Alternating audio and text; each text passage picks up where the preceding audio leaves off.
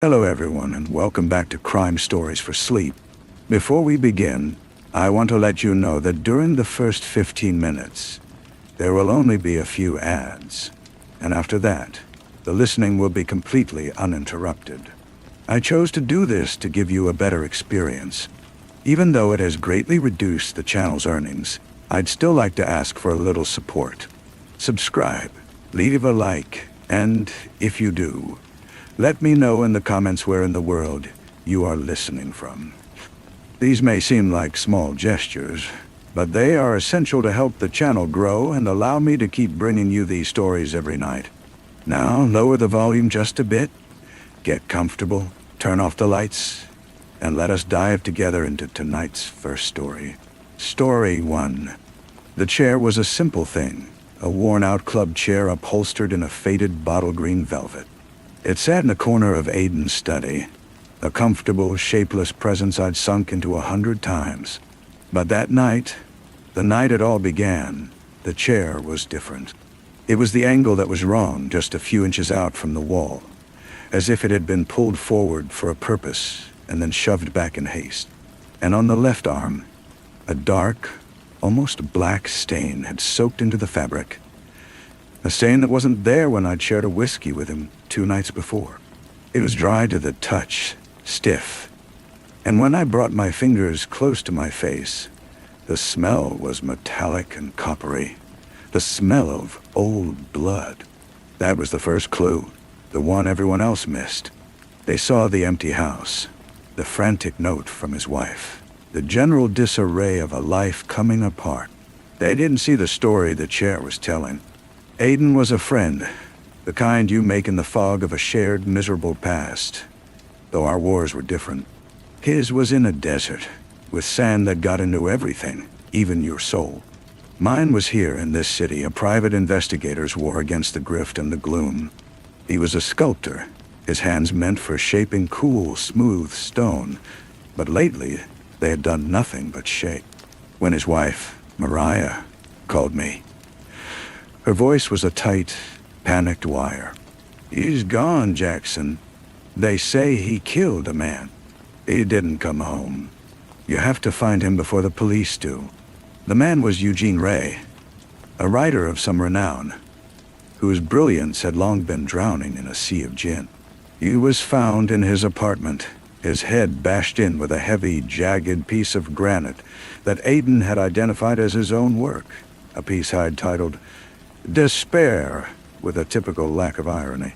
The motive, the police theorized, was a tangled mess of art and passion. Eugene Ray had been writing a biography of Bryson, the tycoon who owned this city in everything but name. And Aiden had been doing a commission piece for Bryson's new corporate plaza. There were rumors, whispers of Aiden and Eugene Ray arguing violently about a woman, Janet Dot. Her name was a whisper that clung to the edges of the city's power, a beautiful, dangerous ghost. I found Aiden 3 days later, holed up in a flophouse near the industrial docks. The room smelled of mildew and fear. He was curled on a narrow bed, shivering even though the air was thick and warm. He looked like a child, a broken boy in a man's battered body. "Jax," he whispered, his eyes wide and unblinking. "I didn't kill him. You have to believe me." I did believe him. That was my first mistake, the anchor that would drag me down into the deep. I believed him because I knew the shape of his torment. It wasn't the rage that kills. It was the kind that turns inward and hollows you out. I got him out of that room, to a safer place. A forgotten cabin deep in the pine woods that belonged to a friend of a friend who asked no questions. The drive was long and silent. The only sound the hiss of the tires on wet asphalt. The rain began to fall. A steady gray curtain that blurred the world outside the car into a watercolor of gloom. The investigation was a bitter journey through a landscape of lies. Mariah was a sculpture herself, all flowing lines and graceful curves, but her eyes were hard and distant. She professed her love for Aiden, her worry, but her scent was wrong, a too sweet perfume that couldn't mask the sharp odor of anxiety. She was connected, that much was clear. Her name was on guest lists for parties at Bryson's estate. Her photograph sometimes appeared in the society pages, a blurred figure in the background of power. When I asked her about Janet, a veil dropped behind her eyes. Janet is a poison, Jackson. Aiden was infatuated. Eugene Ray was obsessed. You should leave that stone unturned. Eugene Ray's world was a paper tomb. His apartment was a monument to decay. Stacks of manuscripts and books rising like stalagmites from a floor littered with empty bottles. The air was a funk of stale alcohol and cheap tobacco.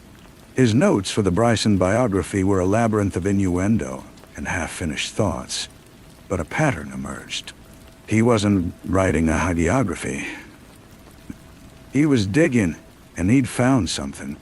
He referred to a silent partner, a pact in the shadows, and the Crimson Circle, a phrase that meant nothing to me then.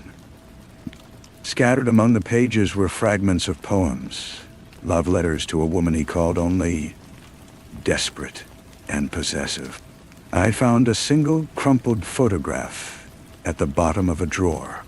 It was Janet, her face a perfect cold mask of beauty, standing next to Bryson at some charity gala. Her hand was on his arm, but her eyes were looking at someone just outside the frame.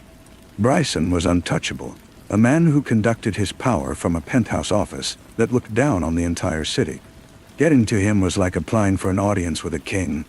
His security was polite, efficient, and immovable. He was a rumor, a name on deeds and corporate filings, a silhouette in a tinted window car. But his influence was everywhere, a subtle pressure in the way the police investigation suddenly hit walls, in the way certain witnesses developed amnesia. He was the gravity that held this particular solar system of corruption together. And then there was Janet. She found me. I was in a bar, a quiet place where the light was brown and the whiskey was decent. She slid onto the stool next to me, a vision in a simple black dress. She didn't smell like perfume. She smelled of the night air, clean and cold. "You're Jackson," she said. Her voice was low, a cello note in the smoky room. "You're looking for answers about Aiden. You should be careful. Some truths are like razor blades. You only feel the cut after you've already picked them up." We talked in circles that night, a delicate dance of threat and seduction. She admitted knowing both Aiden and Eugene Ray. She called them boys playing at being men, lost in their own grand tragedies. She was older than she looked, her wisdom a chilling thing. She spoke of Bryson with a kind of weary respect. "He is the city, Jackson, Dot. You can't fight the weather." When she left, the air felt thinner. I knew she had handed me a key, but I had no idea what lock it fit. I went back to the cabin. Aiden was deteriorating. The woods, meant to be a sanctuary, were closing in on him. Every crack of a branch was a gunshot, every owl's cry a warning. He talked more, his words spilling out in a torrent of confession that wasn't about murder, but about guilt. He talked about the war, about things he had seen and done that had carved the goodness out of him. He talked about Mariah, her disappointment a constant, quiet acid eating away at their marriage. He talked about Janet, her intoxicating presence, how she made him feel alive again, and how that feeling was a lie. "She works for Bryson, Jax. She's a tool. She brings people in, gets them to trust her, to tell her things." Eugene Ray found out. He was going to expose it all. The way Bryson uses people, breaks them, and then throws them away. He wanted me to help him. The pieces were there, floating in the dark, but they wouldn't connect. I felt like I was looking at one of those magic eye pictures, straining to see the hidden shape. I drove back to the city, the rain still falling, a constant companion to my thoughts. I went to see Mariah again. The house was dark. I let myself in with the key Aiden had given me. I stood again in the study, in front of that green chair. I pulled it away from the wall. Behind it, tucked into the space where the baseboard had come slightly loose, was a small, sealed plastic bag. Inside was a USB drive. On it was a single audio file. Eugene Ray's voice, slurred but clear, filled with drunken triumph. "I've got it, Aiden. The whole thing. The payments, the shell companies, the Crimson Circle. It's not just business. It's a pipeline. Bryson's people, they funnel the money. They get the contracts. And in return, they look the other way while his friends in organized crime move their product right through the port. It's beautiful in its simplicity. And Janet, she's the honey trap. She brings the talented ones, the artists, the writers into the fold. If they play along, they get rich. If they don't..." The recording ended with the sound of a door opening, a sharp intake of breath, and then a thud. A familiar voice, calm and utterly terrifying, said, "You should have stuck to writing fiction, Ray." It was Mariah's voice. The world tilted. The confidential, intimate truth I had been chasing was a lie. Aiden had killed Eugene Ray. He had been there, yes, yet I'd argued with him. He had even, in a fit of rage and confusion, struck him. The blood on the chair was from that, a minor cut from a glancing blow. But he had left Eugene Ray alive, drunk and belligerent, but alive. He had fled, not from the police, but from the real killer, from the truth that his own wife was Bryson's instrument. She had followed him, cleaned up his mess, and finished the job, making it look like a crime of passion that Aiden would be perfectly framed for. He was a loose end, a tormented man who could no longer be trusted. And I, his loyal friend, was leading him right to the slaughter.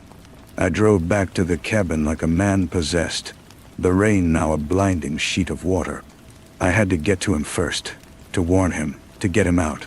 The tires skidded on the muddy track. The cabin was dark, the door slightly ajar. My heart was a cold, hard stone in my chest. I pushed the door open, my hand on the gun beneath my coat. Aiden was on the floor, in the middle of the small room. He was on his back, his eyes open, staring at the water-stained ceiling. There was a single, neat hole in his forehead. It was a professional shot. Clean, Mendy. Efficient. The kind of shot you see in mob hits. I knelt beside him, the rough wooden floor digging into my knees. The smell of gunpowder was a faint, acrid ghost in the damp air. There was no rage, no tears, just a vast, hollow silence opening up inside me. I had been so busy protecting him from the law, I had delivered him to the real executioners. I heard a car engine start outside, the sound muffled by the rain and the pines. I didn't go to the window. I didn't run. I knew who it was. It was the police, or someone who looked like them. Their pockets lined with Bryson's money, their loyalties sold to the silent force that fed the city's corruption. They had been waiting. They had used me to find him. I sat there for a long time, listening to the rain on the roof. It was a soothing sound, a natural eraser. I thought about truth and justice, and how one could be so heavy and the other so light, so intangible it simply blew away. I had the truth. It was a cold, hard weight in my pocket on that USB drive. But it was a truth that would get me killed, a truth that would never see the light of a courtroom. Bryson was too powerful, his web too vast. The police were an obstacle, not an ally. Mariah and Janet were just beautiful, deadly spiders in his web. And Aiden and Eugene Ray were just flies, their struggles nothing more than a faint, irritating buzz before the end. I stood up, my joints stiff. I didn't touch anything else. I walked out of the cabin, leaving the door open. I got in my car and I drove. I didn't know where I was going. I just drove away from the city, Away from the lies, away from the weight of a truth I could never use. Years have passed. The official story is that Aidan Voss, disturbed war veteran, killed the writer Eugene Ray in a fit of jealous rage, and then, consumed by guilt, took his own life in a remote cabin. The case is closed. Bryson's corporation continues to thrive. I see Mariah's picture sometimes, at a gallery opening or a charity ball. Her smile serene and untroubled. I never saw Janet again. Sometimes, on nights when the rain falls like it did then, I go back to that cabin. I don't go inside. I just stand at the edge of the trees and look. The forest is reclaiming it. Vines creep up the walls, and the roof sags in the middle. The pine needles have piled deep on the porch, and the smell of damp earth and decay is overwhelming. Inside, through the broken window, I can just make out the floorboards where he fell. They are warped and stained with dark, indistinct patches that could be water or rust or something else entirely. The rain falls, steady and patient, washing everything clean, blurring the edges, burying the evidence under a blanket of moss and forgetting. The mystery is still there, but it's quiet now. Just an echo in the drip, drip, drip from the branches. A story the woods have swallowed whole. The silence in those woods is a different kind of noise. It's not an absence of sound, but a presence. A heavy blanket of quiet that smothers the past. I stand there until my clothes are soaked through, and the chill reaches my bones. It's a penance, I suppose. A self-inflicted reminder of the failure that clings to me as persistently as the scent of wet pine. I don't live in the city anymore. I found a small town a few hours away. A place where the biggest crime is a broken window, and the only thing people are suspicious of is a new face. I opened a small bookshop. It's a quiet business. No one comes to me with their desperate secrets. The only mysteries are the ones between the covers of the dusty paperbacks I sell. It's a good life, a simple one, or it would be, if I could ever truly leave. The USB drive is in a safety deposit box in a city I never visit. I pay the fee annually with a money order, no name attached. I thought about destroying it 1,000 times, but I can't. It's Aidan's tombstone, the only one he'll ever have. It's the proof that he wasn't the monster they said he was, even if that proof is worthless to anyone but me. Last Tuesday, a man came into the shop. He was city, through and through. His coat was too expensive, his shoes too clean for the gravel roads out here. He browsed the shelves with a distracted air, his fingers trailing over the spines without seeing them. He finally approached the counter and asked if I had any first editions of Chandler. His eyes were a flat, professional gray. I told him I didn't. He nodded, gave a thin, meaningless smile, and left. I watched his car, a dark sedan with tinted windows, pull away and disappear down the main street. It could have been nothing.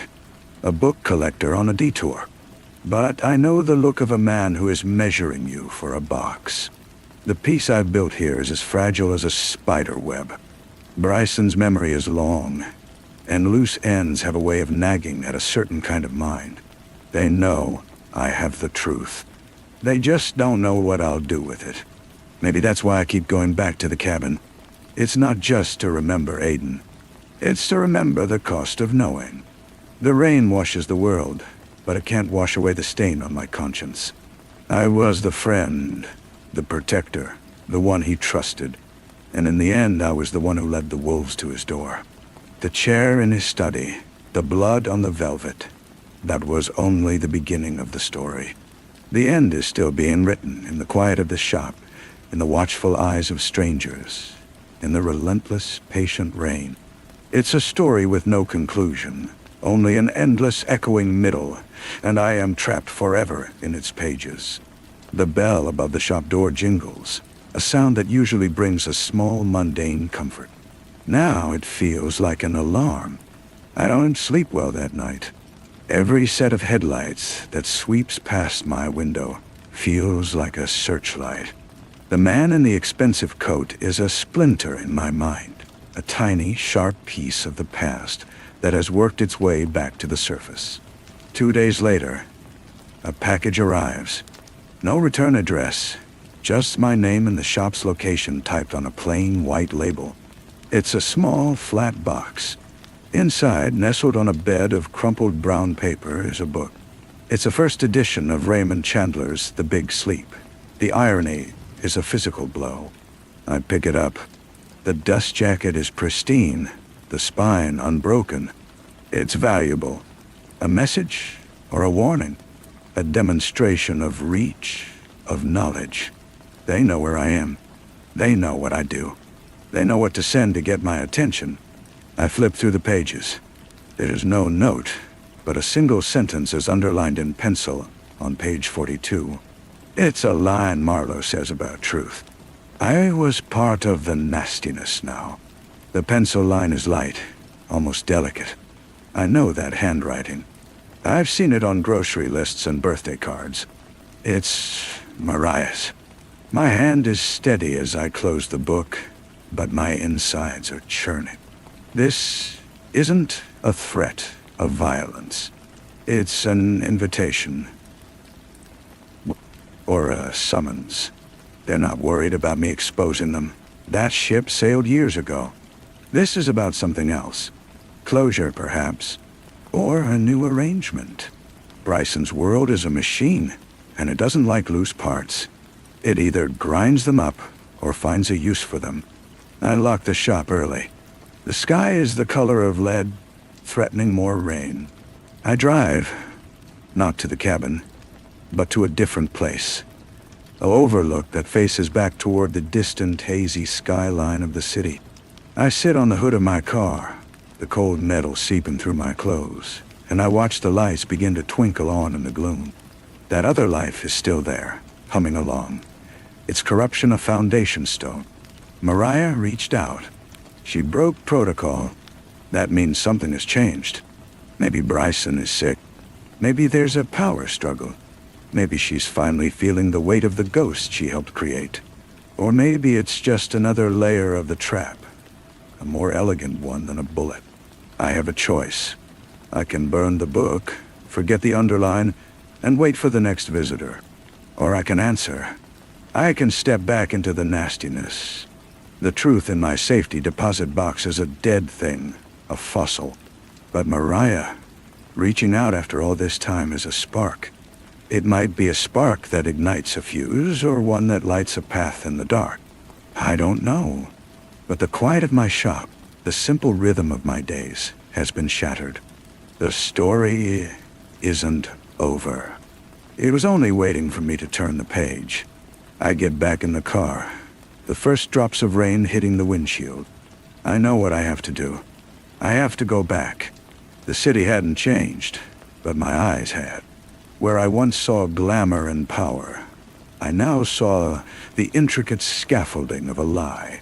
The glittering towers were just glass and steel, and the people scurrying below were either players, pawns, or prey. I checked into a nondescript hotel under a name I hadn't used in years, the ghost of my old life clinging to me like a shroud. The meeting place was her choice. A modern art museum, all sharp angles and echoing white spaces. She was standing in front of a massive canvas that was just a smear of black paint, looking like she belonged there, a part of the curated silence. She wore a simple, expensive cream-colored suit. She looked older, the fine lines around her eyes and mouth no longer hidden by soft focus or dim lighting. They were the etchings of a life lived in tense rooms and whispered conversations. "You came," she said, not turning from the painting. "You sent a compelling invitation." She finally looked at me, and her eyes were the same, that deep, unsettling calm I remembered. "It's not an invitation, Jackson. It's an offer. A way to finally close the book." "On whose terms?" I asked. "The terms are non-negotiable, but they are preferable to the alternative. Bryson is dying. The machine is Recalibrating. There are new players, hungrier ones. They don't understand the value of quiet endings. So you're cleaning house, I said. And I'm a piece of dust under the rug. You're a loose thread, but you're a capable one. We know you have the drive. You've been a good boy, keeping it to yourself. That loyalty is a commodity. We want to make you an offer for it. I almost laughed. You want to buy the truth? We want to retire it, she corrected, her voice soft as ash. We will give you a new identity, a substantial amount of money, a life far from here where no one will ever find you. In return, you give us the drive and you vanish. Truly, vanish. And if I refuse, then you become a lesson for the new players. A demonstration of what happens to loose ends. It's not personal, Jackson. It's just the weather. I looked at the black painting. It was a void, absorbing all the light in the room. That's what she was offering me. A comfortable, well-funded void. A life of looking over my shoulder, but with better scenery. It was more than Aiden got. More than Eugene Ray. Why now? I asked. After all this time? She sighed, a faint, weary sound. Because the past is a liability in a war for the future. The story of Aiden and Eugene Ray is an old, messy one. The new regime prefers clean slates. This is the only mercy you will ever get. I thought of Aiden on the cabin floor. I thought of the hollow silence that had lived in me ever since. This wasn't justice. It was housekeeping, but it was a way out. A real one. To refuse was to die. It was that simple. I need to think about it, I said. You have 24 hours, she said, turning back to the painting. There's a phone number in the book. Call it. Don't come back here. I left her there, a solitary figure contemplating nothingness. I walked the streets for hours, the rain starting again, a fine, cold mist. I found myself outside the old building where Eugene Ray had lived his paper-filled life. It was condos now, the lobby gleaming with polished steel. I stood there, watching people come and go, living their lives untouched by the rot beneath the city's surface. I thought about the safety deposit box. I thought about the weight of that truth. It had been an anchor, holding me in place. But maybe it was time to cut the line. Maybe survival was the only victory left to win. And I found a payphone, a relic that somehow still worked. I dialed the number. It rang once. I accept, I said. A male voice, one I didn't recognize, replied. Good. Huh. The instructions will follow. Do not deviate. The line went dead. I leaned my forehead against the cool, wet glass of the phone booth. It was done. I had sold my ghost. I felt no relief, only a vast, empty certainty. I was part of the nastiness, and I always would be. The only difference was that now, I had a ticket to a nicer room in hell. I walked away, the rain washing the city clean just like always, preparing it for the next layer of dirt. The instructions came on a slip of paper tucked inside my hotel room door. A time, an address for a storage facility on the industrial edge of the city, and a key. No room for deviation. I spent the night in the chair by the window, watching the neon sign of a bar across the street flicker on and off. I didn't sleep. I just watched the patterns the light made on the ceiling, tracing the arcs of my own regret. The storage facility was a canyon of corrugated steel, silent except for the drip of water from a broken gutter. Unit 317. The key turned smoothly in the lock. The metal door rattled upward, revealing a small, dark space. Inside was a single item, a black duffel bag. I unzipped it. It was full of money, bundled and neat. On top of the money was a passport, a driver's license, and a social security card. The man in the photo was me, but the name was Thomas Vale. He had my eyes, but none of my history. Underneath the new identity was a cheap, disposable phone and a first-class ticket to Buenos Aires, leaving that evening. The final item was a small, padded envelope. My instructions were clear. Place the USB drive inside, seal it, and leave it on the shelf. I took the drive from my pocket. It felt warm, as if the truth it held was a living, breathing thing with a fever. This was the moment. The severance. I was holding Aiden's voice, his last, desperate act of bearing witness, and I was about to hand it over to the people who had murdered him for it. To buy my own silence. My hand hovered over the envelope. I thought about the countless times I had replayed that audio file, the way Eugene Ray's drunken slur would give way to Mariah's calm, final pronouncement. I thought about the hollow crack of the gunshot in the cabin. This small piece of plastic was the only thing standing between their perfect, clean world and the ugly, bloody truth of how it was built. And I was letting it go. I slid the drive into the envelope and pressed the adhesive strip shut. The act was simple, final. I placed it on the metal shelf. It looked insignificant, just a plain envelope in a dusty storage unit. I pulled the door down, the crash of it closing echoing through the empty corridor. The key was left in the lock. I drove to the airport with a duffel bag on the passenger seat. I went through security as Thomas Vale. I boarded the plane. I sat in the wide leather seat and accepted a glass of champagne from a smiling flight attendant. As the plane lifted off, climbing through the clouds and into the clear sun-drenched sky, I looked down at the city shrinking away below. It was just a pattern of lights and grids, a beautiful, intricate line. I was free of it. I had escaped. But as the plane leveled off and the seatbelt sign chimed, I realized the truth. I hadn't left the nastiness behind. I had packed it neatly into that black duffel bag. I had sealed it inside my new name. I was taking it with me. The ghost wasn't in the safety deposit box anymore. The ghost was me.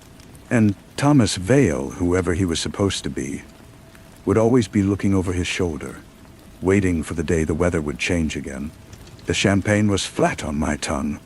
The luxury around me felt like a stage set, props for a character I hadn't learned to play. Thomas Vale.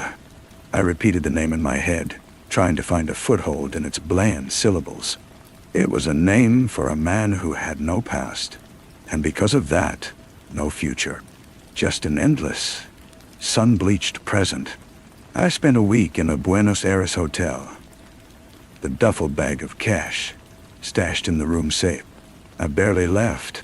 The vibrant city outside my window was just noise and color, a frantic dance I had no rhythm for. I was waiting for a knock on the door, for a familiar face in the crowd, for the other shoe to drop. Paranoia was my new native language. Eventually, I rented a small, whitewashed house in a quiet coastal town in Uruguay. It was the kind of place the old me would have found idyllic. The new me saw only the sightlines, the single road in and out, the easy access to the water. I bought a boat I didn't want and learned to fish because it was an activity that required long, empty hours staring at the horizon, watching for approaching vessels. The money was a fortress, but it was also a prison. I couldn't invest it, couldn't spend it too freely, couldn't draw any attention. I was a ghost with a treasure chest, haunting a single beautiful stretch of shoreline. Months bled into a year. The sharp edge of my fear began to dull, worn down by the monotony of salt and sun. I started to believe in my weaker moments that it had worked, that I had gotten away. Then the email arrived. It was in the junk folder of an anonymous account I used for nothing. The subject line was blank. The body contained only a hyperlink. I stared at it for a long time, the old cold weight settling back in my gut. It was a trap, of course, a digital tripwire, but not clicking was also a response. It was an admission that I was still here, still afraid. I took my laptop to a public internet cafe in a neighboring town and clicked the link. It led to a news article from a small online literary journal. The headline was about a posthumous publication.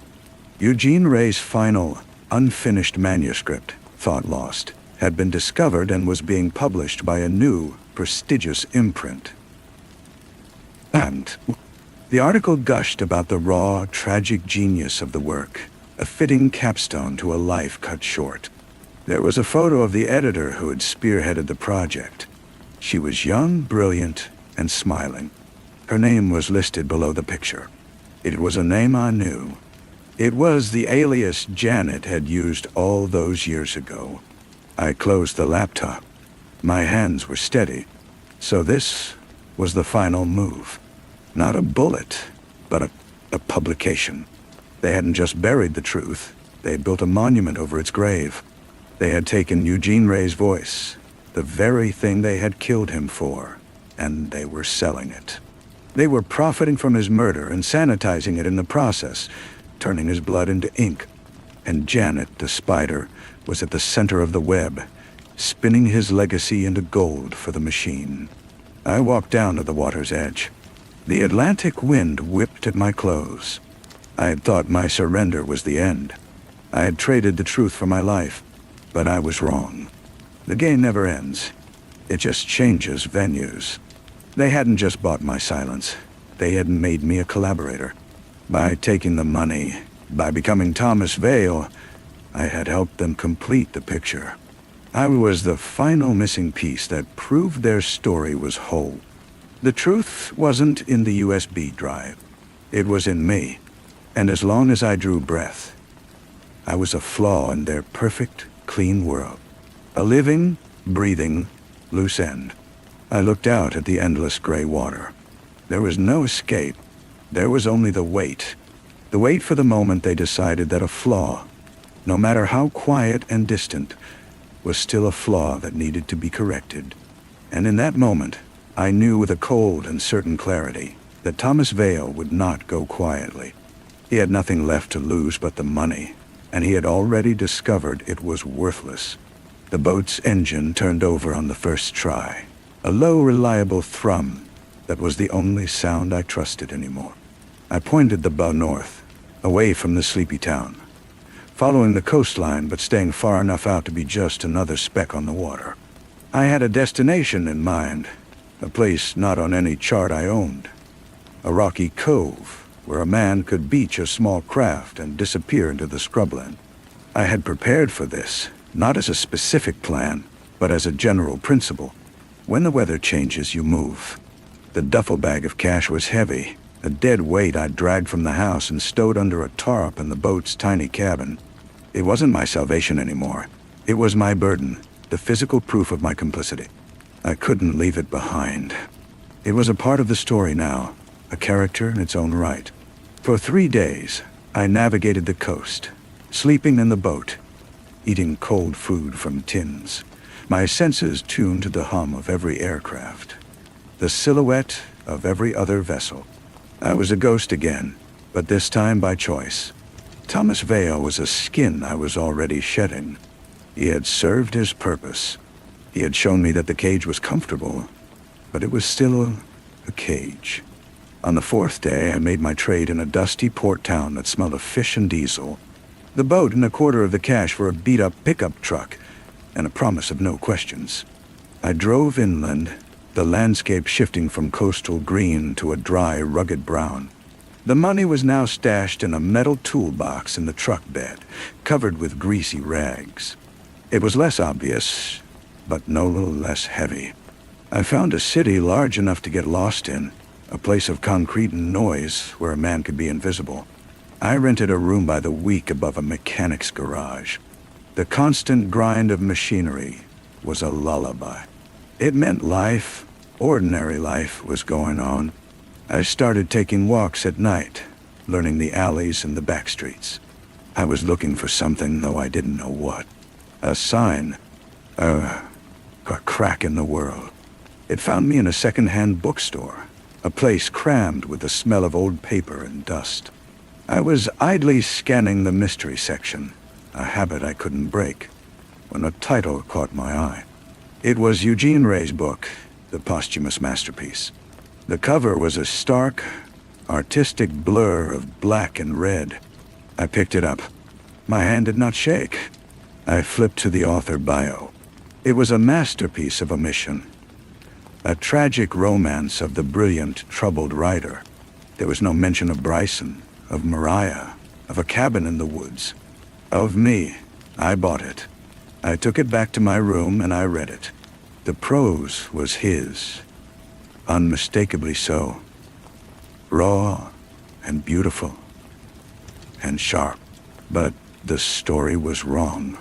It was a hall of mirrors, a fictionalized account of his own fears that cleverly pointed the finger at shadowy, unnamed corporate forces. It was a cover story written by the victim himself, edited and published by his killers. The sheer breathtaking audacity of it was a colder, deeper violence than any bullet. I closed the book. The silence in my room was absolute. They hadn't just won. They had rewritten the rules of victory. They had turned the truth into a commodity and the witness into a customer. But I was still here, and I was no longer a protector or a friend or a fugitive. I was an archivist of a crime everyone had agreed to forget. The money in the toolbox wasn't my ransom. It was my war chest. I didn't know what the war looked like yet, or who the enemy was beyond the faceless machine. But I knew I wouldn't be fighting it with the truth. The truth was their plaything now. I would fight it with patience. I would fight it with their own money. And I would fight it with the one thing they thought they had extinguished in me when they gave me the name Thomas Vale. A purpose. The story was not over. It was just entering a new and far more dangerous chapter. The first purchase was a laptop bought with cash from a busy electronics market. The second was a set of prepaid data cards. I set up a workspace on the small, wobbly table in my room, the hum of the garage below a constant companion. I wasn't foolish enough to search for Bryson or Mariah directly. That was a quick way to ring a dinner bell. Instead, I started with the imprint that had published Eugene Ray's book. It was a shell, of course, but shells have to be maintained. They leave a paper trail of incorporation, legal fees, and utilities. I followed the money. It was a tedious, painstaking process, cross-referencing corporate registries with news articles about venture capital and holding companies. I was looking for a whisper, a pattern, a name that connected this literary venture to the world of private security, political lobbying, and dark money that Bryson had inhabited. I found nothing solid, only faint echoes. A law firm that represented both a defense contractor and the imprint's parent company, an investment fund that had a stake in a data mining firm and was a minority donor to the museum where I had met Janet. It was a ghost hunt. They were too good. Their layers of insulation too thick. My frustration was a cold knot in my stomach. I had resources and time, but no leverage, no point of entry. The break came from an unexpected direction. Boredom and the ghost of my old habits led me to dig into the new players Janet had mentioned, the hungrier ones. I started looking at the obituaries, not the public ones, but the trade publications for the intelligence and private security sectors, the kind that noted the passing of key personnel with vague, glowing tributes. I found 3 in as many months.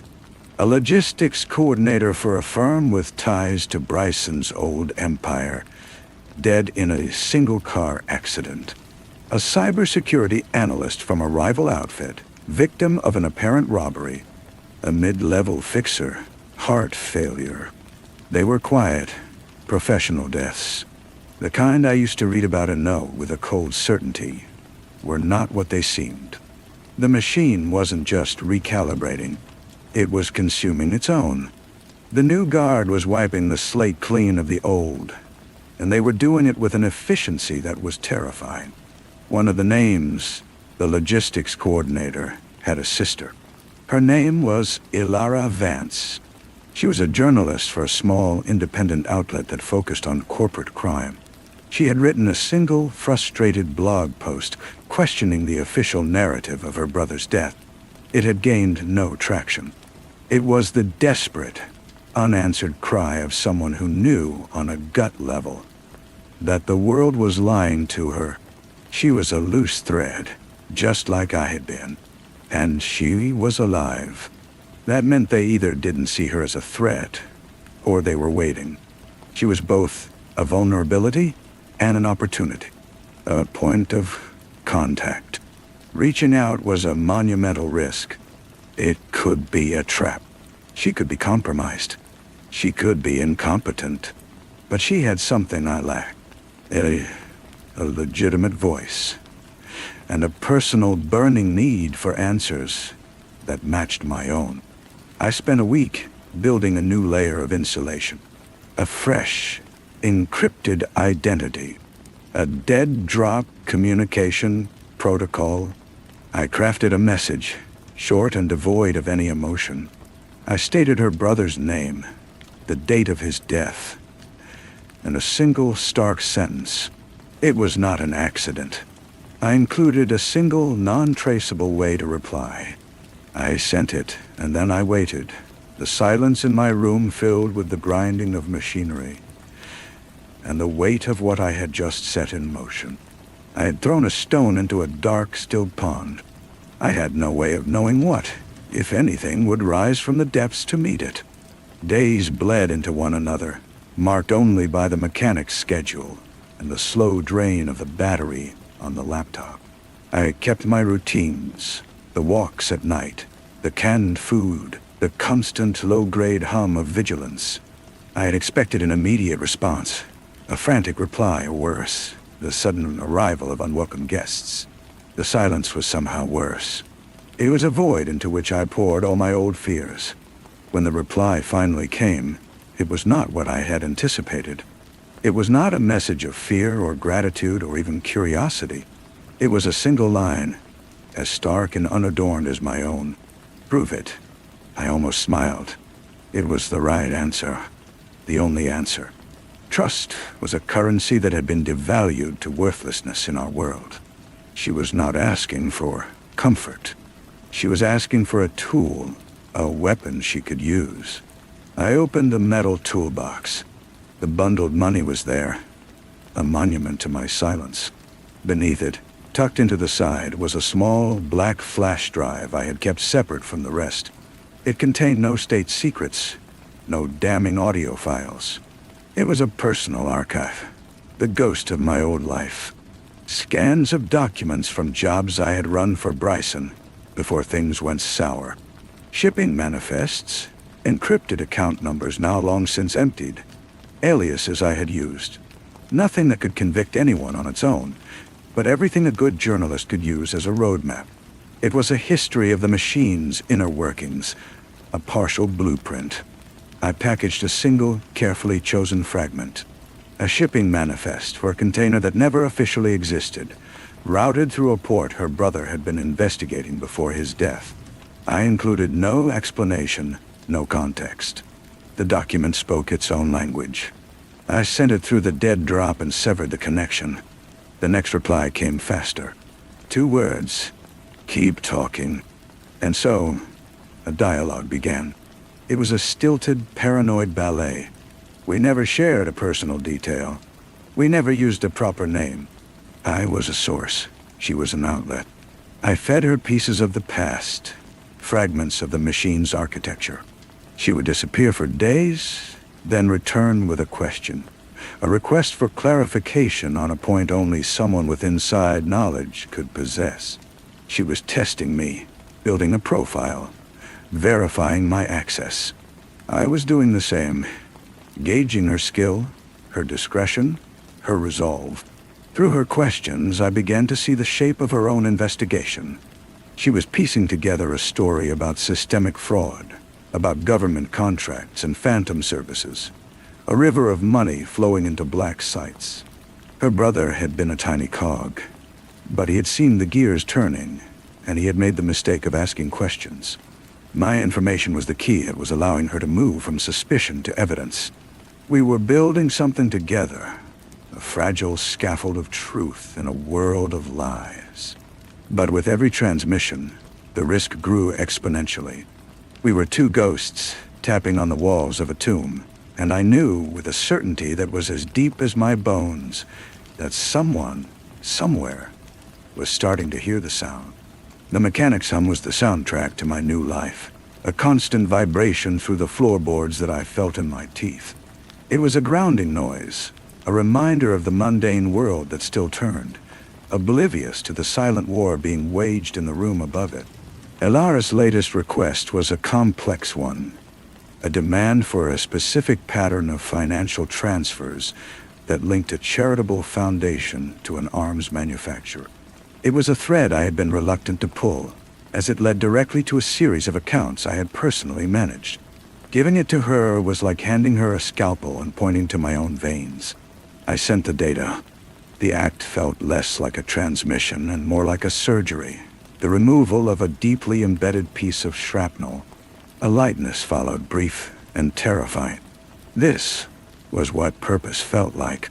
It was a dangerous sensation. Her acknowledgement was a single word. Understood. Then, 48 hours of perfect silence. Not the contemplative silence of research, but a dead, hollow quiet.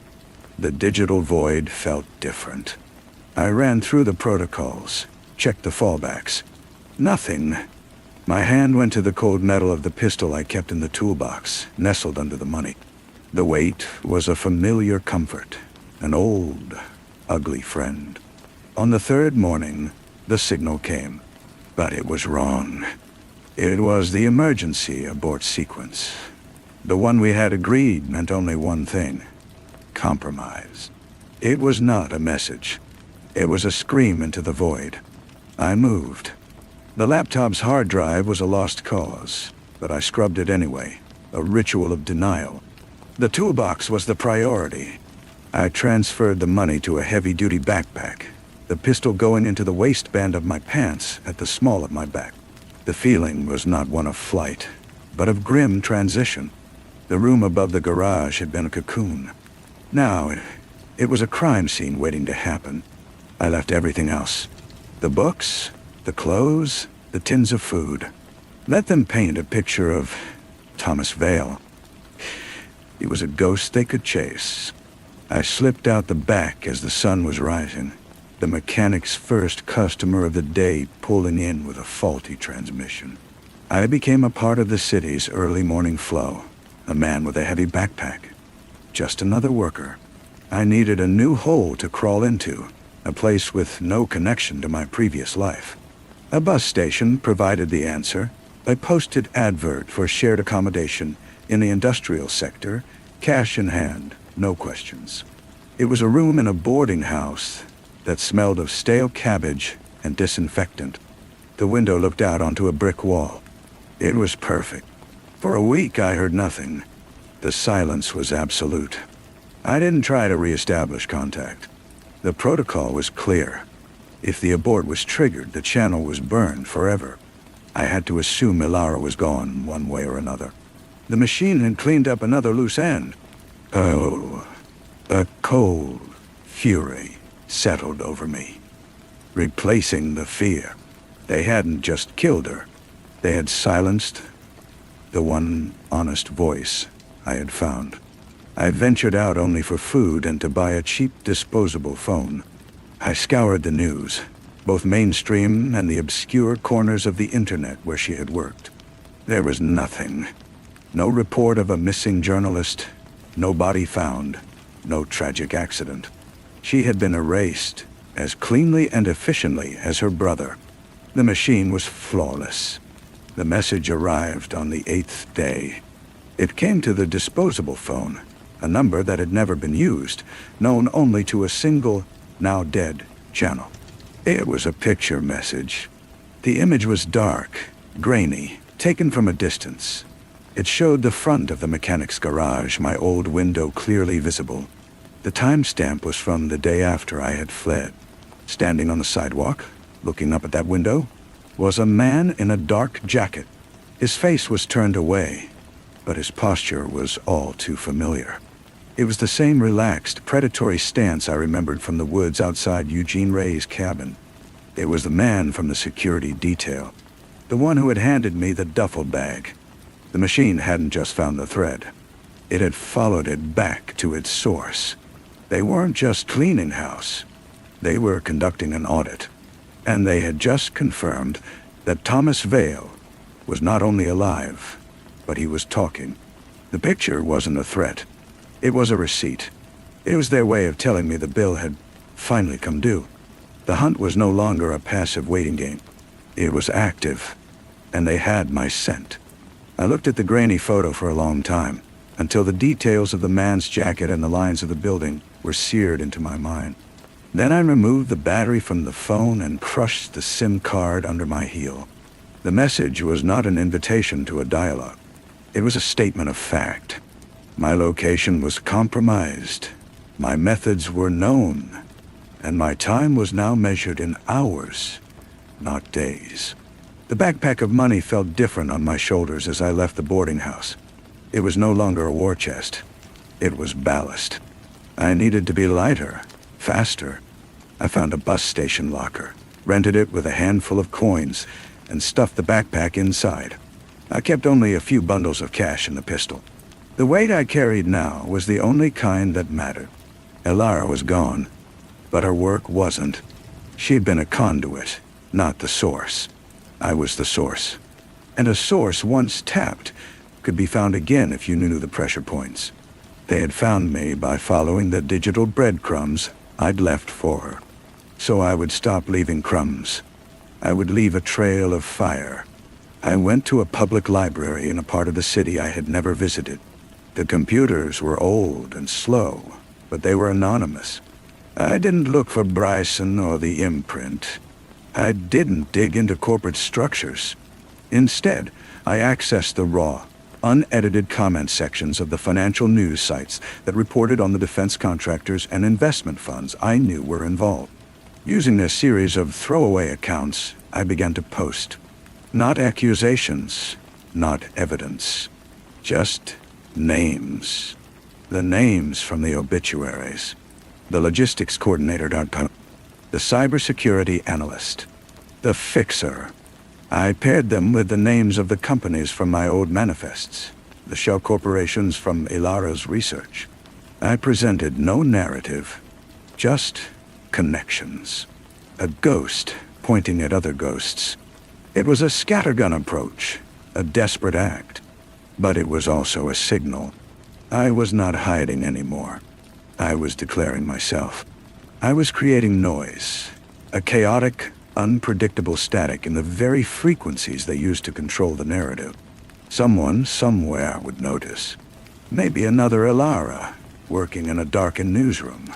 Or maybe just a curious amateur with too much time and a suspicious mind. It didn't matter. The goal was to force a reaction, to make the machine twitch. The reaction came faster than I expected. That evening, as I sat in a diner drinking bad coffee, two men in cheap suits entered. They didn't look like killers. They looked like bureaucrats, which was worse. They scanned the room, their eyes passing over me without a flicker of recognition.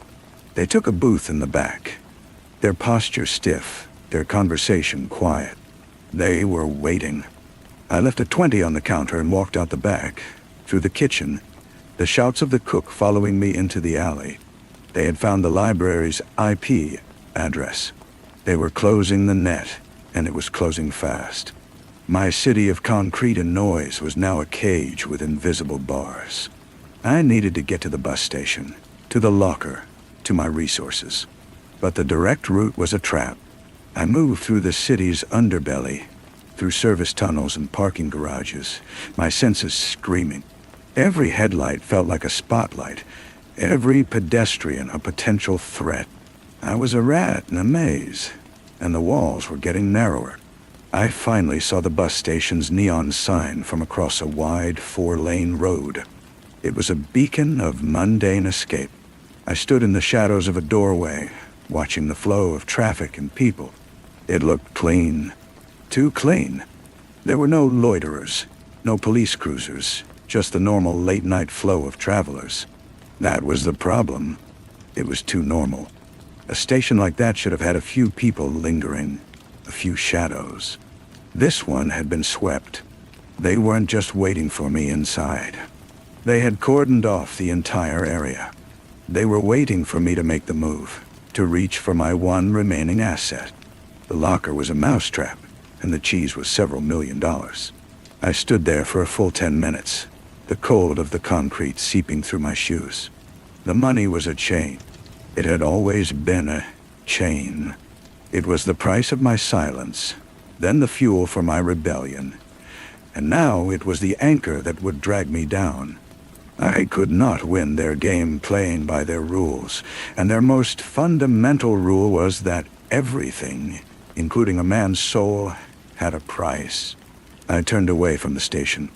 I left the money in the locker. I walked away from the last tangible piece of my old life, feeling a weight lift that had nothing to do with physical mass. I was broke. I was hunted. I was armed with only a pistol and a story no one would believe. But for the first time since I had taken the duffel bag, I was free. The war was no longer about resources. It was about will, and I had just proven to myself that mine was unbreakable. I melted back into the city, a ghost with nothing left to lose, ready to write the next page in blood. Story 2. The rain had not stopped for 17 days. It fell not in drops, but in a constant, whispering sheet, turning the city into a smeared photograph. The gutters were choked, and the neon signs along the boulevards bled their colors into the flooded streets. On the roof of a derelict boarding house, where the tar paper had blistered and peeled back like a scab, Detective Cornelius stood. The water soaked through his worn trench coat, a cold weight he had carried for 30 years. He was not looking at the skyline. He was looking at his hands. His fingers, thick and calloused, were tracing the edge of the rooftop. The concrete was rough, granular, but there was a patch, just by the parapet, that was unnaturally smooth. It was a patch worn down by friction, not by weather. It felt like polished stone, and in its center was a faint, sticky residue that clung to his fingertips even in the downpour. It was the consistency of dried syrup, dark as old blood. He brought his fingers to his nose, the city's wet decay filling his sinuses. But beneath it was something else, something metallic and sweet. He knew this smell. It was the smell of a life ended too soon, a scent that had become the perfume of his career. Below, in the alley, was the reason for his presence. A man, or what was left of one, arranged with a terrible, deliberate care. Julius, his new partner, was down there with the uniforms, his young face a mask of controlled fury. Cornelius could feel the kid's energy from 6 stories up, a live wire sparking in the rain. He finally descended the rusted fire escape, his joints complaining with each step. The alley was a canyon of brick and refuse, the air thick with the smell of wet garbage, and that other, more profound odor. Julius was waiting for him, his jaw tight, his hands shoved deep into the pockets of a coat that was too new, too clean for this place. They called it in an hour ago. Landlord complaining about the smell, Julius said, his voice clipped.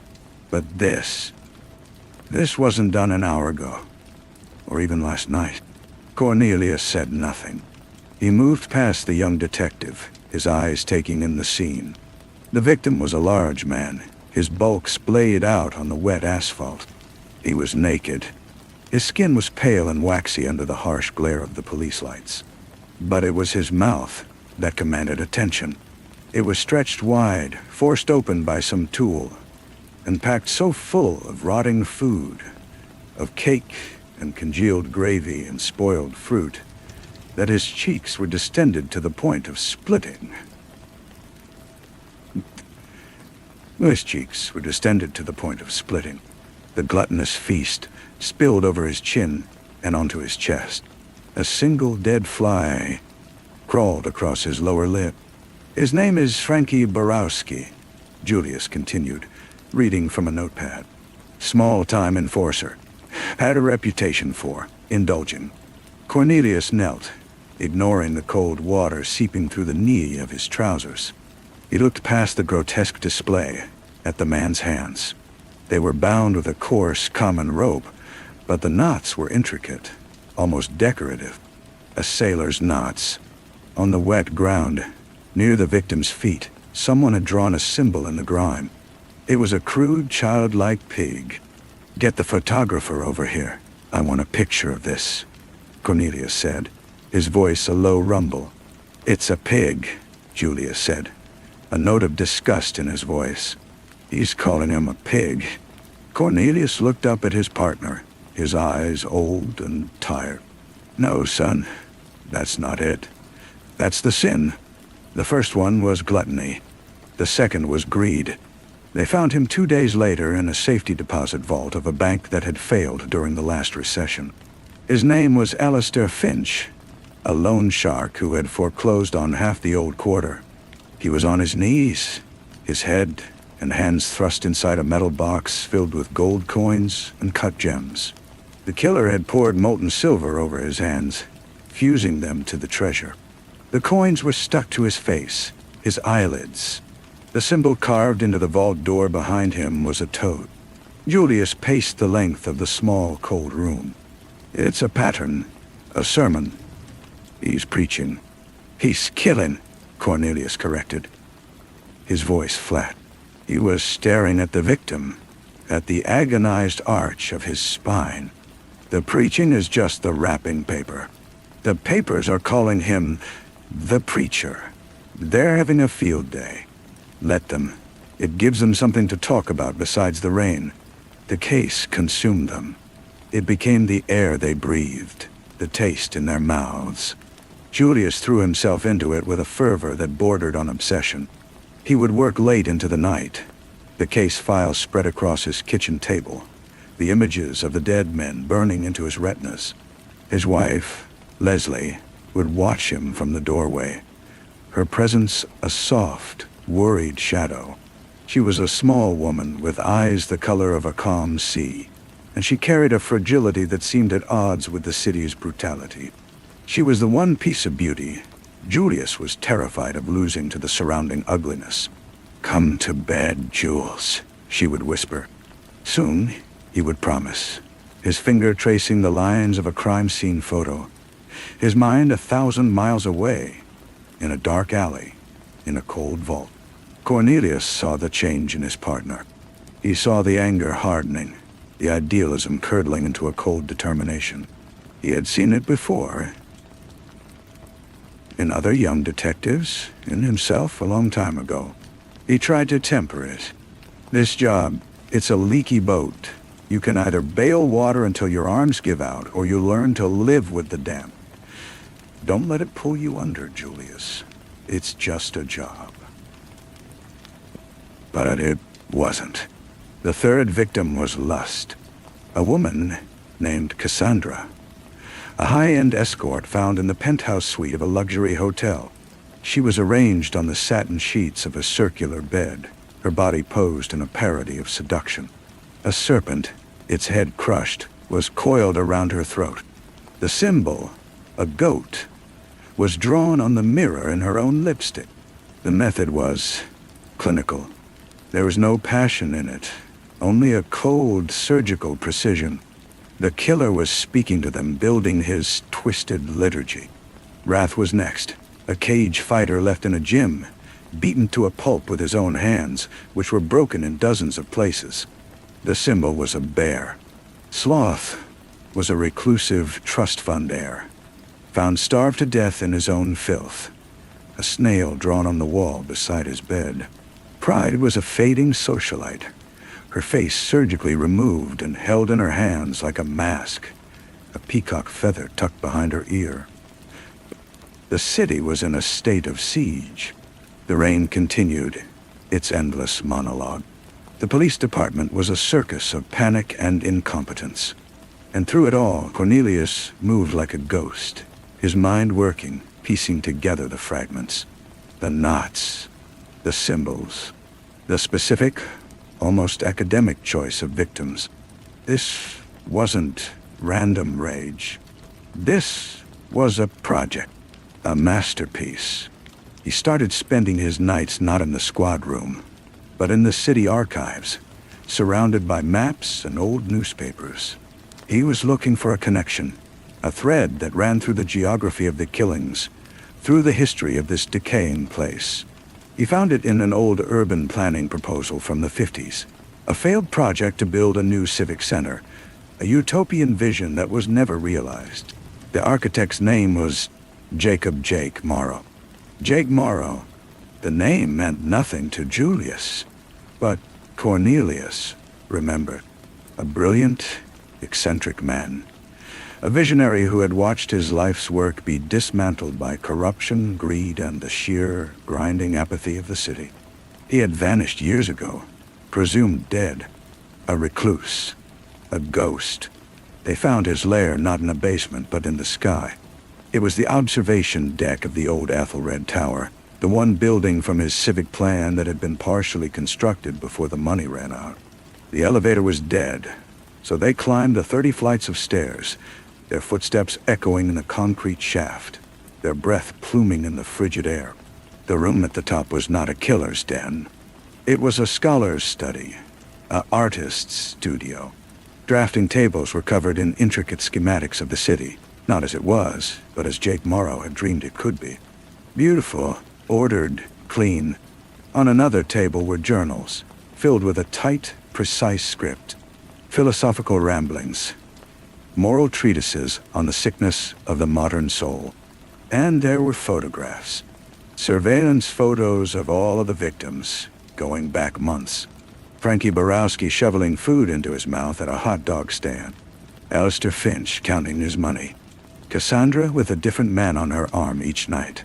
And there was a new photo, fresh, pinned to the center of a large corkboard. It was a picture of Leslie, taken outside their apartment building, her face turned up to the gray sky. A small, hopeful smile on her lips. Written beneath it in red marker was one word: hope. Julius made a sound, a raw, animal noise of terror and rage. He turned to run to get to her, but Cornelius grabbed his arm, his grip like iron. "He's not there, Julius. Look." Cornelius pointed to the board. Next to Leslie's photo was a map of the city, with a location circled in the same red ink. The old shipyards. The final stage. He's waiting for us. This is his finale. The last sin. Envy, Julius breathed, the word tasting like ash. The shipyards were a skeleton of rust and memory, jutting out of the black water of the bay. The rain fell here with a different sound, a hollow drumming on corrugated steel. They moved through the graveyard of dead freighters, their guns drawn, the beams of their flashlights cutting weak swaths through the gloom. They found him in the cavernous hold of a behemoth called the Prosperity. Jake Morrow was a man in his late 60s, gaunt and tall, with a calm, almost serene face. He stood beside a makeshift altar. Leslie was there, tied to a chair, her eyes wide with fear, but unharmed. She was the bait, the symbol of everything pure that the city had not yet corrupted, the object of the killer's envy. "It's over, Jake," Cornelius said, his voice steady, though his heart was a frantic bird in his chest. Jake Morrow turned, and his eyes were not the eyes of a madman. They were clear, intelligent, and deeply, profoundly sad. "Is it, or is it just beginning? I have been pruning the garden, Detective, cutting away the diseased branches. Gluttony, greed, lust, they are a cancer. I am the cure." "You're a murderer," Julius spat, his gun trained on Morrow's chest. "I am a physician, and you are the symptom. The rage in your heart, young detective. It is the same sickness.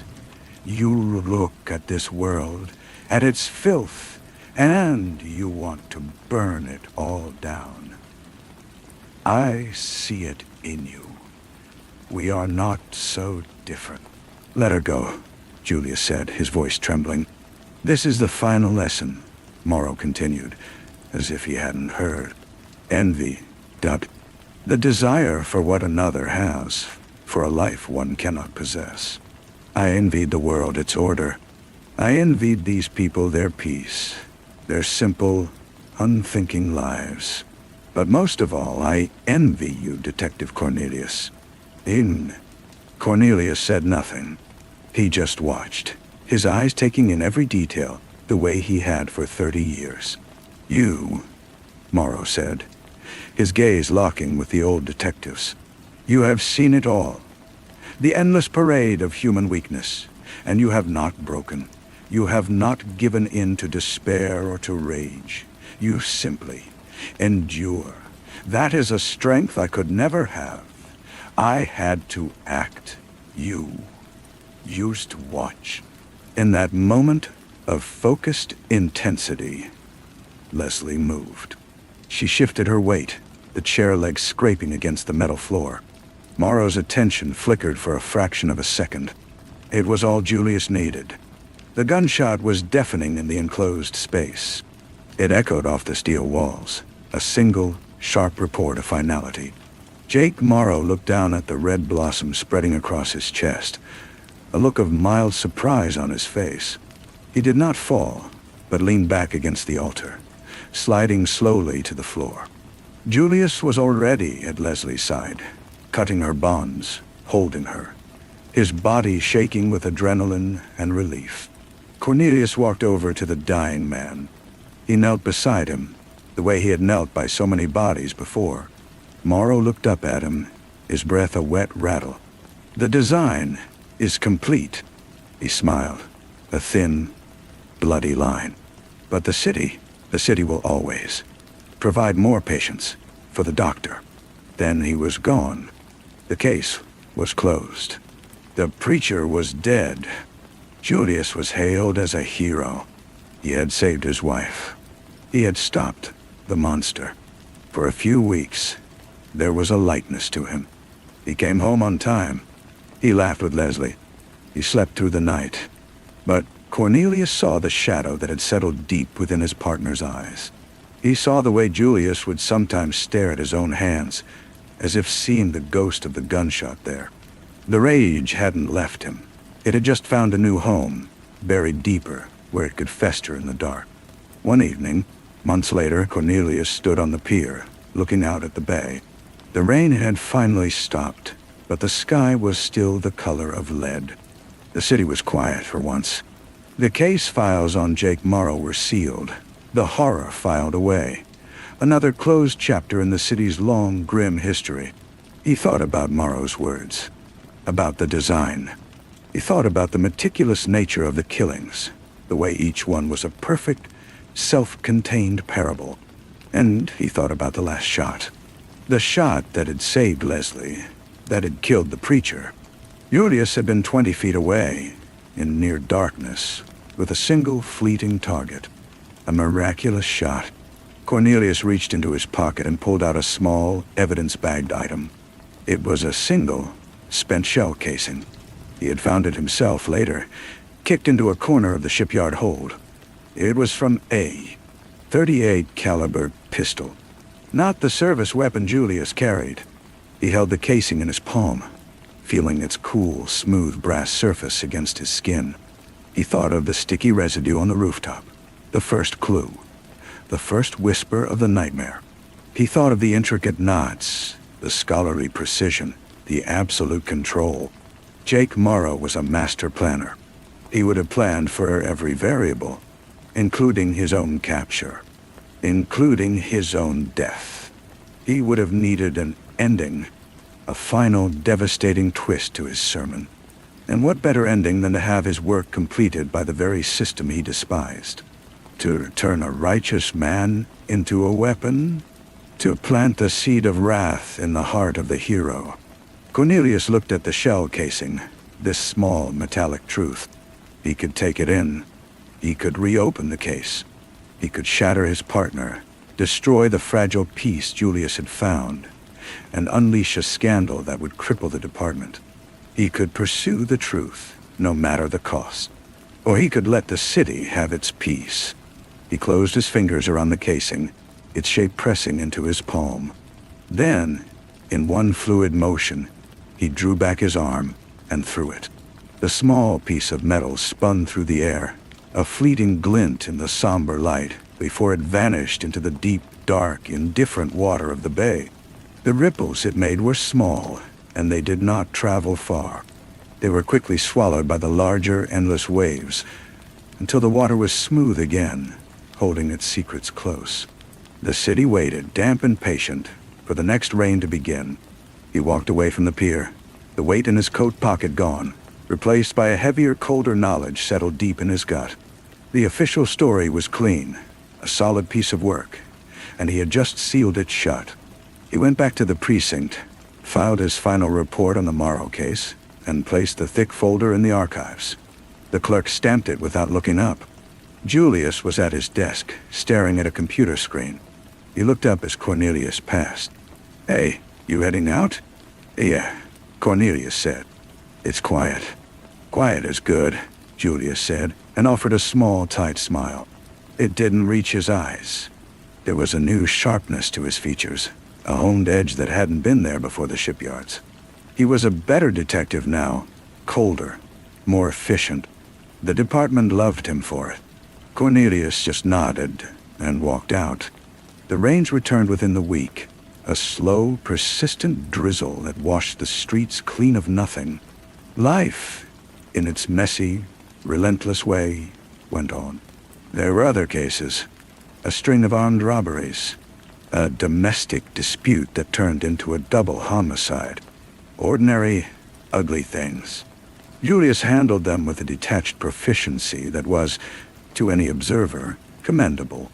Only Cornelius saw the flicker of disappointment in his partner's eyes. When a case was simple, when the solution was brutish and straightforward, lacking the grand, twisted design he had now been trained to expect. One afternoon they were called to a scene in a laundromat. A man had been stabbed over a disputed washing machine.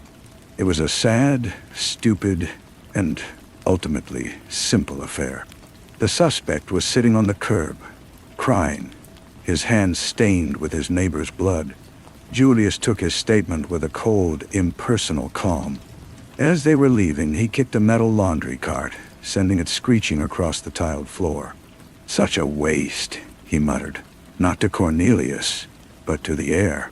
"This is the job, Julius," Cornelius said, his voice low. "Most of it is just waste."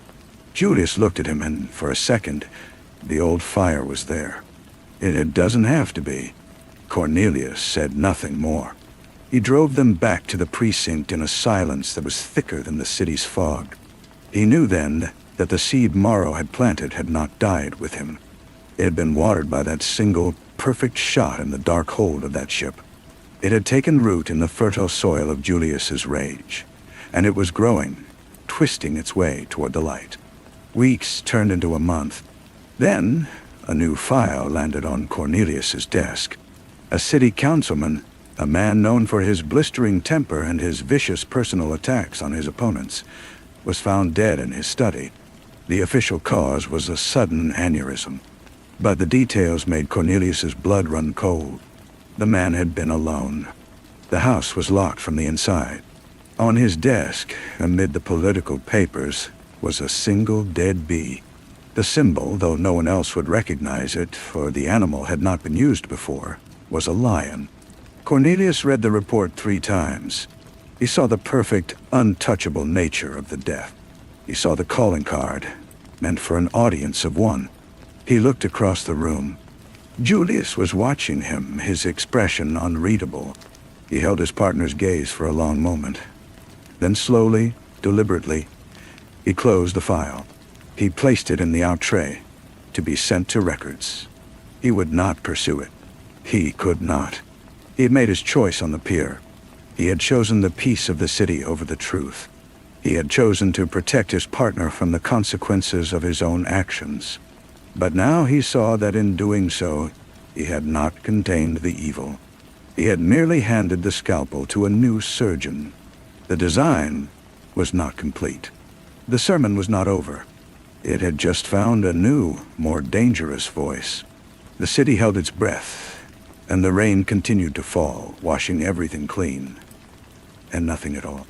The silence between them in the car became the new normal. It was a heavy, living thing, filled with all the words Cornelius could not say, and all the thoughts Julius would not share. They still worked together, their professional partnership a well-oiled machine of instinct and procedure. But the trust was a fractured bone, healed wrong, aching with every change in the weather. Cornelius started watching Julius with a new, grim focus. He noted the late nights his partner now kept, the times he was absent from his desk without explanation. He saw the way Julius would sometimes look at the city, not with despair, but with a kind of hungry calculation, as if he were surveying a cluttered board, deciding which piece to move next. The second one was a corporate lawyer, a woman who had built a career on crushing small businesses and burying opponents in legal fees. She was found in her high-rise office, having apparently slipped on a polished floor and struck her head on the corner of her glass desk. A tragic accident, but tucked into the pocket of her blazer was a single, pristine white feather. A peacock feather. Pride. Cornelius heard about it on the police scanner. He drove to the scene himself, not waiting for the call. He stood on the periphery of the bustling forensics team, his eyes scanning the sterile, expensive office. He saw Julius there, already in charge, his demeanor cool and authoritative. Their eyes met across the room. Julius gave a slight, almost imperceptible nod. It was not a greeting. It was a confirmation. Later, back at the precinct, Cornelius went to the evidence locker. He signed out the feather. He held it under the bright light of his desk lamp, its iridescent colors shifting from emerald to gold. It was perfect, undamaged, placed, not dropped. He thought of the bee, the lion of wrath. This was the work of a mind that had learned from a master, but was now finding its own style. More efficient, more direct, just as deadly. He put the feather back. He did not write a report. He did not voice his suspicions to anyone.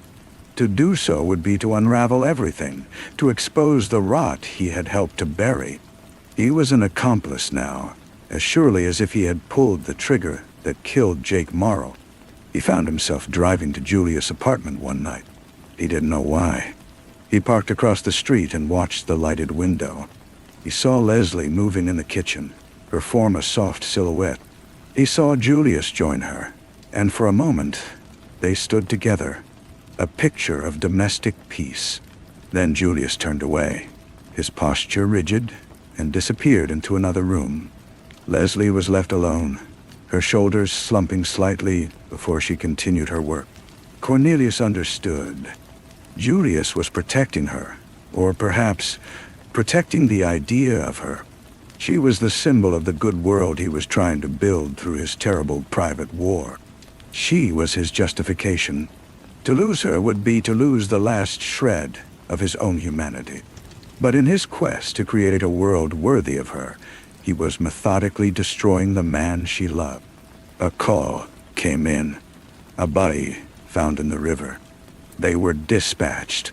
It was a grisly, straightforward drowning, a known addict who had likely stumbled off a pier. As they stood on the muddy bank, the smell of decay and stagnant water thick in the air, Julius spoke, his voice low, so only Cornelius could hear. Another wasted life, another symptom. He was a person, Julius, Cornelius said, the words feeling hollow even to him. He was a symptom of a sick society, Julius corrected, his gaze fixed on the corpse being zipped into a bag. Treating the symptoms does nothing. You have to cut out the disease. And who decides what the disease is? Cornelius asked. Julius finally looked at him, and his eyes were the same color as the winter sky above them, flat and devoid of warmth. Someone has to. Cornelius knew then that it was too late.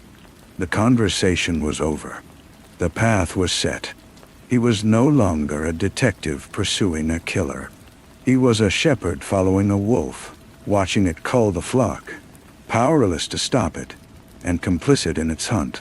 He looked at the dark, flowing water of the river, and he knew that the small, metallic truth he had thrown into the bay had been the least of the secrets he would now have to bear. The real burden was the future, stretching out before him. An endless procession of perfect, untouchable crimes, and his own silent, damning knowledge of the doctor who now walked beside him. The River case was closed as an accidental death. No one questioned it. No one ever did. When Julius was the one who wrote the report, he had a way of making the messy seem orderly, the chaotic seem preordained. His conclusions were clean, logical, and left no room for uncomfortable questions. Cornelius began to spend his days in the archives, surrounded by the dust and ghosts of closed cases. He pulled the files on the councilman and the lawyer. He cross-referenced them with the old preacher killings, looking for a pattern, a through line, a way to understand the monster his partner was becoming. He found nothing but the stark, chilling efficiency of it all. Morrow had been an artist, a showman. Julius was a surgeon. The killings were just procedures. He thought about going to Leslie. He imagined sitting in her clean, bright kitchen, the smell of coffee in the air, and telling her that the man she slept beside was a killer. He imagined a light dying in her eyes, the shattering of her world. He couldn't do it. He had thrown away the shell casing to protect that light. To snuff it out now would make his complicity meaningless. Instead, he started following Julius on his nights off. He was careful, using all of the tradecraft he'd learned over 30 years. He tracked him to a public library where Julius would spend hours on the public computers, his research untraceable. He followed him to a storage unit on the industrial edge of the city, a place Julius had never mentioned. He never went inside, just sat in his car and watched the roll-up door close, sealing away its secrets.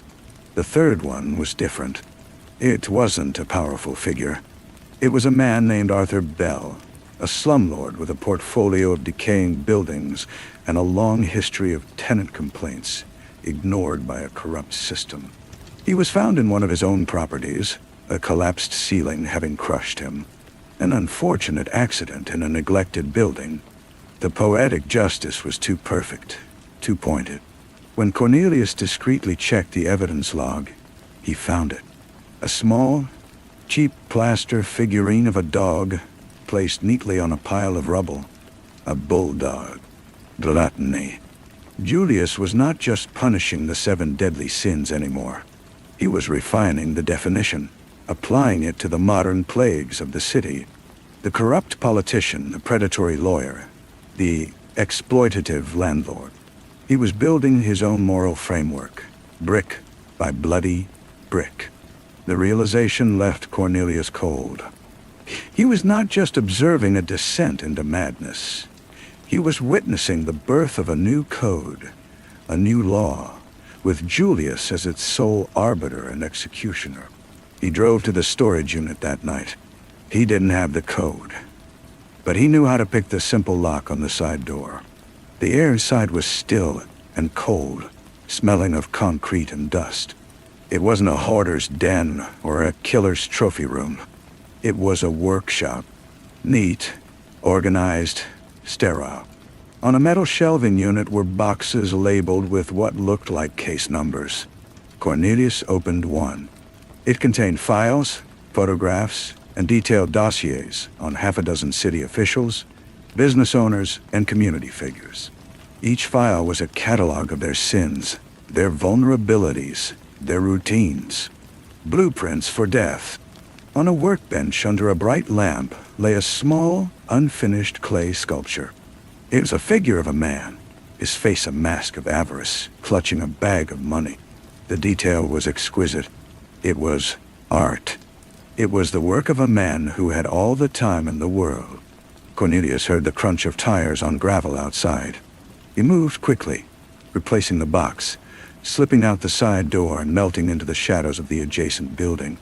He watched Julius' car pull up, the headlights cutting off. Julius got out, his movements calm and assured. He didn't look like a man haunted by demons. He looked like a man who had made peace with them. He unlocked the main roll-up door and went inside, turning on the light, ready to continue his work. Cornelius stood in the darkness, the damp cold seeping through his coat. He was not just an accomplice. He was the sole witness to a crime that was still unfolding, a crime that had no end in sight. He had chosen the city's peace, and in return, the city had given him a front-row seat to its own meticulous, self-righteous damnation. He turned and walked back to his car. The image of Julius at his workbench burned into his mind. The next patient was already on the table. The doctor was in. The drive home was a blur of rain-smeared streetlights and the low thrum of the engine. He didn't go to his own apartment. He found himself parked outside the precinct, the engine off, watching the rain slide down the windshield. The files in the archives, the storage unit, the cold certainty in Julius' eyes. It all coalesced into a single, inescapable conclusion. He was not waiting for a mistake. Julius did not make mistakes anymore. He was waiting for the next one to happen, a passive sentinel at the gates of a hell he had helped open. His personal cell phone vibrated in his pocket. He didn't recognize the number, but the area code was local. He answered, his voice a gravelly echo in the quiet car. Cornelius. It was a woman's voice, tight with a controlled panic. Leslie. His grip on the phone tightened. Leslie? What's wrong? It's Julius. She paused, and he could hear her struggling to breathe evenly. He's not. He hasn't been home in 2 days. He said he was working a case, but he won't answer his phone. I called the precinct. They said he was on leave, personal time. Cornelius closed his eyes. The storage unit darted to the unfinished sculpture. The next patient on the table. Do you know where he might be? He asked, already knowing the answer. No, he's been distant, more than usual. He has this look in his eyes, like he's solving a puzzle only he can see. Her voice broke. Cornelius, I'm scared. I think he's in trouble.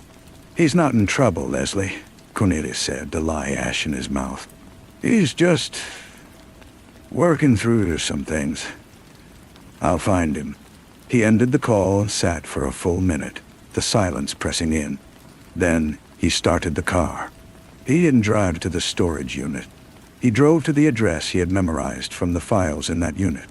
The home of a man named Alistair Finch, a philanthropist whose charity Gallus masked a ruthless habit of driving small competitors into bankruptcy, of buying up their assets for pennies on the dollar. A man whose sin was not just greed, but a hypocrisy that poisoned the well of public good. A perfect candidate. Finch lived in a restored townhouse in the old district, a place of quiet money and thick, soundproof walls.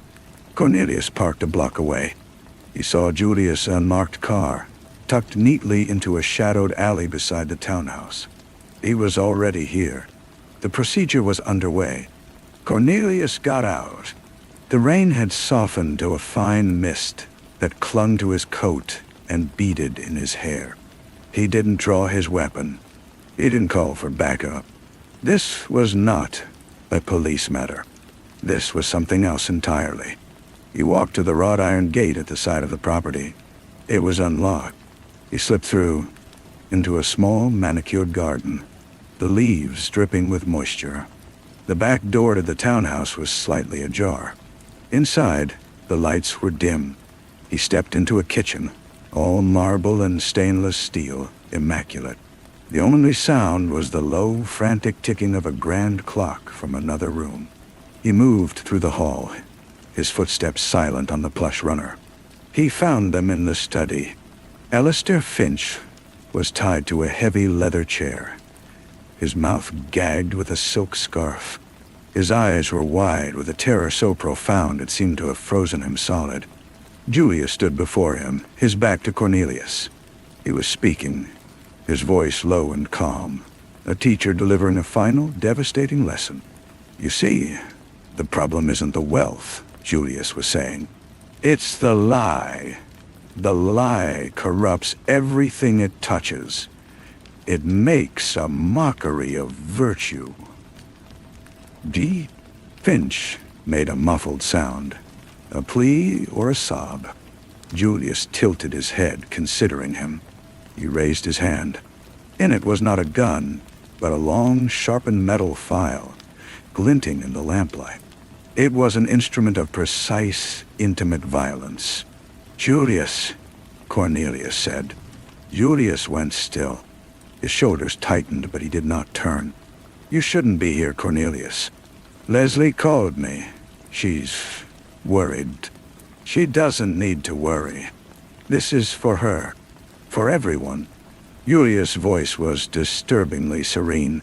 "This is the only thing that works. It's not justice, Julius. It's just you." Finally, Julius turned. His face was calm, but his eyes were blazing with a fervent, unshakable light. He looked at Cornelius not as his partner, but as an obstacle, a variable in the equation he had not fully accounted for. "I learned from the best," Julius said, his gaze unwavering. "I'm just finishing the sermon he started." And in that moment, Cornelius saw the full, horrifying truth. He hadn't just failed to stop this. By throwing away that shell casing, by choosing peace over truth, he had written the first paragraph of this new, darker gospel. He was the author of this moment as much as Julius was. He looked at the terrified man in the chair, then back at the partner he had sworn to protect. The city held its breath outside, waiting for the rain to wash it clean, while inside this quiet room, the final terrible lesson was about to begin. Cornelius took a step forward, his hands open and empty at his sides. The air in the study was thick, smelling of old leather and Finch sharp, animal fear. "It doesn't have to be like this, Julius. You can stop. We can walk out of here." Julius' grip on the file tightened. A faint, almost sad smile touched his lips. "And go where? Back to a system that polishes the rot instead of cutting it out. Back to pretending we're making a difference." He shook his head slowly. "There's no going back. You know that. You made your choice on the pier." The mention of the pier was a physical blow. It was an acknowledgement that Julius knew, had always known, the depth of his complicity. This was not a confrontation. It was a reckoning. "This isn't the preacher's work anymore," Cornelius said, his voice low and urgent. "This is yours. His was a madman's art. This is cold. It's a system, and systems have to be maintained. They expand. Who's next after him?" He gestured to Finch, who had begun to weep silently, his shoulders shaking. "Whoever needs to be," Julius replied, his tone matter-of-fact. "The list is long. The work is never done." He turned back to Finch, dismissing Cornelius. The moment of decision was gone. Julius raised the file, not in a wild strike, but with the deliberate precision of a craftsman. Cornelius did not think. There was no more calculation, no more weighing of consequences. There was only the sight of his partner about to cross a line from which there was no return, a line Cornelius himself had helped draw. He moved. It was not a tackle, but an embrace. He wrapped his arms around Julius from behind, pinning his arms to his sides. The metal file clattered to the Persian rug.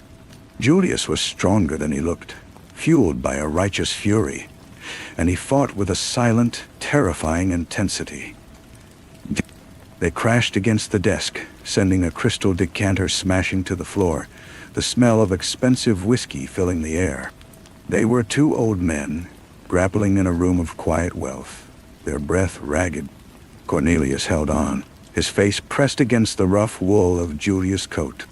He was not trying to arrest him. He was trying to save him, to save the ghost of the man he had called a partner. "It's over, Julius," he grunted into his ear. Julius finally stilled, his body going slack in Cornelius' grasp. For a second, Cornelius thought he had won. Then Julius spoke, his voice a dry whisper. "No, it's not." With a sudden, explosive shift of weight, Julius broke the hold. He didn't turn to fight. He simply took 2 steps, snatched the file from the floor, and in one fluid motion, brought the point down hard on the side of Alistair Finch's neck. It was not a killing blow. It was a punctuation mark. Finch screamed against the gag, a wet, choked sound, as blood welled and began to soak his silk shirt. Julius looked at Cornelius, his eyes clear and calm. "A reminder," he said, "so he doesn't forget the lesson." Then he turned and walked out of the study. He didn't run. His footsteps echoed down the hall, through the kitchen, and out the back door into the misty night. Cornelius stood frozen, his own breath catching in his throat. He looked from the empty doorway to Finch, who was gasping and bleeding in the chair. The procedural part of his mind kicked in. Apply pressure. Call an ambulance. Secure the scene. He moved to Finch, using the man's own scarf to staunch the wound. It was shallow, precise, meant to terrify and scar, not to kill. A message, just as Julius had said. As he worked, his eyes fell on the desk. Next to the shattered glass, placed with deliberate care, was a small, carved wooden toad. Its mouth was open wide, a bottomless pit. Greed. Sirens wailed in the distance, growing closer. A neighbor must have heard the struggle. Cornelius finished tying the bandage and stepped back.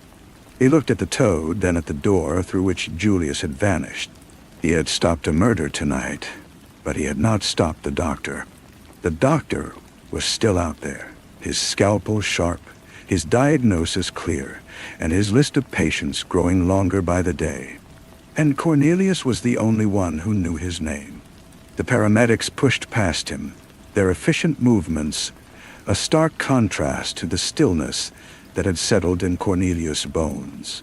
He gave a statement to the uniformed officers who arrived, a clipped, sanitized version of the truth. A break-in, an interrupted assault. The assailant fled. He mentioned no names, offered no description. They took his words and wrote them down. Another report to be filed away. They saw a shaken colleague, a veteran who had stumbled upon a violent crime. They did not see a man standing at the edge of an abyss, watching his own reflection stare back from the darkness. Alistair Finch was loaded into an ambulance, his wound already being called non-life-threatening. The system was absorbing the event, smoothing it over, treating the symptom. Julius' lesson had been delivered, and the city, as always, was failing the test. Cornelius drove to the precinct, the ghost of whiskey and blood clinging to his clothes. He went straight to the evidence locker, the night sergeant nodding him through with a tired grunt. He didn't sign for anything. He went to the back, to a shelf of cold cases, and found the box for the preacher. He didn't look at the crime scene photos. He searched until he found the evidence bag containing the small carved animal figures Morrow had left with his victims. He held the bag, feeling the lumpy shapes through the plastic. A pig for gluttony, a peacock for pride. He found the toad, its gaping maw identical to the one left on Finch's desk. He had been wrong. Julius wasn't just finishing the sermon. He was canonizing the saint. He was building a legacy out of Morrow's madness, refining it into a sustainable, scalable doctrine. His phone buzzed. Leslie. He let it go to voicemail. He couldn't hear her voice. Not now. Her worry was a weight he could no longer carry. He had promised to find Julius, and he had. He had found the monster, and in doing so, had confirmed his own role as its keeper. He left the evidence room and walked to their shared desk. Julius' side was immaculate, the pen holder straight, the computer monitor dark. Cornelius sat in his own worn chair. He opened the bottom drawer where he kept his personal things, his hand going to the bottle of antacids. His fingers brushed against cold, smooth plastic. He pulled it out. It was a small, white USB drive. It hadn't been there that morning. He turned it over in his hand. There was no label, no marking of any kind. It was a secret delivered to the heart of his own space, a message as clear as the wound on Finch's neck. He plugged it into his computer. The drive contained a single audio file. He put on his headphones and clicked play. The first sound was the soft, rhythmic scratch of a sculpting tool. Then, Julia's voice, calm and measured, as if he were dictating a medical report. The patient presents with a metastatic hypocrisy. The public face is one of generosity, but the core is avarice. The treatment must be memorable, a reminder that the body cannot be healthy if the heart is diseased. There was a pause, the scratching the only sound. Then the shepherd worries for the flock. He does not yet understand that some animals must be culled to save the pasture.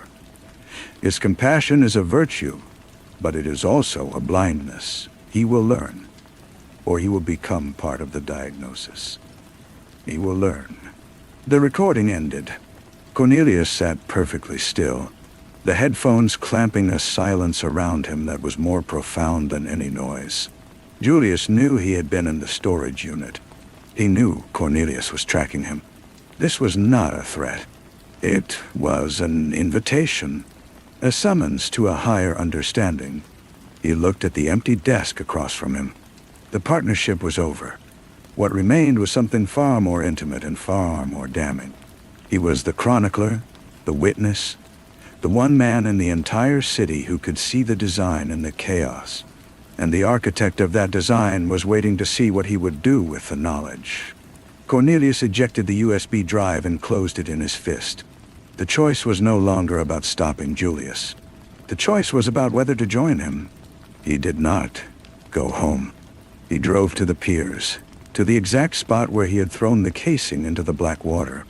The city's lights shimmered on the surface. A beautiful lie. He opened his hand and looked at the white USB drive. A tiny, weightless thing that held the key to a terrible lock. He could throw it in just like the casing. He could let the water take this secret too. He could go back to his desk, to his pension, to the slow, quiet death of pretending. But the casing had been an act of fear. This was different. This was a choice made with open eyes. He closed his fist around the drive and put it back in his pocket. He got in his car and drove, not with purpose, but with a direction that felt inevitable. He found himself outside Leslie's house. The lights were on in the living room. He saw her shadow move behind the curtain, a silhouette of worry. He could go in. He could tell her everything. He could unburden himself and let the weight crush them both. He could turn Julius into a case file, a manhunt, a headline. He saw her lift a phone to her ear. His own cell, on the passenger seat, remained dark. She was calling Julius again, hoping, praying for a voice that would lie to her with comfort. He knew then that he couldn't tell her. To tell her would be to break her, to turn her love into a weapon and her home into a crime scene. He had protected the city's peace by enabling a monster. Now he would protect her peace with the same terrible currency. Silence. He started the car and pulled away from the curb. He knew where he was going. The storage unit, the workshop, the church. He parked a block away and walked, the mist clinging to him like a shroud. The roll-up door was closed, but a sliver of light bled from beneath it. He didn't try the side door. He walked to the main entrance and knocked. 3 firm, solid raps. The scratching sounds from inside ceased. There was a long moment of silence, then the metallic clatter of the lock being disengaged. The door rolled upward with a low rumble, revealing Julius. He stood there, dressed in a clean smock, a small dot of clay on his cheek. He held a sculpting tool in one hand. He didn't look surprised. He looked expectant. "You got my message," Julius said. It wasn't a question. Cornelius stepped inside. The unit was exactly as he remembered, sterile and ordered. The unfinished sculpture of the greedy man was now complete, the paint drying on its contorted face. On a new shelf, he saw a row of similar figures, a gallery of the cured. He looked at Julius, at the calm, fanatical certainty in his eyes. "I'm not here to stop you," Cornelius said, his voice rough. The words felt like stones in his throat. "I'm here to understand." A slow, genuine smile spread across Julius's face. It was the most terrifying thing Cornelius had ever seen. He gestured to a second stool near the workbench, a stool that had not been there before.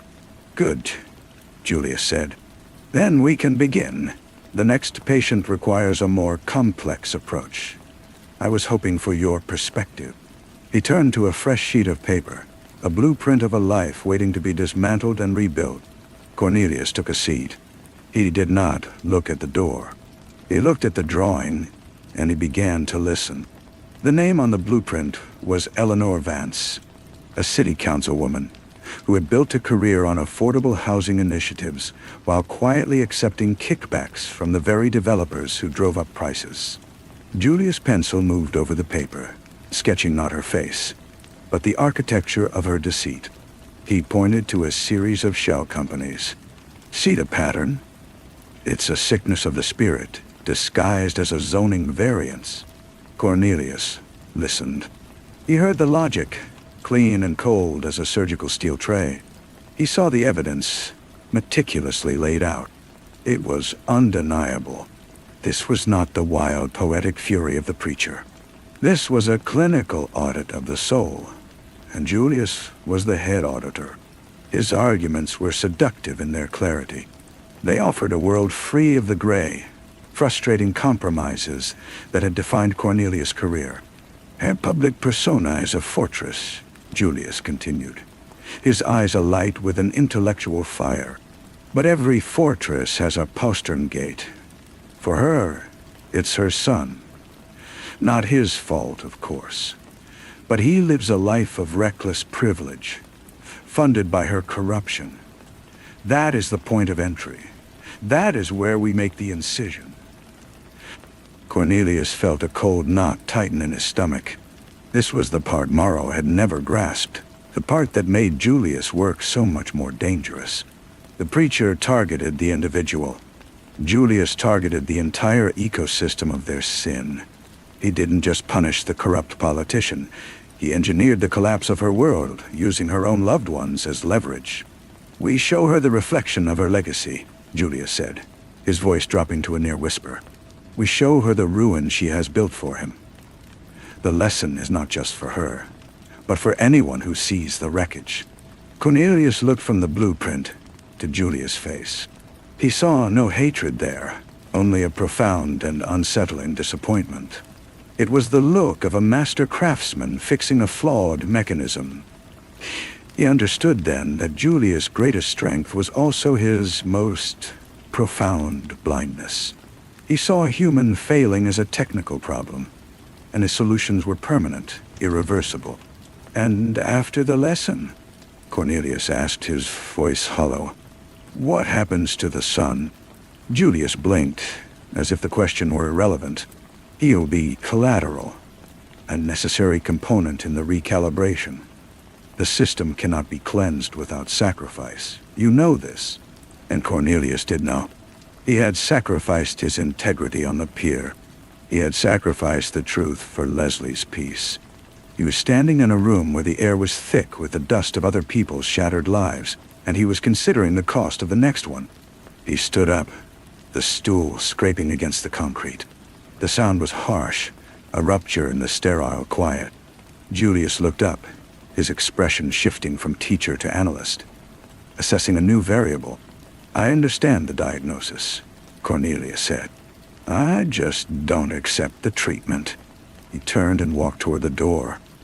He half expected Julius to try to stop him, to argue, to use that calm, relentless logic to dismantle his resistance. But there was only silence. When Cornelius reached the door and looked back, Julius was already bent over the blueprint again, his pencil moving, his focus absolute. He had already moved on to the next step of the procedure with or without his new apprentice. Cornelius stepped out into the night. The mist felt different now. It was no longer a shroud, but a baptism. He had looked into the abyss and had not stepped forward. He had chosen a side. Not the city's side, which was blind and complacent, and not Julia's side, which was clear and monstrous. He had chosen his own, a path of his own making, through the terrible, complicated gray.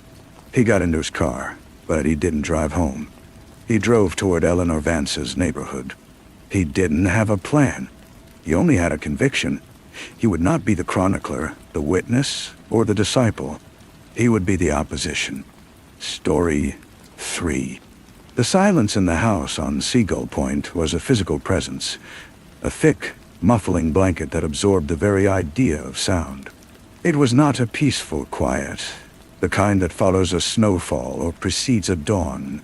This was a distorted silence, a vacuum left behind by something loud and violent, a held breath that had gone on for too long.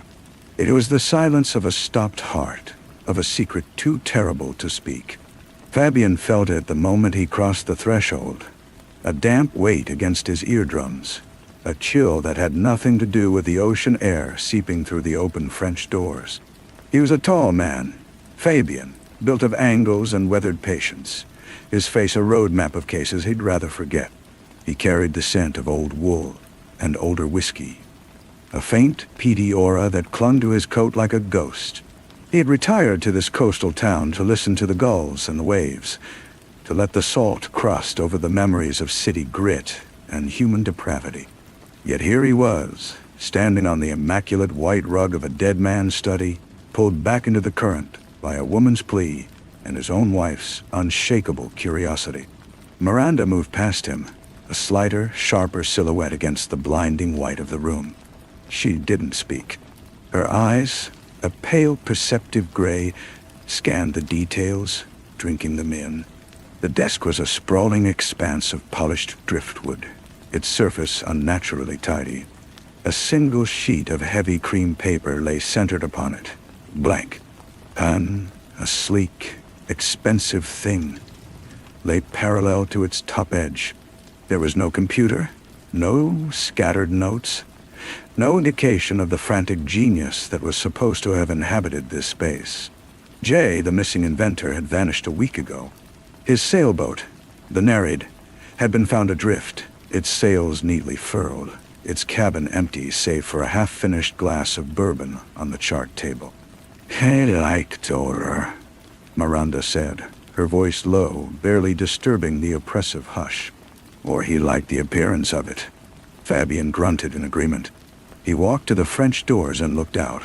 The lawn sloped down to a cliff edge, where the Atlantic churned, a vast gray expanse under a sky, the color of bruised flesh. The air smelled of salt and impending rain, and beneath it, the faint, sweet decay of cut flowers from a vase on the mantelpiece. Jane, the inventor's wife, had been the one to find the boat missing from its mooring. She was a creature of delicate bones and translucent skin, wrapped in a cashmere shawl that seemed to swallow her whole. When Fabian and Miranda had met her earlier, in the overly bright living room, her hands had fluttered like wounded birds. "I was under so much pressure," she'd whispered, her voice frayed.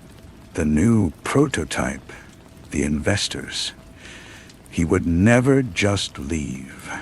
Something has happened." Her daughter, Ellie, had stood by the fireplace, her posture rigid, her gaze a mixture of concern and cool assessment. She was in her mid-20s, with her father's intense dark eyes, and a mouth set in a line of stubborn determination. "My mother believes he's a victim," she'd said, her tone carefully neutral. "I believe he's capable of anything, including staging his own disappearance." Now in the study, Fabian's fingers traced the edge of the driftwood desk. He could feel the fine, whorled texture of the grain. There was no dust. Everything was pristine, a stage set after the lead actor had exited. He opened the top drawer. Empty. The second drawer. Empty. The third contained a single object, a small brass nautical compass. He picked it up. The needle spun, quivered, and settled, pointing not toward the French doors and the sea beyond, but toward the interior of the house. Miranda came to stand beside him. "Curious," she murmured. The case unfolded like a poisonous flower, each petal revealing a deeper, darker hue. The local police, led by a competent but plodding detective named Miller, had already combed the house and the boat. They found nothing. No signs of a struggle, no farewell note, no financial irregularities. Jay was a wealthy man, his fortune built on a patent for a revolutionary water filtration system. He was also a difficult man, a charismatic tyrant in the lab, and a distant, often cruel, figure at home. Fabian and Miranda moved through the periphery of his life, a world of lavish, tense parties at the cliffside house, and whispered conversations in oak-paneled clubs. They met the lovers and acquaintances, a collection of beautiful, hollow people, whose smiles were as sharp as broken glass. There was Alain, a gallery owner with predatory eyes and a too familiar way of touching Jane's arm. There was Brendan, Jay's chief investor, a man whose geniality was a thin veneer over a core of pure avarice. And there was Lillian, Jay's personal assistant, a woman of such severe efficiency she seemed more android than human. At a party a few nights after their first visit, the house was filled with noise and light, a forced gaiety that felt like a scream. Fabian stood near the grand piano, a glass of whiskey in his hand, its amber depth a small comfort. He watched Miranda across the room, talking with Ellie. Miranda listened, her head tilted, a faint, knowing smile on her lips. She had a way of disarming people, of making them feel that their secrets were safe with her, only to later lay them out for Fabian to examine under the cold light of reason. Jane drifted toward him, the scent of gardenias preceding her. "Any progress, Mr. Fabian?" she asked, her voice barely audible over the jazz quartet. "It's a process, Mrs. Arcady," he said, "like untangling a knot in the dark." "He loved the sea," she said, her gaze fixed on some middle distance. "He said it was the only thing that made sense. Everything else was just chaos." She took a sip of her champagne. He kept a logbook on the Nereid. He was meticulous about it. "Did you know that?" Fabian filed the detail away. He had seen no logbook on the boat. Detective Miller had not mentioned one. He watched Jane's face, the delicate play of muscle around her mouth, the slight tremor in her hand as she set her glass down on a nearby table. It could be grief. It could be guilt. It could be the performance of a lifetime. Later, in the rented cottage they called home, with the rain finally beginning to tap against the windows, Fabian and Miranda compared notes. The fire crackled in the hearth, casting long, dancing shadows. "Ellie believes her mother is lying," Miranda said, curled in her armchair like a cat. "She says Jane is terrified, but not of what might have happened to Jay. She's terrified of what he might have done." "And the logbook?" Fabian asked, swirling the whiskey in his glass. "Not on the boat. Miller's inventory is thorough. It wasn't there. So either Jay took it with him when he vanished from the sea, or someone removed it from the boat after he disappeared. Or before," Miranda said softly. The days bled into one another, a slow, hypnotic rhythm of observation and deduction. Fabian found himself noticing the small, repetitive details, the patterns that lulled the mind even as suspicion quietly grew. The way Jane always folded her napkin into a perfect square at the end of a meal. The way Ellie, every time she passed the study, would pause and glance inside, as if expecting to see her father there. The sound of his own footsteps, echoing once more on the polished floors of the Arcady house, a monotonous percussion to the silent symphony of the investigation. He went back to the Nereid, moored now at the police dock. The boat was a beautiful 40-foot sloop, its teak decks gleaming. Below deck, the air was still and smelled of salt, varnish, and that faint, lingering trace of bourbon. He searched again, his hands moving over every surface, every locker. In a hidden compartment beneath the navigator's seat, a space so tight and cleverly fitted it was nearly invisible, his fingers brushed against something. A book, bound in green leather, damp at the edges. Jay's logbook. He took it back to the cottage and laid it on the kitchen table under the warm glow of the pendant light. The entries were precise, written in a tight, angular script. Dates, coordinates, weather conditions. And then, in the last few weeks, something else. Numbers. Not coordinates, but sequences. 4, 15, 9, 1, 14, 10, 1, 14, 5. They were written in the margins as if idly calculated. "It's a code," Miranda said, leaning over his shoulder, her breath warm on his cheek. "Simple substitution. Numbers for letters." Fabian worked it out on a scrap of paper. 4 was D, 15 was O, 9 was I. 1 was A, 14 was N, D-O-I-N. He looked at Miranda. "Doyen? Anagram," she whispered. They rearranged the letters. The second sequence, 10, 1, 14, 5, was J-N-E. "Doyen Jane," Fabian said, the words hanging in the quiet of the room. It made no sense. Then he saw it. Not Doyen. Adoni. He tried the letters again. A D-O-N-I. Adoni. It was close. One letter off. He swapped the I and the A-A.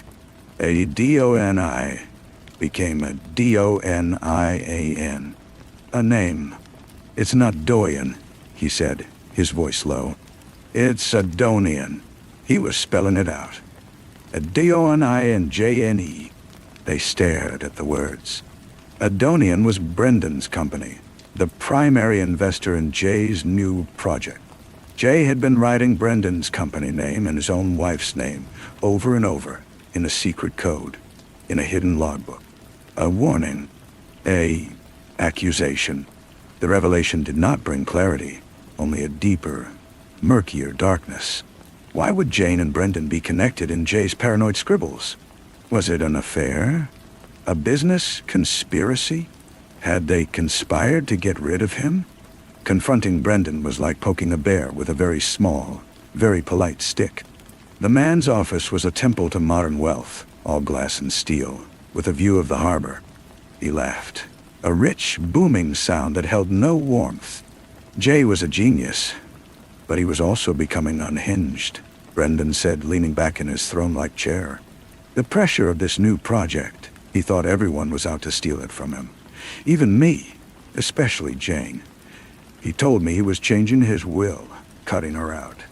He said she was unstable. When they relayed this to Jane, in her sun-drenched living room, she crumbled.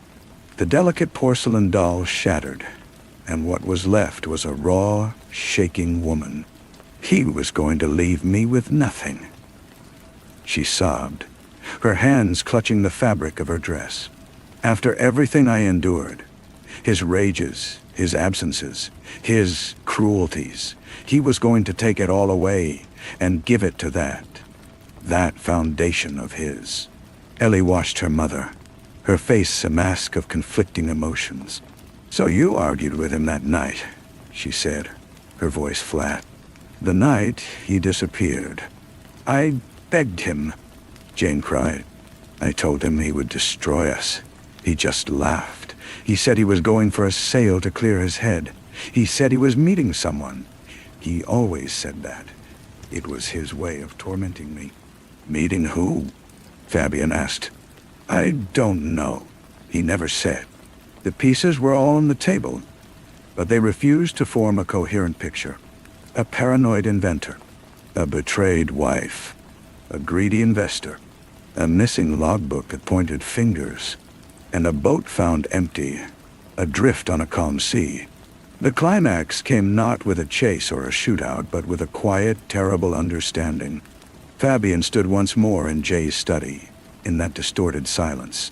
He looked at the blank sheet of paper on the desk. He looked at the compass in his hand, the one that pointed inward. He thought about the order, the pristine emptiness. A man like Jay, a man of chaos and genius, does not leave a blank space. He leaves a message. The emptiness was the message. He walked to the bookshelf, his eye scanning the titles. Volumes on marine biology, engineering, physics, and then a slim green volume that matched the logbook. He pulled it out. It was a book of poetry. T.S. Eliot. He opened it. Inside the front cover, written in the same angular script as the logbook, was a single line. I will show you fear in a handful of dust. And tucked into the pages, a photograph.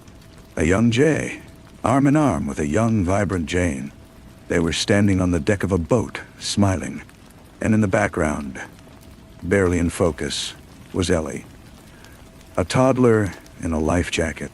But it wasn't Ellie. The dates were wrong. The woman in the picture, the one with Jay's arm around her, had Jane's smile, but her eyes were different. Hard. It wasn't Jane. It was her sister. A sister who had died years ago in a sailing accident. An accident Jay had always blamed himself for. Fabien's blood ran cold. He saw it then, the whole, ugly truth. It wasn't about money or an affair. It was about a ghost. Jane had lived her entire life in her dead sister's shadow. Jay had never loved her. He had married a pale imitation of the woman he had lost. And Jane had spent a lifetime enduring it, until the news of the new will, the final erasure, had snapped something inside her.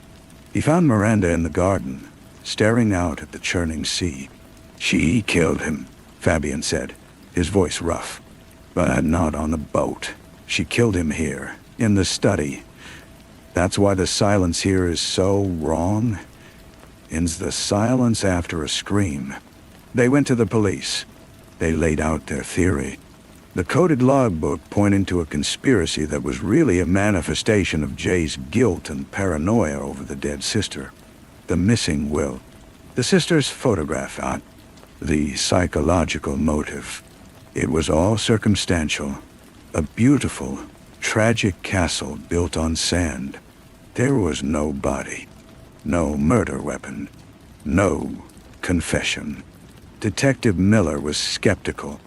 It's a compelling story, Fabien. But without a body, it's just a story. She says he sailed away. The boat was found at sea.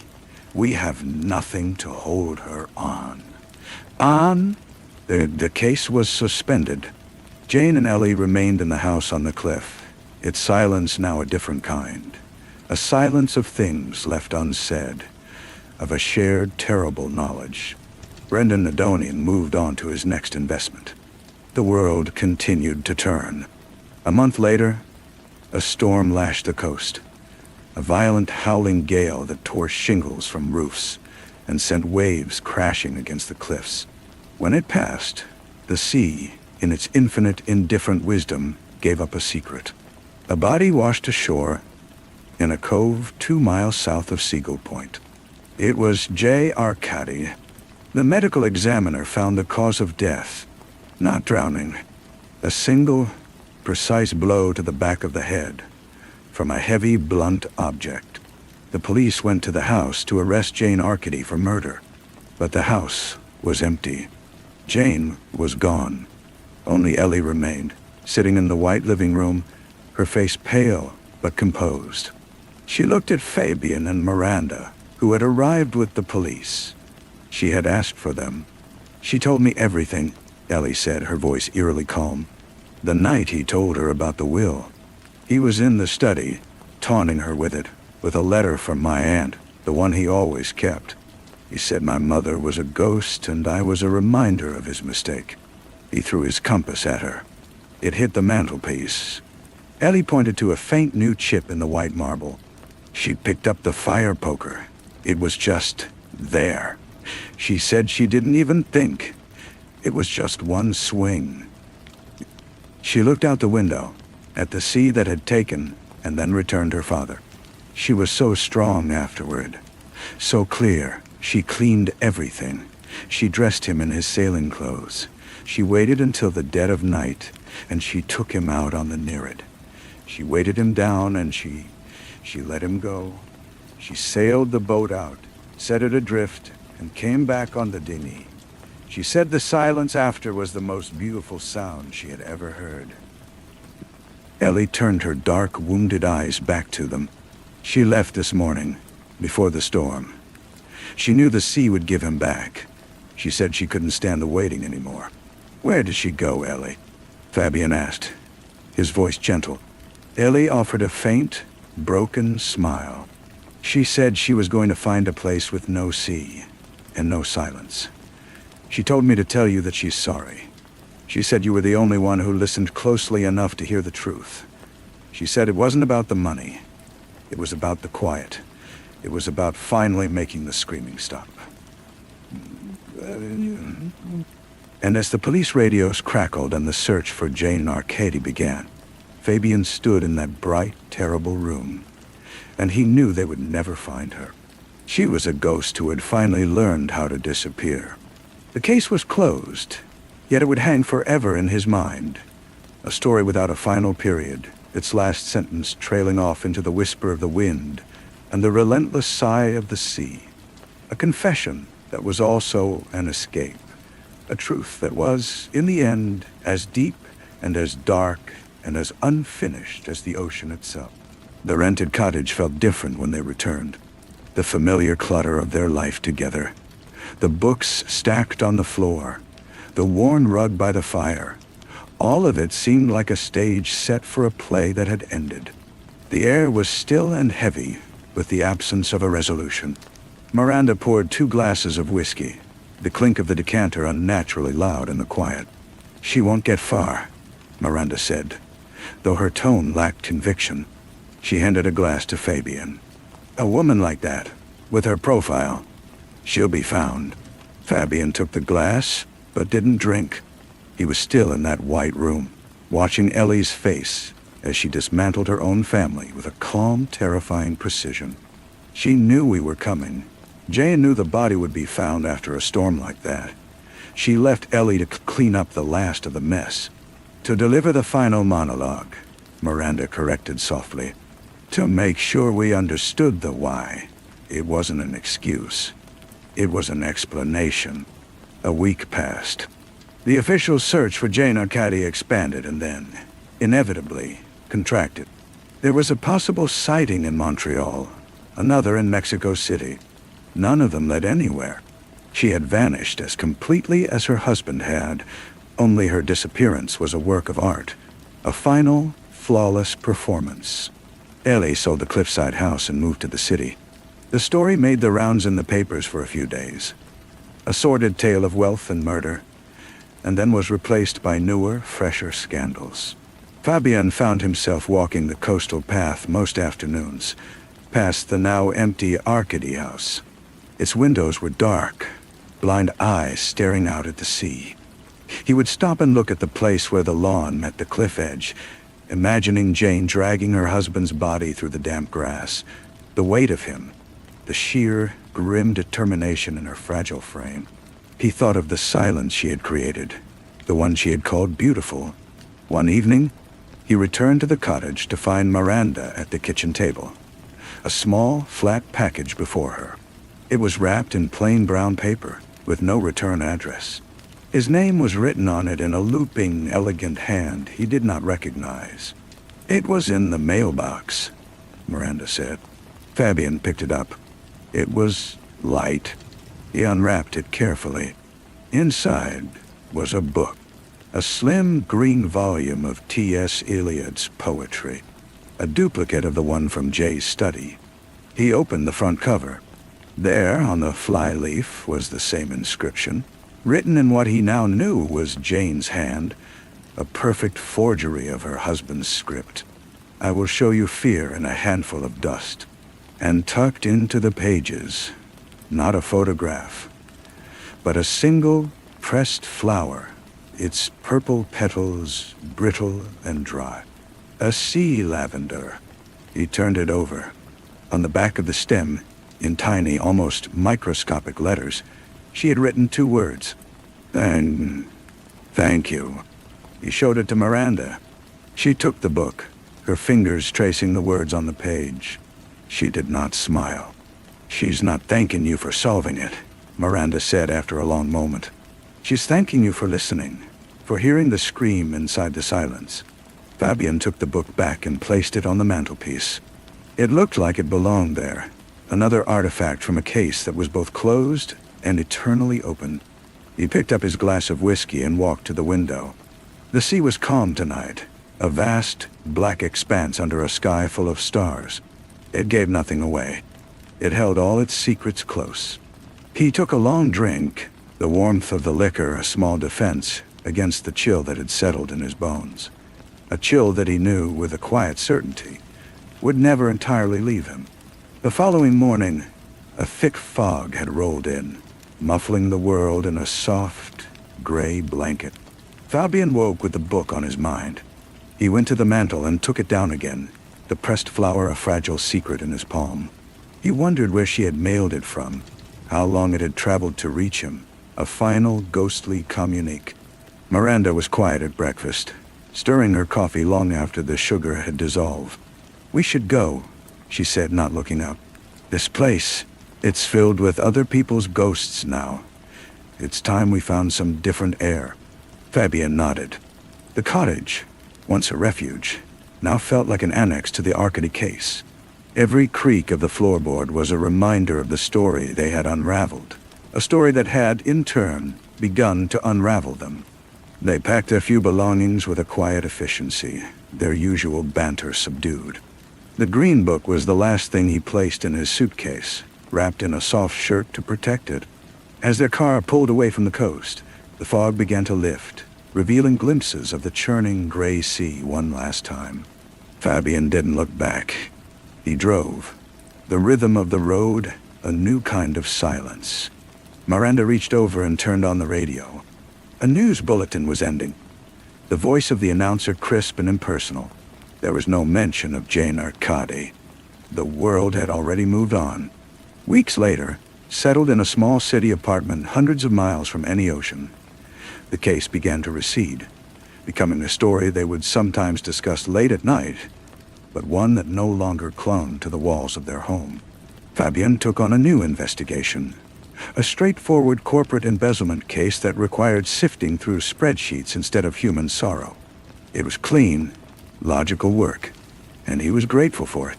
One afternoon, he was in a quiet corner of the public library, researching a shell company, when a familiar name in a financial journal caught his eye.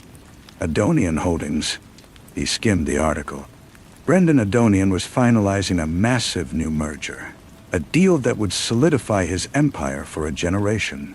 The article quoted him extensively, his confidence booming from the page. He spoke of vision, of legacy, of building something that would last. And then, near the end, a single, throwaway line. The reporter asked about the shadow of the Arcady scandal, if it had affected his business. Adonian's response was dismissive. "A personal tragedy," he was quoted as saying. "A sad story of a brilliant man who fell apart, and a family that broke under the strain. It has nothing to do with the future." Fabian closed the journal. He thought of the coded logbook, the sequences that linked Adonian and Jane. Jay's paranoia had a shape, a direction.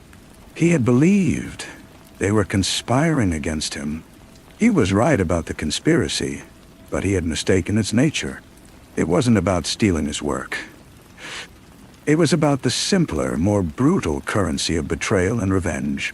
Jane had used Brendan's presence, his influence, as a weapon in her marital war, and Brendan, in turn, had used the situation to rid himself of a volatile, problematic genius. They had been allies of convenience in Jay's destruction. Their motives parallel but never truly joined. He walked home through the city streets, the sounds of traffic and conversation a welcome noise.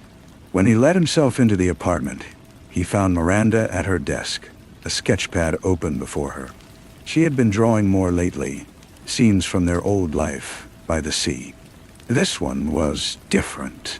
It was a woman's face, half turned away, her features blurred as if seen through rain-streaked glass. She was smiling, but it was a smile full of a deep, unutterable sadness. "Any word?" she asked, without looking up. "None," Fabian said. He didn't need to specify. Jane Arcady was gone, truly gone.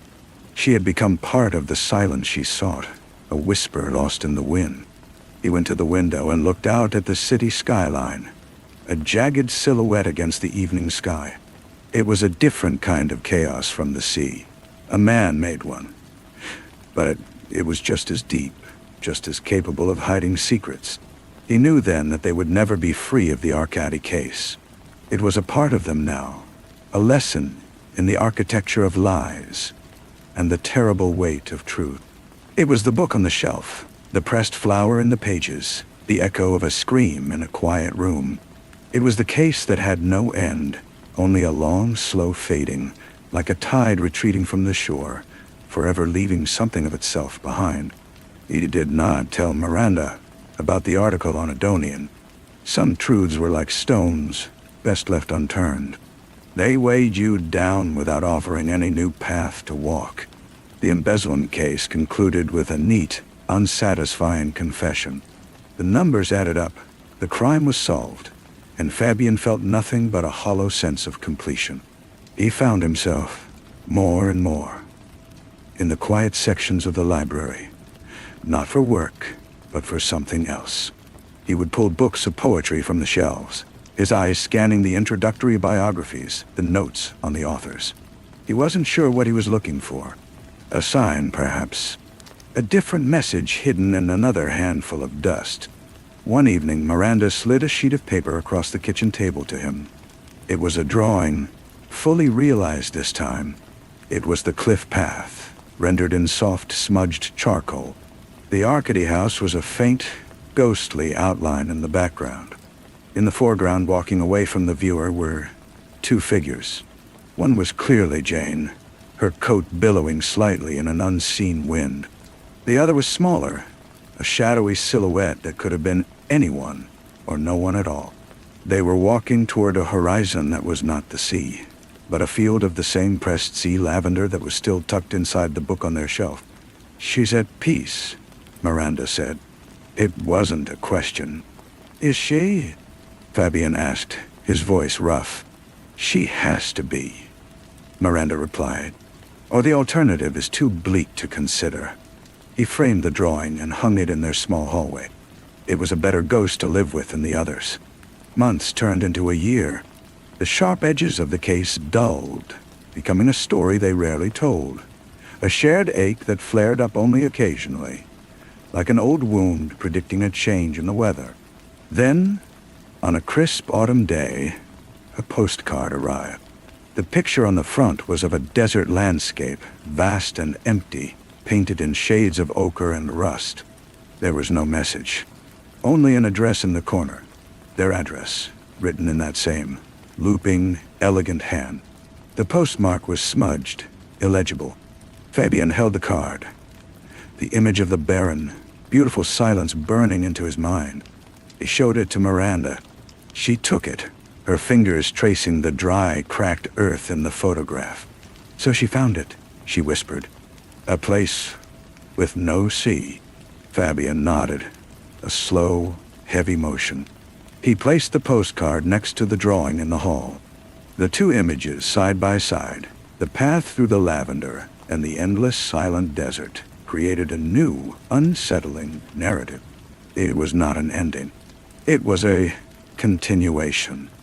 Jane Arcady was no longer a ghost haunting the past. She was a woman living in a present of her own choosing. And in sending this card, she had reminded them that her story, and by extension their own, was still being written. The case was closed, but the echo of it would follow them forever. A quiet, persistent hum beneath the noise of their lives. A reminder that every silence has a story, and every story, no matter how finished it seems, has a thread that leads on into the unknown. He filed the embezzlement paperwork and made a pot of coffee. The routine of it was a small anchor. Miranda came into the kitchen, her eyes going first to the hallway where the postcard and the drawing hung. She didn't mention them. Instead, she leaned against the counter and said, "I got a call this morning. A new client. He's waiting downstairs." Fabian looked at her, surprised. They hadn't discussed taking on new partners, not since the Arcady case had subtly redefined the boundaries of their work. "What's the case?" "He didn't say. He just said he'd heard we listen, that we hear the things other people miss." Her expression was unreadable, a careful neutrality he knew she reserved for the most delicate of situations. He followed her down to the small lobby of their apartment building. A man stood by the window, his back to them, staring out at the city. He was tall, with a weary slump to his shoulders. When he turned, his face was ordinary, etched with a quiet, persistent worry. He looked like a man who had been carrying a secret for a long time. "Mr. Fabian," the man said, his voice low. "My name is Robert Vane. I think my wife is trying to kill me." He said it not with drama, but with a flat, exhausted certainty, as if stating a simple, unpleasant fact about the weather. Fabian glanced at Miranda. Her gaze was fixed on Robert Vane, already assessing, already listening for the silence beneath his words. Fabian felt the familiar shift inside him, the engagement of a puzzle, the opening of a new door into another person's private hell. He thought of the postcard from the desert, a message that was also a warning, a reminder that no story truly ends. "Let's go upstairs, Mr. Vane," Fabian said, his voice calm. "Why don't you start from the beginning?" And as the man began to speak, Fabian knew that the echo of the sea had finally faded, only to be replaced by the whisper of something new. Another story waiting in the quiet of an ordinary room. Another truth hidden in plain sight. He led the way back up the stairs, the man's soft footfalls behind him. In the apartment, Robert Vane sat on the edge of the sofa, his hands clasped tightly between his knees. He declined coffee. He seemed like a man who had already swallowed something bitter. "It's the little things," he began, his eyes fixed on a worn patch of the rug. "A week ago, I found a bottle of my heart medication in the trash." She said she was cleaning out the cabinet, and it must have fallen in by accident. But the cap was off. The pills were gone. He looked up, his eyes pleading for them to understand the significance. "I take a beta blocker. Without it, if I were to have a shock or get too excited. The doctor said the strain could be fatal." Miranda sat in a chair opposite him, her posture open, non-threatening. "Has your wife ever expressed any anger towards you, Mr. Vane? Any reason she might want to harm you?" "Anger." He gave a short, hollow laugh. No. That's just it. There's no anger. There's nothing at all. It's the silence that's the worst part. We live in this perfect quiet. She keeps the house so clean, spotless. It's like no one really lives there." He swallowed hard. "A few days after the pills, I was working in the garage. A can of paint fell from a high shelf. It missed my head by inches. She was standing in the doorway. She didn't scream. She didn't rush over. She just said, 'You should be more careful, Robert,' and walked away." Fabian listened, his mind instinctively reaching for patterns, for the shape of the lie within the truth.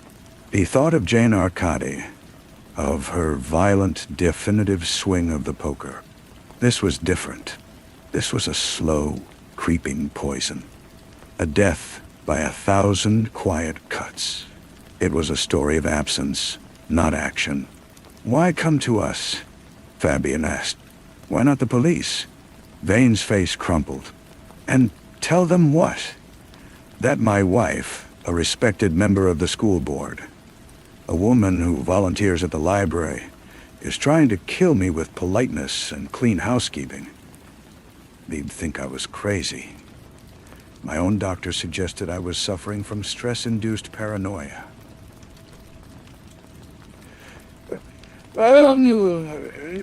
He leaned forward, his voice dropping to a whisper. "But I am not. I know what I feel. I see the way she looks at me when she thinks I'm not watching. It's not hatred. It's calculation. It's like she's waiting for a problem to resolve itself. The word resolve hung in the air. Fabienne's gaze drifted to the hallway, to the postcard of the vast, empty desert. A place with no sea and no silence. He wondered if such a place truly existed, or if the silence was simply something you carried inside you. A void that either consumed you or gave you a terrifying, absolute clarity. He looked back at Robert Vane, a man being slowly erased from his own life, not with a shout, but with a whisper. Another story was beginning, another dark, quiet current, pulling just beneath the surface of an ordinary life. Fabian took a slow breath and prepared to listen, to step once more into the quiet, terrible space where love curdled into something else, and a home became the most dangerous place of all. Miranda asked a few more gentle questions, drawing out the details of his marriage, the slow cooling over 23 years, the 2 grown children who lived abroad. Robert Vane spoke of a shared life that had, brick by brick, become a solitary confinement. When he finally left, with a promise to be careful and to call if anything else happened, the apartment seemed to hold his despair long after the door had closed. Fabian stood by the window, watching the man walk away down the street, a solitary figure swallowed by the city's crowd. "What do you think?" he asked. "I think he believes it," Miranda said, joining him. "Every word. The question is he a reliable narrator of his own life?" He described a specific brand of beta blocker, Fabian said. The dosage was correct. He wasn't guessing. The paint can was a specific shade of blue, the one they used on their sunroom, he said. That's not the language of delusion. That's the language of observation. So we look into it? Fabian thought of the green book on the shelf, the pressed flower, the postcard. They were a chain of quiet evidence, a trail of breadcrumbs left by a woman who had mastered the art of disappearance. Robert Vane's wife was not Jane Arcady. This was a different kind of predator, one that hunted in the domesticated light of suburbia. But the principle was the same. Find the silence. Listen to it. "Yes," he said. "We look into it." The following day, Fabian drove to the Vannes suburb, a neat, tree-lined neighborhood where every lawn was meticulously kept. The Vane house was a colonial revival, painted a tasteful cream. It was, as Robert had said, spotless. Through the front window, he could see a woman arranging flowers in a vase on a polished hall table. Eleanor Vane. Her movements were precise, economical. She finished her task and stood back to admire the arrangement, her head tilted. Then, she reached out and adjusted a single petal, a minute correction that spoke of a deep need for order. He didn't approach the house. Instead, he visited the local library where she volunteered. He found a recent newsletter with her picture in it, organizing a book sale. She was smiling, a calm, pleasant smile that didn't reach her eyes. He spoke to the librarian, who gushed about Eleanor's reliability, her perfection. "She's a wonder," the woman said. "Nothing is ever out of place with Eleanor." Later, Fabian sat in his car outside a small, exclusive gardening center where Eleanor Vane had an account. He watched her through the glass door, selecting a new trowel. She tested the weight of it in her hand, not with the casual grip of a gardener, but with the considered clinical assessment of a surgeon choosing a scalpel. It was a small thing, a meaningless detail to anyone else, but to Fabian, it was a crack in the facade.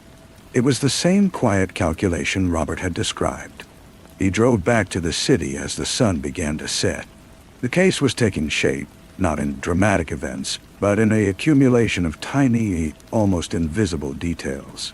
It was a portrait of a woman for whom control was everything, and a husband who had become a variable she could no longer tolerate.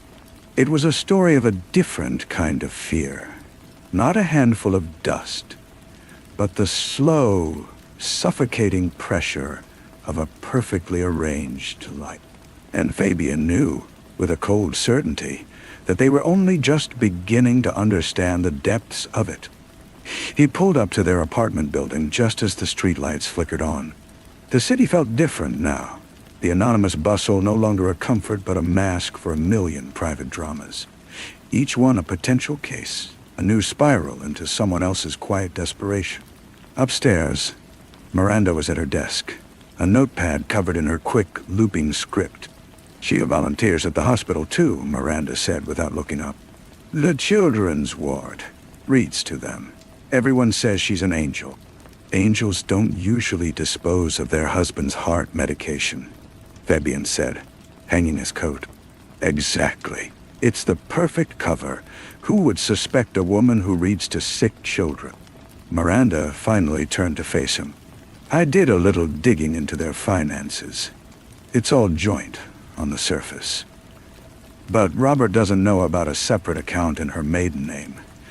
She's been siphoning off small amounts for years. It's not enough to be conspicuous, but it adds up. She's been preparing for a life after him for a long time." Fabian felt a familiar chill. This was not a crime of passion. It was a long-term, carefully managed project. "We need to talk to him again. He needs to know he's right." When Robert Vane returned the next evening, he looked worse, the shadows under his eyes darker. He listened as they laid out their findings, the separate account, the observed behavior. He didn't look vindicated. He looked crushed. "All these years," he whispered, staring at his hands. "I thought we were happy. I thought the quiet was just contentment." "Sometimes contentment is just a slower form of drowning," Miranda said softly. "What do I do?" he asked, his voice breaking. "I can't go back to that house." "Don't," Fabian said. "Not yet. We need to find something concrete, something that proves intent. The medication is gone. The paint can could be an accident. We need the next thing." They arranged for him to stay in a small, discreet hotel, paying in cash. Fabian gave him a simple, untraceable phone. "Go about your work as usual. Be predictable. But do not be alone with her. If she suggests a romantic dinner, you have a business meeting. If she wants to go for a drive, you have a headache." 2 days later, the call came. Robert's voice was thin with terror. "She called. She said she's been thinking that we need to reconnect. She wants to have a picnic up at Eagles Point tomorrow. It's where we used to go when we were first married." Eagles Point. Fabian knew it. A stunning overlook with a sheer 200-foot drop. No guardrails. A popular, tragic spot for accidents. "We'll be there," Fabian said. "You won't see us, but we'll be there." The next day was clear and bright, the kind of autumn day that made everything seem sharp and possible. From a concealed vantage point further along the cliff path, Fabian and Miranda watched through binoculars as the Vanes spread a blanket. Eleanor was the picture of wifely devotion, unpacking a basket, pouring wine. Robert's movements were stiff, robotic. For an hour, nothing happened. They ate. They talked. Then, Eleanor stood, pointing at something in the distance. Robert, ever the dutiful husband, rose to stand beside her, following her gaze. She moved closer to him, her hand resting lightly on his back, a gesture that could be seen as affectionate from a distance. But through the lenses, Fabian and Miranda saw the subtle shift in her posture, the tightening of her core, the preparation of leverage. It was going to happen now. A simple, tragic misstep. A gust of wind. A dizzy spell. No witnesses but the sky. Fabian was already moving, Miranda right behind him, their feet silent on the soft earth. They were 50 yards away, then 30, too far to intervene, but close enough to be seen. Fabian didn't shout. He simply raised a hand in a casual wave, as if they were just another couple on a hike. Robert flinched at the movement, turning his head. Eleanor's hand dropped from his back as if burned. Her face, for a single, unguarded moment, was a flat, furious plane of thwarted purpose. Then the pleasant mask slid back into place. She smiled at the approaching couple, a tight, brittle thing. "Lovely day for it," Fabian said, his voice carrying easily on the still air. "Isn't it just?" Eleanor replied, her tone smooth as glass. Robert looked from Fabian to his wife, and in his eyes was the final, terrible confirmation. He knew. He had felt the intention in her touch. The perfect, silent life he had lived was a lie, and the truth was here, on this cliff edge, in his wife's empty smile. The case was over. The truth was out. But as Fabian looked at Eleanor Vane, he saw not a defeated woman, but a predator whose hunt had been interrupted. The silence had been broken, but the hunger behind it remained. And he knew, with a certainty that settled deep in his bones, that their work was never going to be about finding answers. It was about managing the unmanageable, and living with the echoes of the quiet wars fought in ordinary homes. The police were a formality.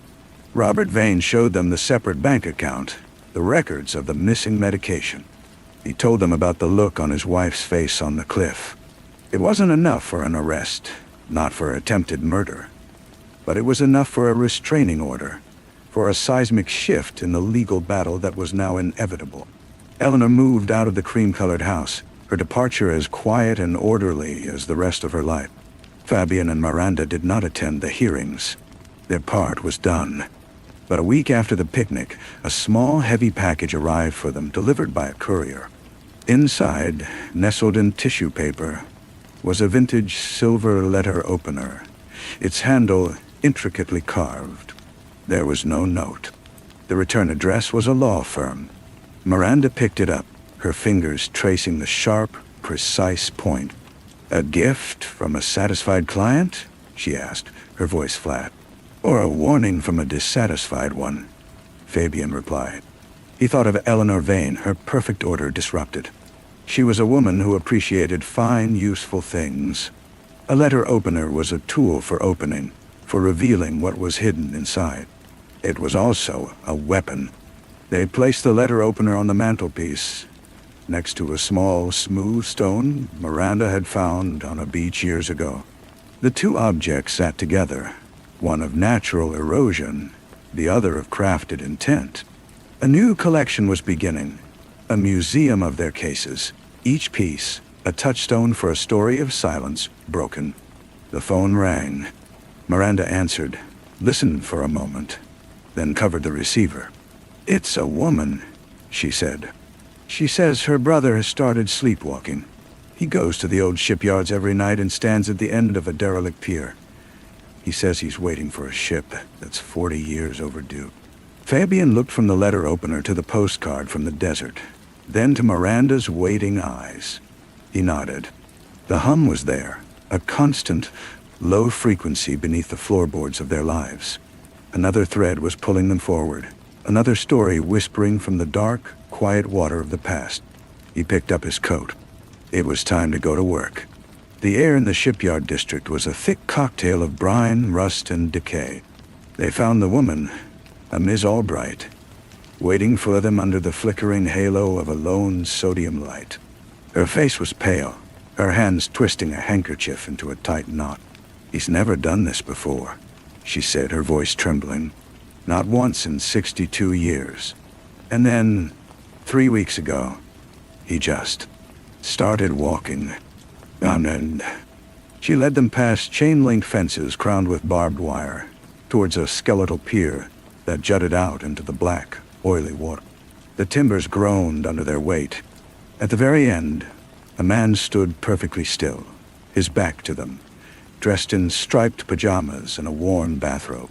He was staring out at the void where the harbor met the open sea. "Arthur?" Miss Albright called out, her voice thin and reedy. "Arthur, I've brought some people to help." The man did not turn. Fabian moved forward slowly, Miranda hanging back to observe. As he got closer, he could hear the man muttering, a low, rhythmic chant lost to the wind. Fabian stopped a few feet behind him. "Arthur?" My name is Fabian. Who are you waiting for? Arthur Albright's voice was distant, blurred by sleep, yet etched with a strange clarity. The Star of the Sea. She was due back before the storm. She's late. I have to be here when she docks. Sarah is waiting. Sarah? Fabian asked gently. My sister. Miss Albright whispered from behind him. She died. She was lost with the Star of the Sea. It went down in a gale 41 years ago. There were no survivors. Fabian looked at the man, a living monument to a tragedy that had been sealed before Fabian was even born. This was not like Robert Vane's quiet, domestic terror. This was a ghost story, a haunting from the inside out. Arthur, Fabian said, his voice firm but calm. The Star of the Sea isn't coming back. It was lost a long time ago. For the first time, Arthur stirred. He turned his head slowly, and his eyes, though open, were clouded with the fog of a deep and troubled sleep. Lost, he repeated, the word a puzzle. No, she's just late. The storm was fierce, but she's a strong ship. Sarah said she'd bring me a shell from the Caribbean, a conch. You can hear the ocean in it, she said. He turned back to the water, his vigil unbroken. Fabian glanced at Miranda. Her expression was unreadable, but he knew she was listening, not just to the man's words, but to the decades of silence they contained. This was a different kind of case. The enemy wasn't a person. It was memory itself, a grief so profound it had bypassed the waking mind and taken root in the body. They helped Ms. Albright guide her sleeping brother back to his small, tidy house, its walls covered in photographs of ships. In the morning, they returned to find Arthur Albright awake, baffled and embarrassed, with no memory of his nightly pilgrimage. He made them tea with steady hands, the perfect picture of a retired, gentle man. I don't understand it, he said, his brow furrowed. I haven't dreamt of Sarah in years. Why now? That was the question. As Arthur spoke of his sister, his voice was fond, sad, but resolved. It was the grief of a man who had long ago made peace with his loss. The sleepwalking felt like something new, an intrusion, not an echo. While Miranda spoke with Arthur, Fabian wandered the small living room. His eyes fell on a recent photograph on the mantel, tucked behind others. It showed Arthur standing with a man in a sharp suit, shaking hands in front of a scale model of a gleaming new waterfront complex. The model showed high-rise apartments and boutiques, exactly where the derelict shipyards now stood. The past isn't always trying to come back, Arthur, Fabian said, picking up the photograph. Sometimes it's trying to protect itself. Who is this man? Arthur squinted. Oh, that's Mr. Croft. From Bayfront Developments. He's been around a lot lately. They're buying up all the old properties. They made a very generous offer for this house. Said it's time for the city to move forward. Fabian held the photograph, the pieces clicking into place. It wasn't unresolved grief stirring Arthur from his sleep. It was a threat. The last physical connection to his sister, the place where he waited for her return, was slated for demolition. His sleeping mind was mounting a defense, a solitary, nightly protest against the erasure of his memory, of his love, of his ghost. He looked at Arthur, who was now looking out his own window toward the shipyards, a faint, confused worry in his eyes. The war wasn't in his house, like it had been for Robert Vane. The war was in his mind, a battle between a future of glass and steel, and a past that refused to die quietly. And Fabian knew they had to find a way to make peace before the past consumed Arthur completely. Story 5. The first thing was the silence. It was not the absence of sound, but a new quality of it, a hollowing out of the air in his study.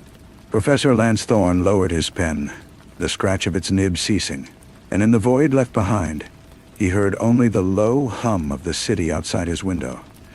A sound so constant, it had become the auditory equivalent of his own heartbeat. But now, within that hum, there was a new frequency, a pressure. It was the sensation of being watched, a primitive alarm that bypassed the cortex and spoke directly to the spine. His chest tightened, a subtle cinching of an invisible band. His breath, without his permission, shallowed and quickened. He did not move, did not turn his head. He simply let his eyes travel the perimeter of the room, across the spines of books on alchemy and medieval iconography, over the framed maps of forgotten empires, past the serene, painted gaze of a Byzantine saint. Nothing was out of place. No shadow moved that shouldn't.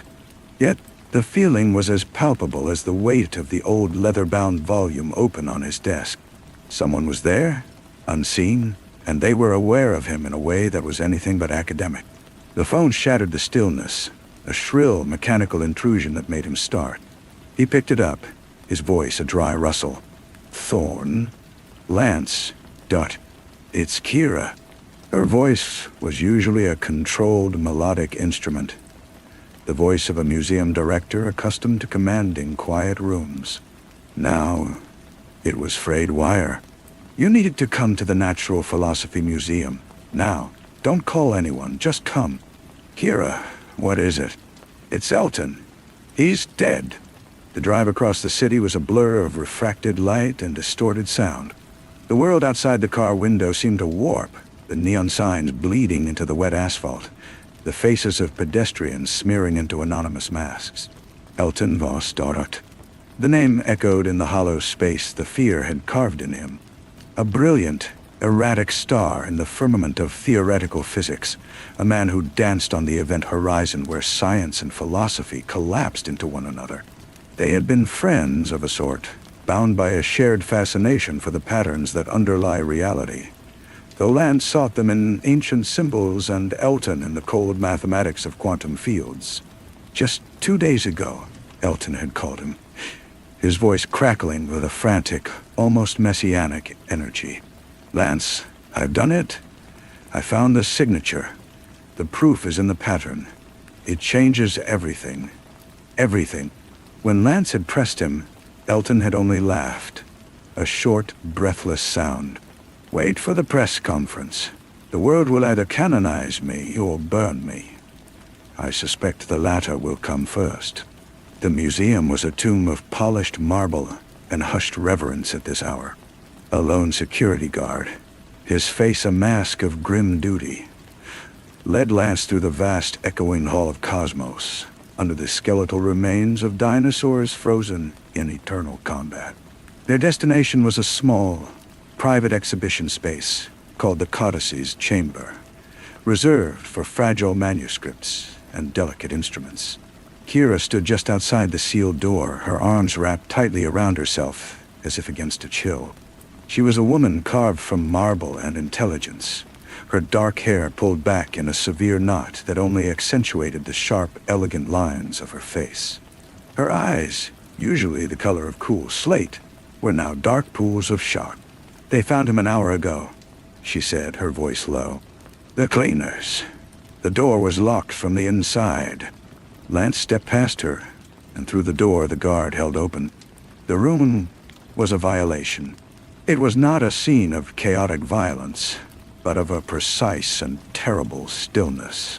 Elton Voss lay on his back in the center of the room, between a display case holding a first edition of Newton's Principia and another containing a beautifully illuminated copy of the Book of Revelation. His eyes were open, staring at the frescoed ceiling where angels wrestled with demons.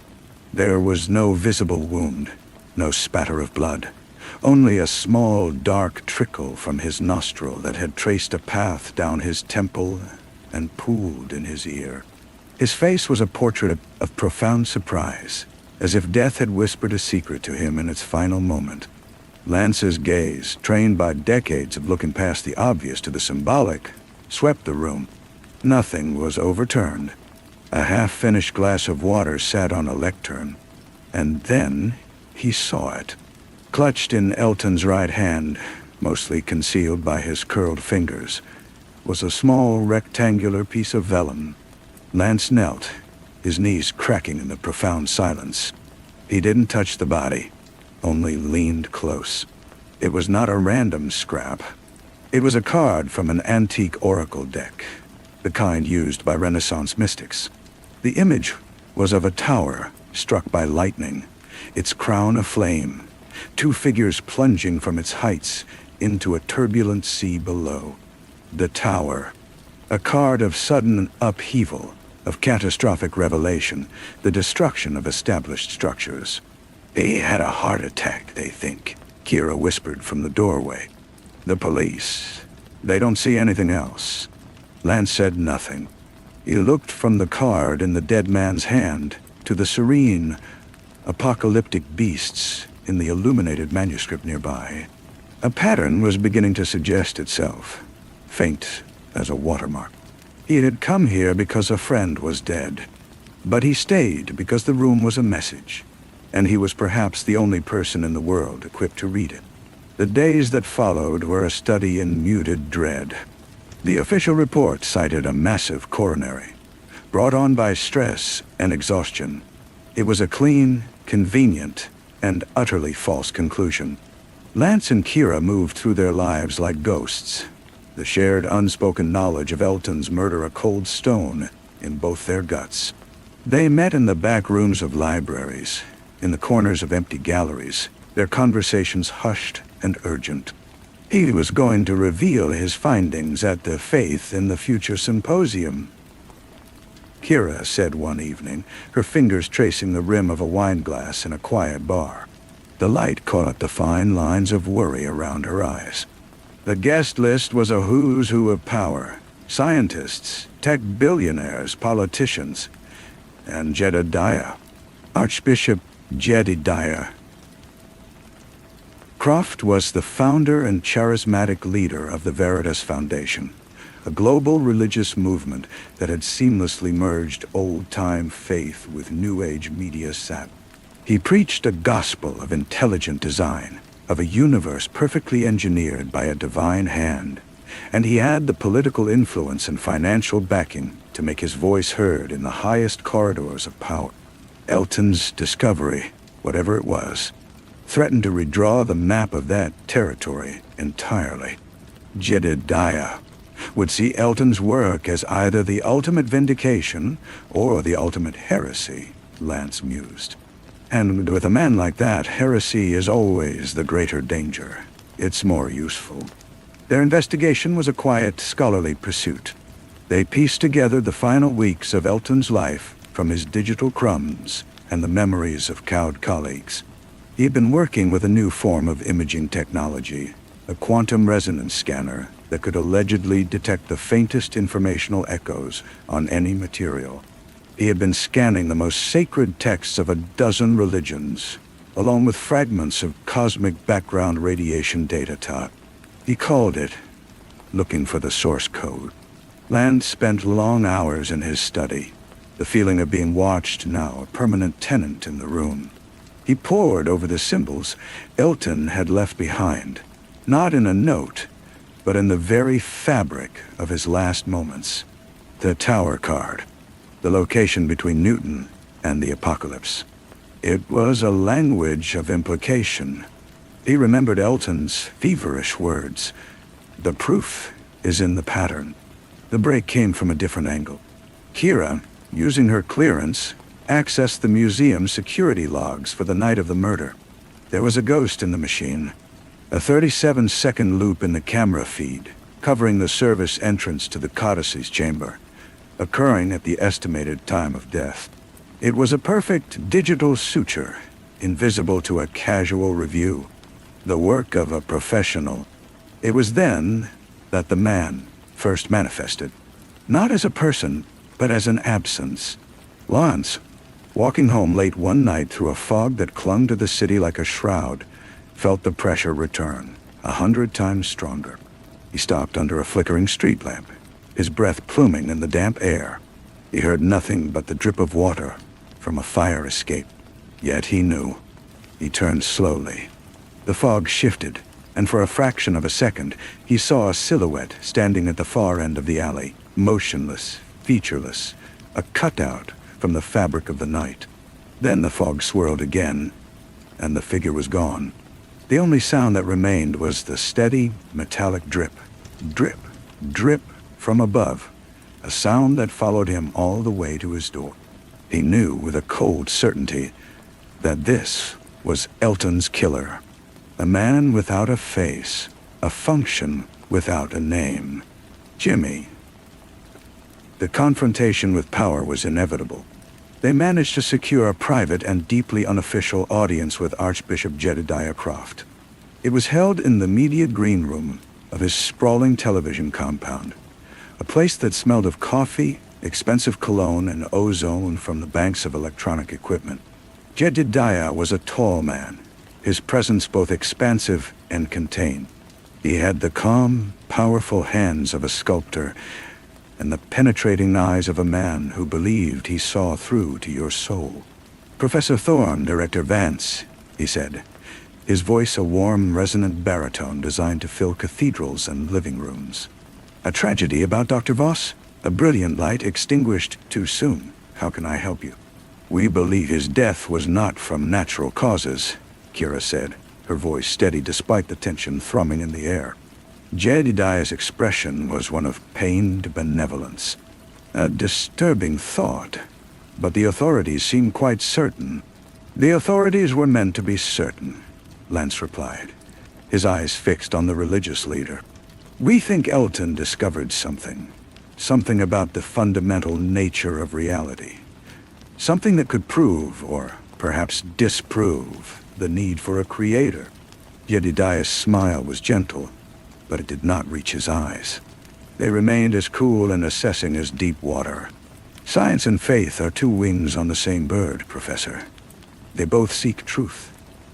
What could Elton have possibly found that would be so threatening?" "That's what we're trying to discover," Kira said. "We were hoping you might have some insight. He was scheduled to speak at your symposium." "He was," Jedediah conceded, steepling his fingers. "And I was eager to hear him. The conflict you imagine, it is a fiction sold to the masses. True power understands that all systems of belief are simply different languages describing the same ultimate reality. The goal is not to prove one right and the other wrong. The goal is to own the dictionary." He leaned forward slightly, and his voice dropped, losing its performative warmth.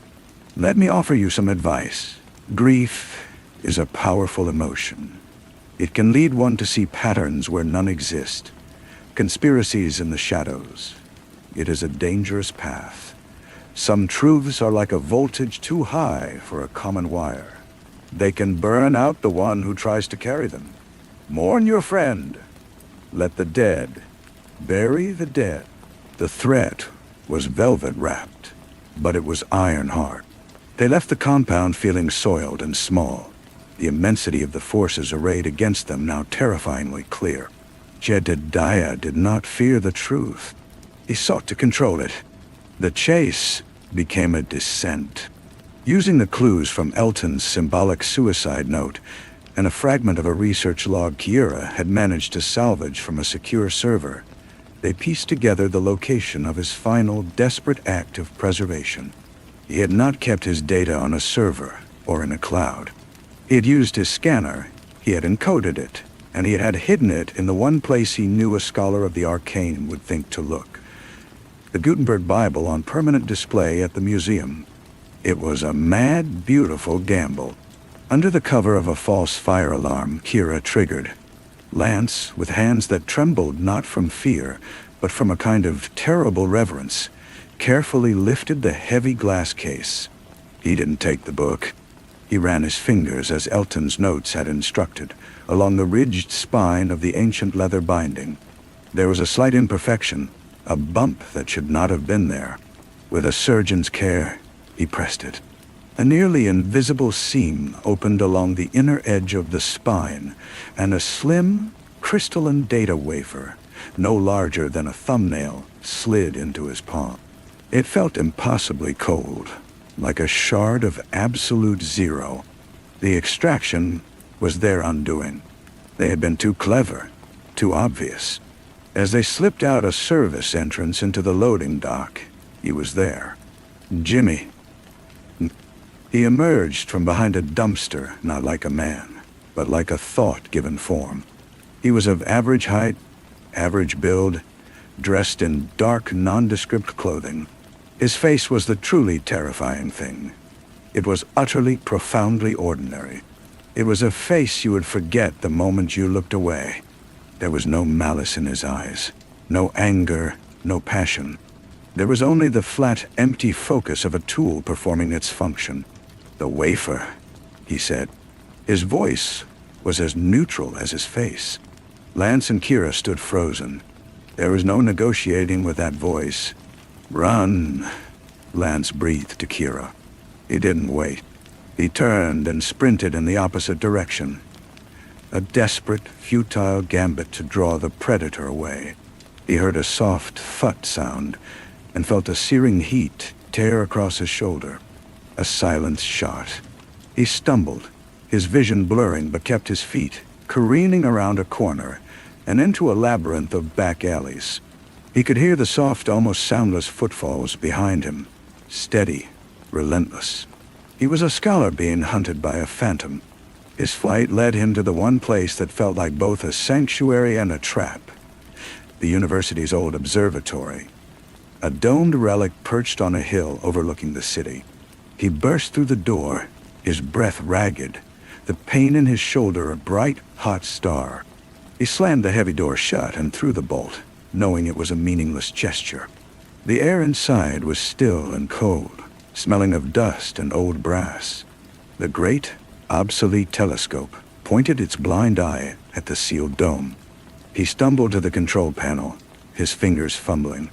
He had no reader for the wafer, but the observatory's old spectral analysis terminal, a bulky machine used for examining data from long-dead satellites, had a universal port. It was a long shot, a prayer to the god of obsolete technology. He slid the wafer in. The machine whirred and clicked, its screen flickering to life. Lines of code, complex mathematical notations, and then images. It was not a formula. It was a visualization, a pattern, just as Elton had said. A single, impossibly complex, self-replicating fractal, woven into the very data of the cosmic background radiation, echoed in the atomic structure of the Dead Sea Scrolls, the Quranic manuscripts, the Vedas. It was a signature, a tag. It was the message Elton Voss had died for. It was not proof of God. It was something far more terrifying. It was proof of a process, a fundamental, recursive, self-correcting pattern of information that underpinned all of reality. A system that was, for all intents and purposes, alive and conscious. It was a universe that was not created, but that was constantly computing itself into existence. It was a god that was not a bearded patriarch in the clouds, but a sublime, indifferent cosmic algorithm. It rendered both the atheist and the zealot obsolete. It made faith irrelevant and worship a logical error. It was the ultimate demotion. They were not children of a loving father. They were temporary processes in an eternal, mindless calculation. The door exploded inward, splinters of wood spinning through the dusty air. Jimmy stood in the doorway, the silencer on his pistol a dark, final period. He stepped inside, his movements economical and fluid. He did not speak.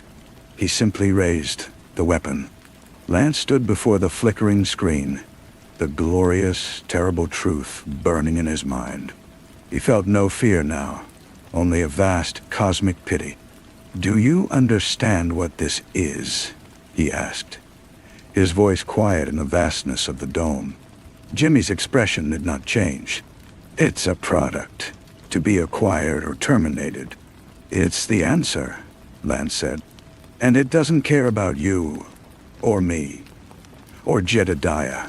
We're just noise in the signal." For the briefest instant, something flickered in the killer's dead eyes. Not understanding, but a faint, professional annoyance at an unresolved variable. It was enough.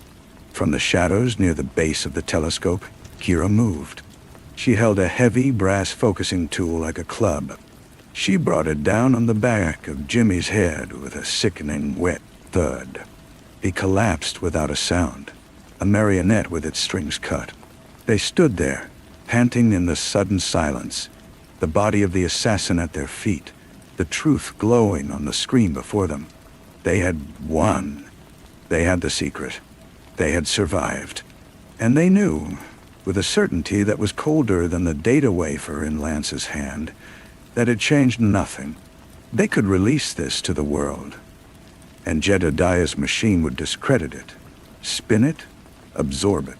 They could take it to the authorities, and they would be buried in bureaucracy or a quiet grave. They could hold it themselves, and they would live like this, hunted forever. The truth was not a weapon. It was a burden too heavy for any one person or any one species to bear. Lance reached out and pulled the wafer from the terminal. The screen went dark. He walked to the body of Jimmy, knelt, and pressed the crystal into the killer's limp, still warm hand. He closed the fingers around it. "Let them have it," he said to Kira, his voice hollow. "Let them fight over a ghost. The pattern will still be there, waiting. It doesn't need us to be true." They left the observatory, leaving the truth and its most dedicated servant together in the dark. They walked down the hill, two small figures under a vast, indifferent sky. They did not speak. There was nothing left to say. The city below them glittered, a web of 1 billion lights, 1 billion lives, all of them part of the calculation, none of them aware of the equation. Weeks later, Lance sat in his study once more. The feeling of being watched was gone. The case was closed officially. Elton's death, a tragedy. The stolen data, never found. A power struggle within the Veritas Foundation had seen Jedediah Croft quietly sidelined. The world had moved on. Lance tried to move with it. He graded papers. He prepared lectures. He pretended the universe was still a mystery, and not a solved problem in a locked drawer. But late at night, in the deep, quiet hours, he would sit in his chair and listen. He would hear the hum of the city, the same as before. And underneath it, if he listened very, very carefully, he could hear it. Not a sound, but the ghost of one. The soft, relentless ticking of the cosmic clock, counting down to nothing. Counting up to everything. A rhythm that had been there long before him, and would continue long after. It was the sound of the machine, running. And in that sound, the mystery remained. Not as a question to be answered, but as a condition to be endured. The first time he heard the ticking was during a faculty meeting. Professor Hendricks was droning on about curriculum changes, his voice a dry, steady monotone. And then, beneath it, a syncopated rhythm, precise and mechanical. Lance had looked around, thinking it was a radiator or watch, but the other professors were watchless, and the room was climate-controlled. The sound was inside his head, a phantom frequency his brain had tuned into and now could not tune out. It was the echo of the pattern, the hum of the machine, and it had followed him home from the observatory. He found himself avoiding Kira. Their shared experience was a chasm, not a bridge. When they did meet for coffee, the silence between them was thick with the things they could not say. They were custodians of a secret that had no practical application, a truth that offered no solace and demanded no action.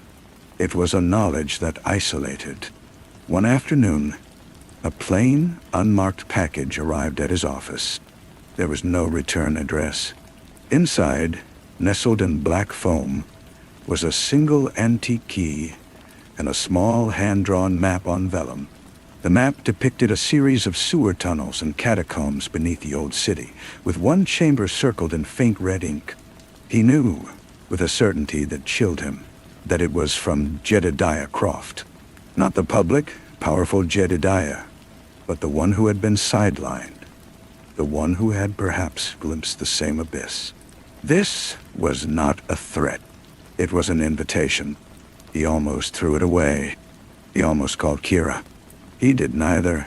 The ticking in his head grew louder, a metronome counting down to a decision.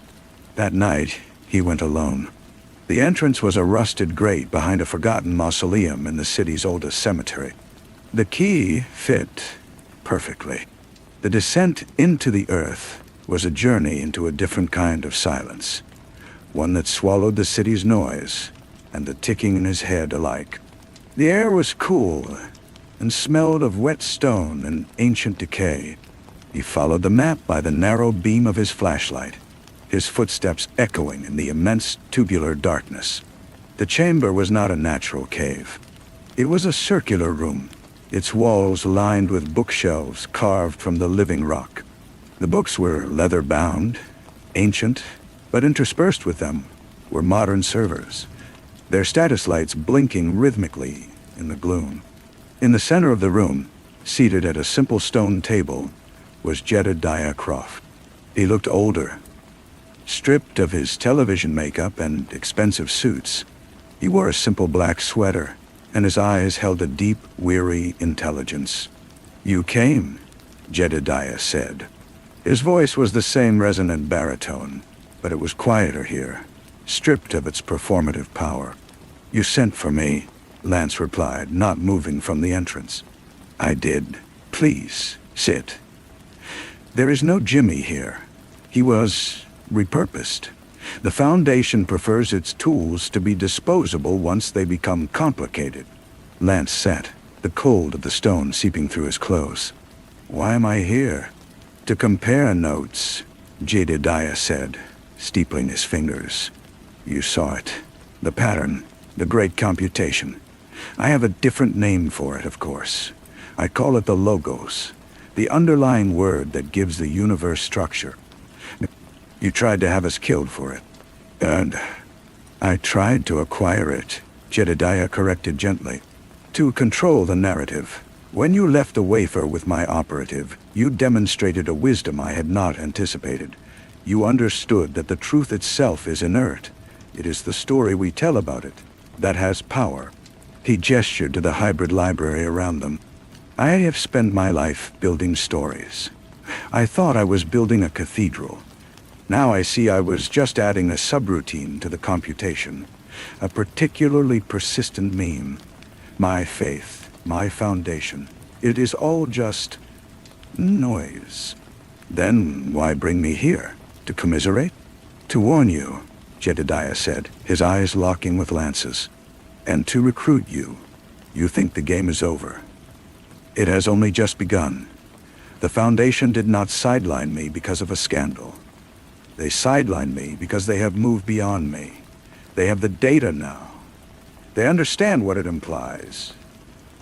And they are not afraid. What is there to be afraid of?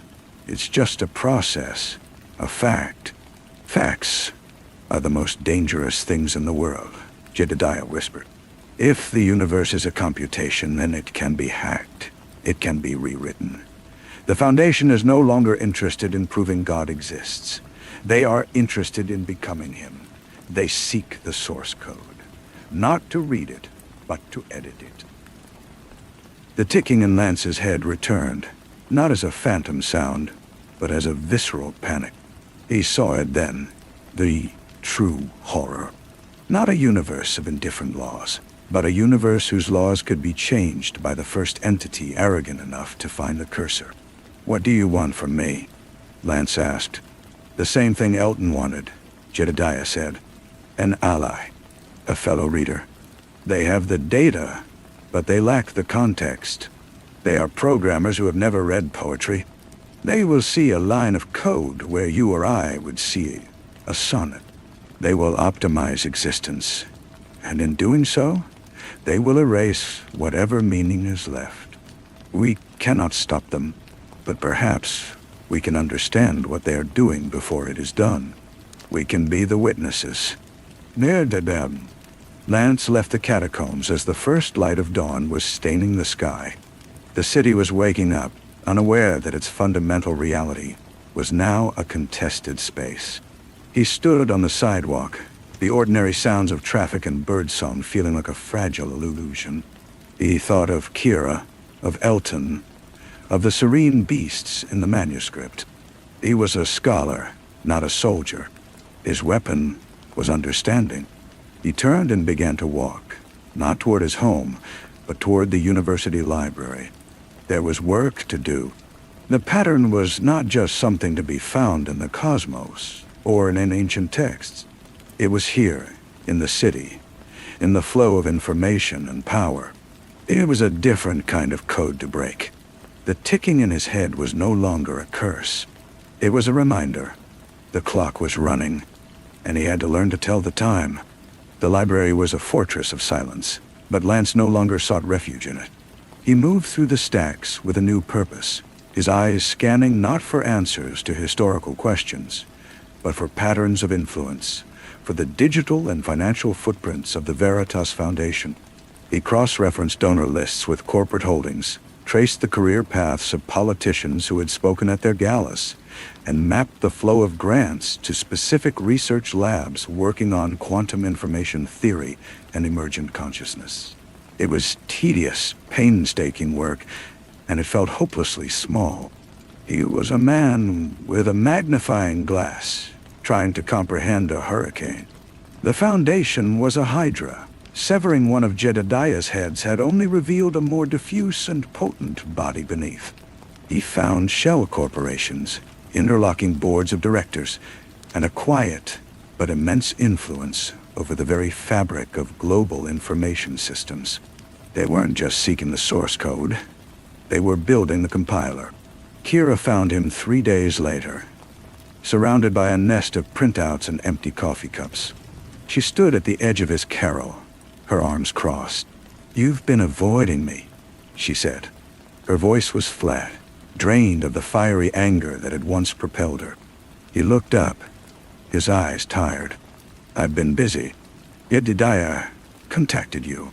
It wasn't a question. Lance hesitated, then nodded. He told her about the key, the catacombs, the hybrid library, and Jedediah's warning. He told her about the Foundation's new, terrifying ambition. When he finished, Kira was silent for a long time, her gaze fixed on a distant point between the bookshelves. So Elton didn't just discover what the universe is.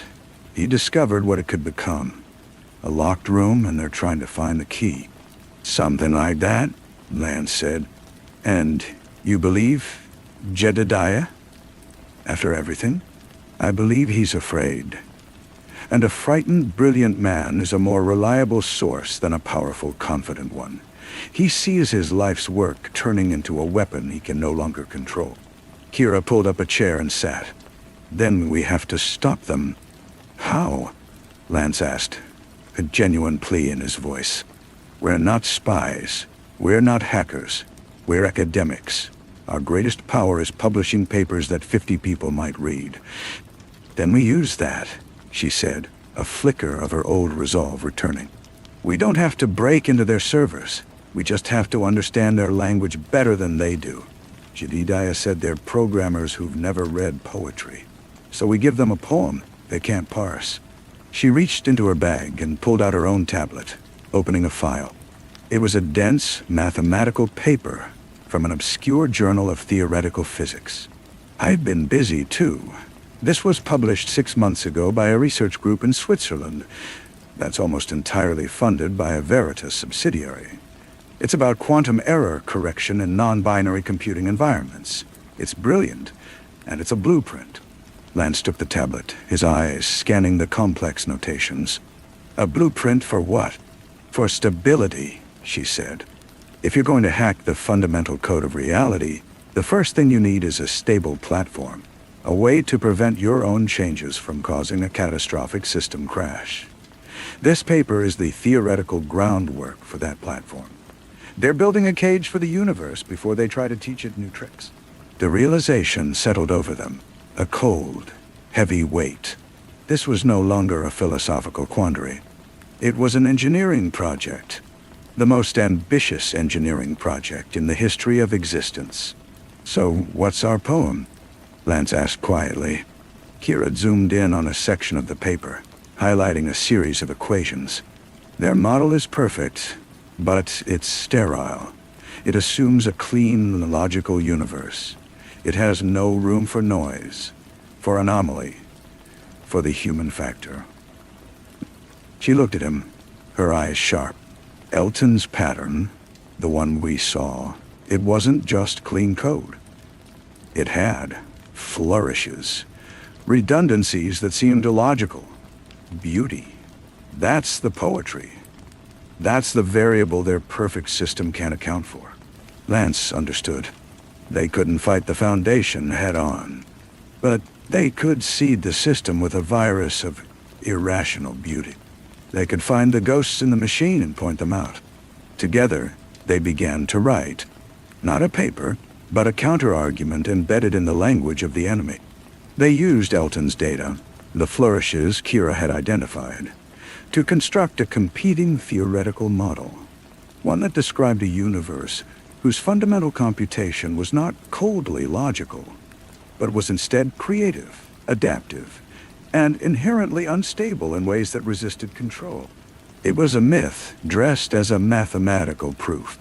They released it not under their own names, but under a pseudonym, into the same obscure corners of the academic web where the Foundation's researchers lurked. It was a message in a bottle thrown into a digital ocean. They had no idea if anyone would read it, or if it would have any effect. It was an act of faith, not in a god, but in the inherent ungovernable wildness of existence itself. A week later, Lance received a single encrypted email. It contained no text, only a string of numbers. He recognized it immediately. It was a catalog number from the university's Special Collections Department. The entry was for a box of unpublished papers from a 17th century alchemist who had been obsessed with the music of the spheres. When he and Kira retrieved the box, they found, tucked between brittle pages of coded recipes for Philosopher's Stone, a single modern sheet of paper. On it was a simple, elegant equation, a refinement of one of the key points in their pseudonymous paper. Beneath it, written in a precise, unfamiliar hand, were two words: continue composing. The equation was a thing of beauty. It was not a rebuttal, but a refinement, an extension of their own flawed, poetic logic. It was as if a master composer had taken a clumsy folk melody and woven it into a symphony, proving its hidden potential. The two words, continue composing, were not a command, but an invitation into a clandestine collaboration. Someone inside the machine was listening. They worked in secret, a conspiracy of three, though the identity of the third remained a ghost in the wires. They called their project the Anomalous Archive. Lance provided the historical and philosophical context, finding parallels in heretical texts and failed scientific theories, the beautiful, imperfect dead ends of human thought. Kira translated these into the rigorous, unforgiving language of mathematics and information theory, and their ghost, whom they code-named Orpheus, would return their work, polished, strengthened, and pointed directly at the weaknesses in the Foundation's emerging model. They were not building a bomb to blow up the project. They were weaving a thorn vine through its scaffolding, introducing elements of chaos, recursion, and aesthetic grace that the Foundation's pure logic approach could not easily prune away. Their arguments began to appear in forums, in peer reviews of Foundation-affiliated papers, in the footnotes of dissertations. They were sowing doubt in the minds of the junior researchers, the ones who still remembered why they had fallen in love with science in the first place.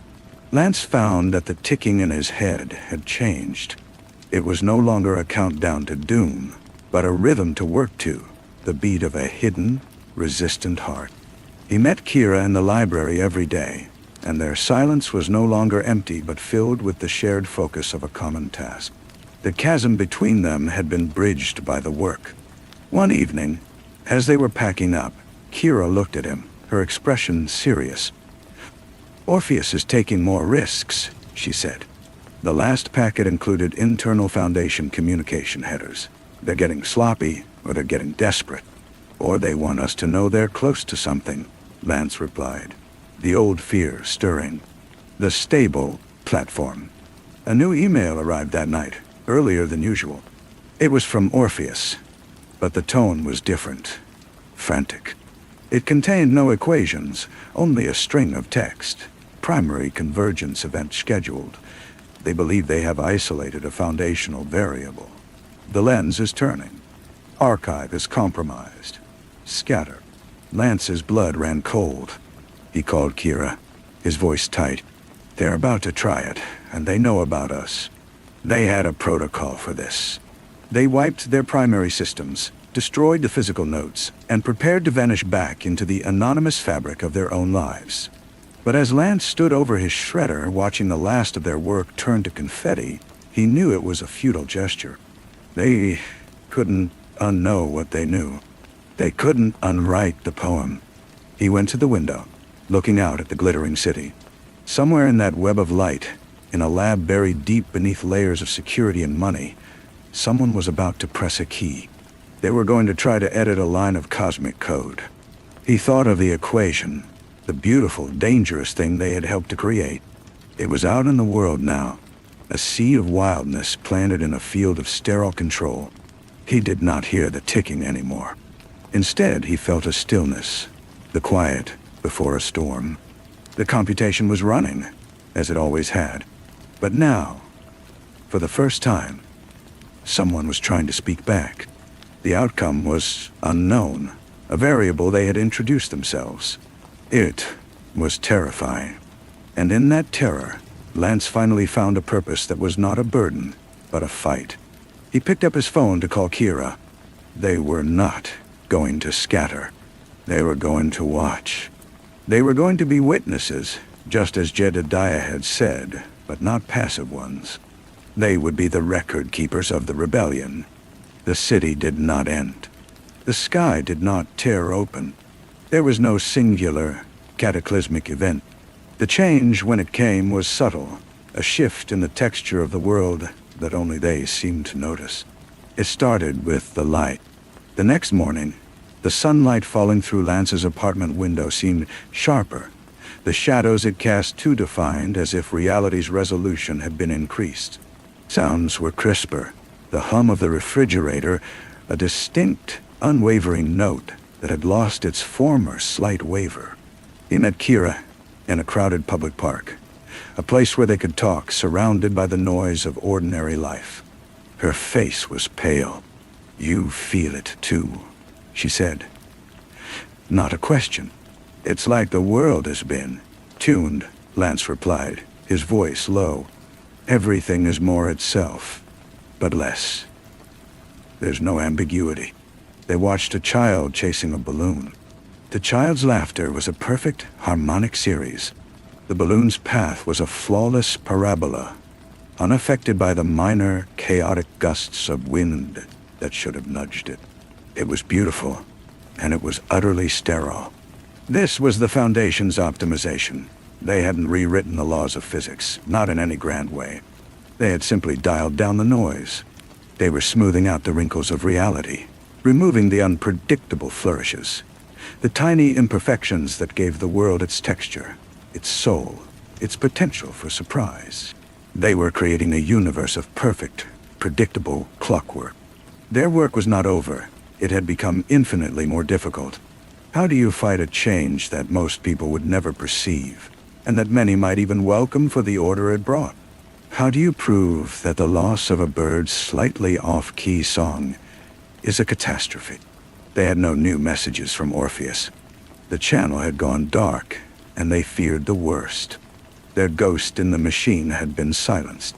They were on their own, two people armed only with a feeling of wrongness and a belief in the value of a messy, unpredictable world. Lance remembered the alchemist's papers, the music of the spheres. He realized their counterattack couldn't exist only in equations anymore. It had to be felt. It had to be experienced. They had to find a way to make people remember what was being lost, to make them feel the absence of the beautiful, useless noise. He looked at Kira, and he saw the same realization dawning in her eyes. The battle had moved from the catacombs and the digital forums to the human heart. They had to become poets of the real, archivists of the anomalous, and they had to start showing people the cracks of wonderful, chaotic light that were already starting to vanish from their newly perfected world. Their first act was a small, almost silly rebellion. Lance found a street musician, a saxophonist who played with a soulful, breathy imperfection, and paid him to play the same note over and over, a sustained flat tone in the middle of the newly tuned soundscape. What I under? Oh, my sustained flat.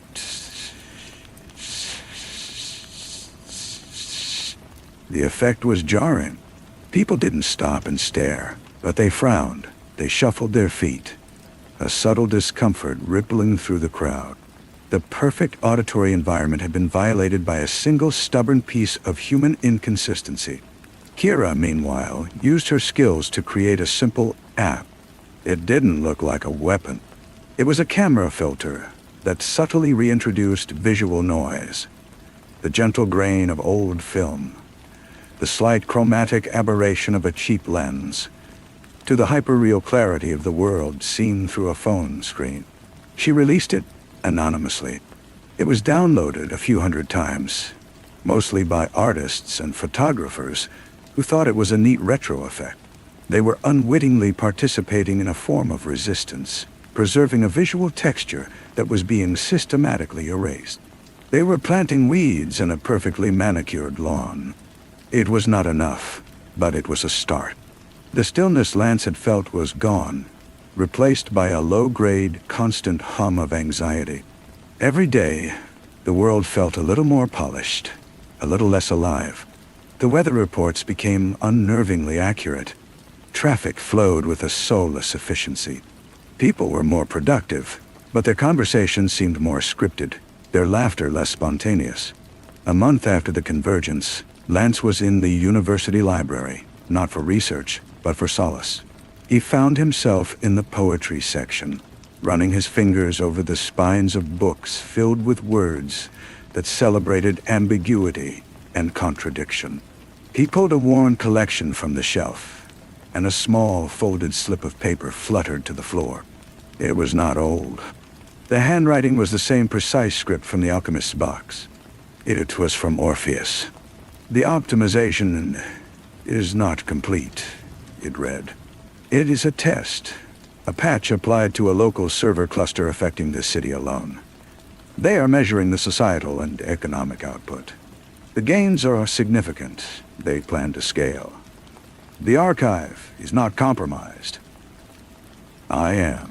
They're closing in. Find the source, not the code, the coder." Lance's hands trembled. Orpheus was alive, but trapped. The changes, as profound as they felt, were only a localized demo. The real rollout was still to come, and the message contained a new directive. They had been looking at the what and the how. Orpheus was telling them to find the who, the individual or the core group, at the heart of the Foundation, who had decided to take this step from observation to action, the person with their finger on the button. He met Kira at their usual bench. The park was quieter than before. The children's games were less raucous, their movements more economical. He showed her the note. "The coder," she whispered, her voice barely audible over the perfectly calibrated breeze. "We've been fighting the program. We need to find the programmer." It was a more dangerous task. It meant moving from abstract intellectual warfare to something personal.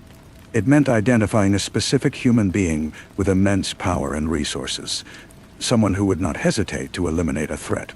Lance thought of Jedediah, sidelined and afraid in his catacomb.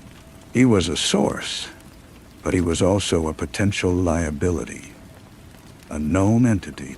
They needed someone deeper, someone who still had the Foundation's trust. "We need to get a message back to Orpheus," Kira said. "We need to ask the right question." Lance looked out at the park, at the unnervingly perfect scene. He knew what the question was. It was the same question that had driven every hunt for a heretic, every search for a kingmaker. He took a pen from his pocket and wrote on the margin of the note, his own handwriting a messy human scrawl against Orpheus's precision. "Who," he wrote, "is the new Jedediah?" The reply did not come on paper. It came 2 days later, embedded in the metadata of a spam email advertising male enhancement pills. Kira found it. A string of numbers that corresponded to a public key for a one-time use encryption channel. The message itself was just 3 words. His name is Alistair Finch. The name meant nothing to Lance. A frantic, discreet search through academic databases and corporate registries revealed a ghost. Alistair Finch had no public profile, no published papers, no conference photos.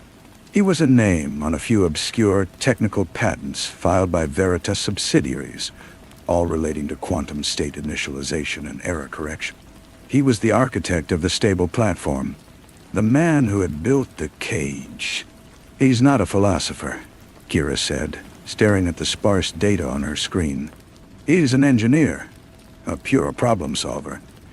He probably sees the human factor as just another source of systemic error to be corrected. Finding him was another matter. He was a creature of the Foundation's deepest shadows.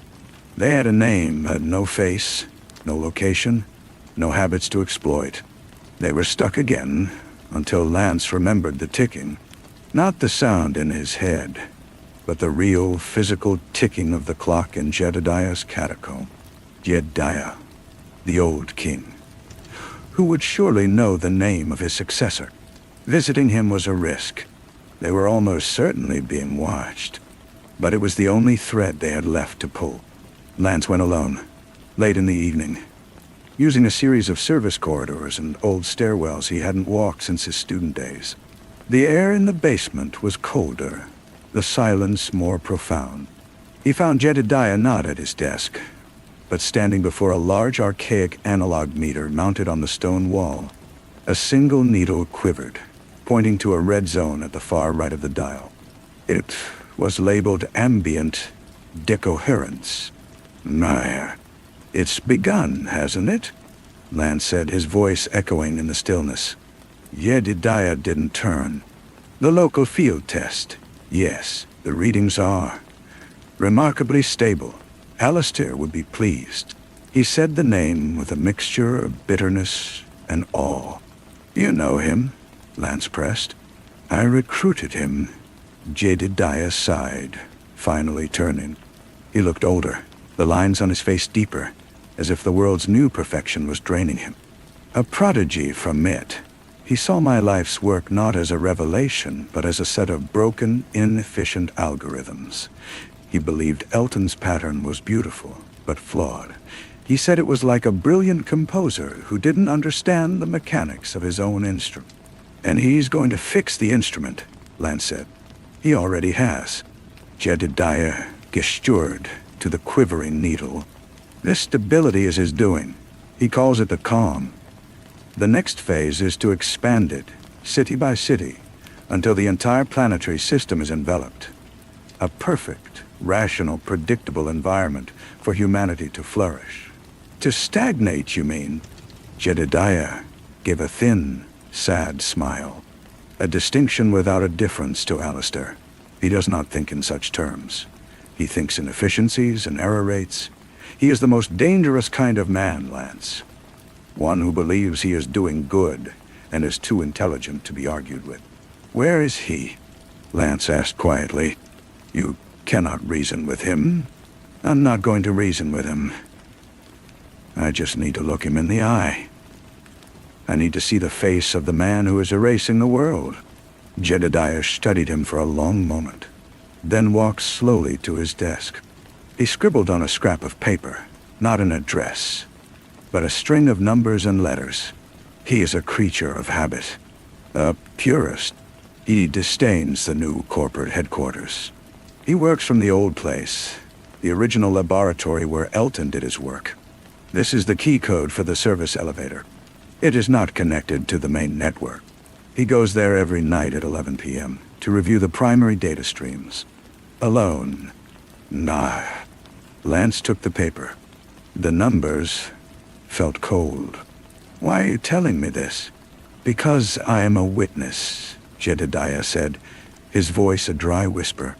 And I am now witnessing my own cowardice. I built the telescope. Alistair is building the weapon. And you are the anomaly I failed to predict. Now go, and do not come back here. Lance left the catacomb, the key code burning a hole in his pocket. He had a time and a place. He had a name and a face to put to the world's silent, creeping perfection. He was not going to reason with Alistair Finch. He was going to inch himself as a variable, a flaw in the perfect silent machine. The original laboratory was a brutalist concrete block on the edge of the university's old engineering campus, a building long since scheduled for demolition and forgotten by everyone except the ghosts of ambition. Lance stood in the shadow of a skeletal oak tree, its leaves rustling with a disconcertingly regular pattern, and watched the entrance. At exactly 10:59 p.m., a figure approached, his gait economical and precise. He was young, younger than Lance had expected, with a sharp, unremarkable face and clothes that were functional and plain. Alistair Finch did not look like a world ender. He looked like a senior systems analyst. He typed the code into the keypad, and the heavy metal door clicked open, swallowing him into the darkness. Lance waited 5 minutes, his heart a wild, irregular drum against the steady hum of the tuned city. Then he crossed the street and entered the code Jedediah had given him.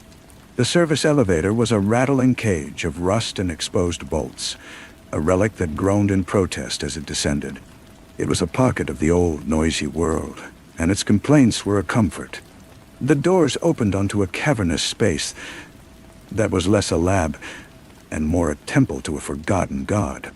Banks of antiquated mainframe computers, their panels blinking with a forest of tiny lights, lined the walls. In the center of the room, surrounded by a constellation of modern monitors displaying cascades of data, sat Alistair Finch. He did not look up as Lance approached. "The service elevator," Alistair said, his voice as neutral as the data on his screens. "An unregistered access. Jedediah, I assume." Sentimentality was always his core instability.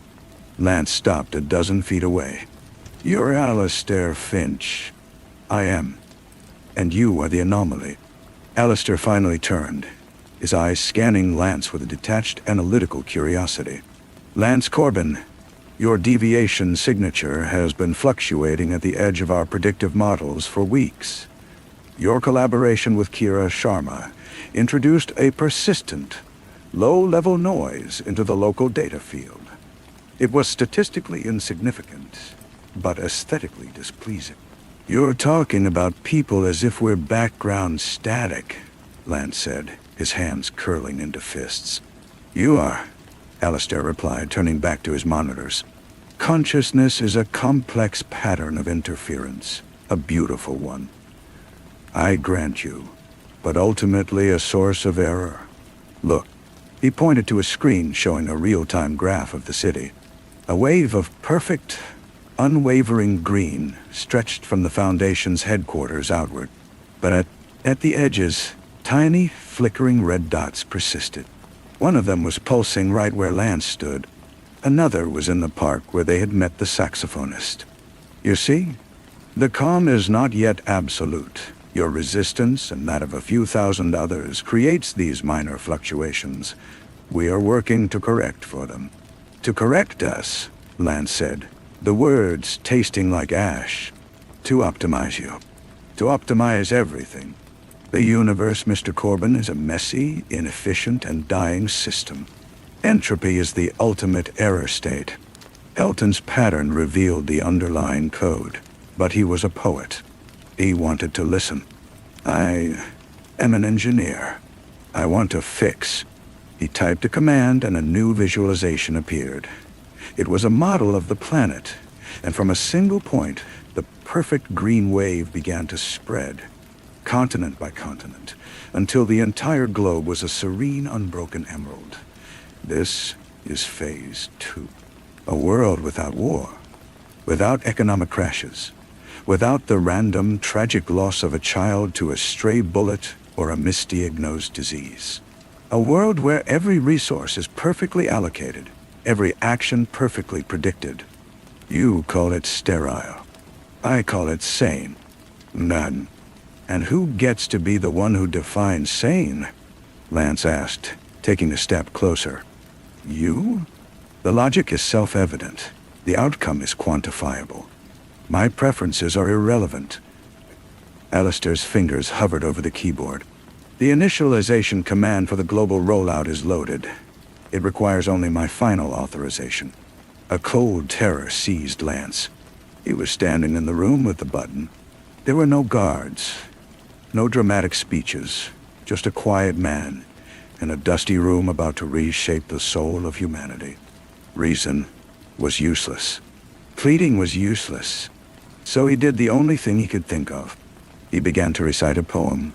It was a fragment of Rilke he had been reading in the library. A line about how beauty is nothing but the beginning of a terror we can just barely endure. Alistair paused, his head tilting a fraction of a degree. That's a non sequitur, an emotional appeal. It has no logical bearing on the decision matrix. It's a memory, Lance said, his voice growing stronger. It's a piece of the noise you want to erase. It's the sound my mother made when she laughed. It's the way light looks through rain on a dirty window. It's the wrong note in a song that makes it sound true. He took another step, now standing directly beside Alistair, looking at the screen that held the future. You can run your program, Alistair. You can make the whole world green. But we will remember the red. We will remember the noise. And we will keep making it however we can. We are the error you cannot correct. Human. For a long moment, the only sound was the hum of the old machines and the frantic human rhythm of Lance's own breathing. Alistair Finch stared at the command prompt, his face illuminated by its cool blue light. He was the master of the most complex system ever conceived, and he was hesitating. He was encountering a variable his model had not accounted for. Not a logical argument, but a testament. Not an error in calculation, but a flaw in the premise. His finger did not press the key. Instead, he spoke, his voice softer than before, almost confused. The anomaly is not in the data, he said, more to himself than to Lance. It is in the observation. He turned and looked at Lance, and for the first time, Lance saw something other than pure analysis in his eyes. He saw a flicker of the terror that Rilke had written about. The terror of the beautiful, untamable, and real. Story 6. The light from the projector was a dying thing. It flickered, a weak and jaundiced eye casting its final, shuddering glow across the dusty screen. In that failing illumination, the images of a forgotten Western stuttered and swam, the hero's face melting into shadow, only to reappear as a skeletal grin. Adam sat alone in the middle of the vast, empty theater, the velvet of the seat cool and slightly sticky against his neck. He was not here for the film. He was waiting for the man who had promised to be here an hour ago. The man whose life was currently measured in the diminishing lumen output of a 30-year-old bulb. The air smelled of old carpet, of phantom popcorn, of regret. Each flicker of the light felt like a skipped heartbeat, a promise of darkness to come. His name was Adam, and he was a collector. Not of stamps or coins, but of debts. He worked for a man named Ahmad, a man whose voice on the phone was as dry and final as a ledger closing. The debt in question belonged to one Alfred Miles, a producer whose ambitions had once been as large and bright as the Hollywood sign, but were now as tarnished and fragile as the neon tubing that spelled it out at night. Alfred had taken money to make a film, a sure thing, a can't miss. He had missed. The money had vanished into the intricate plumbing of Los Angeles, siphoned off by a dozen different hands. And now, Ahmad wanted it back. All of it. With a significant vig. The projector bulb gave one last violent shudder and died. The screen went black. A void so absolute, it felt like a physical presence. In the silence that followed, Adam could hear the faint hum of the machine cooling, the sound of his own breathing, and then, from the back of the theater, the soft, hesitant creak of a door. A figure was silhouetted against the dim emergency exit light. It was Alfred. He moved down the aisle with the cautious, shuffling gait of a man approaching his own execution.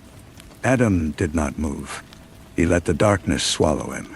Let Alfred feel his way forward. Blind and terrified. Alfred's voice was a reedy whisper in the cavernous space.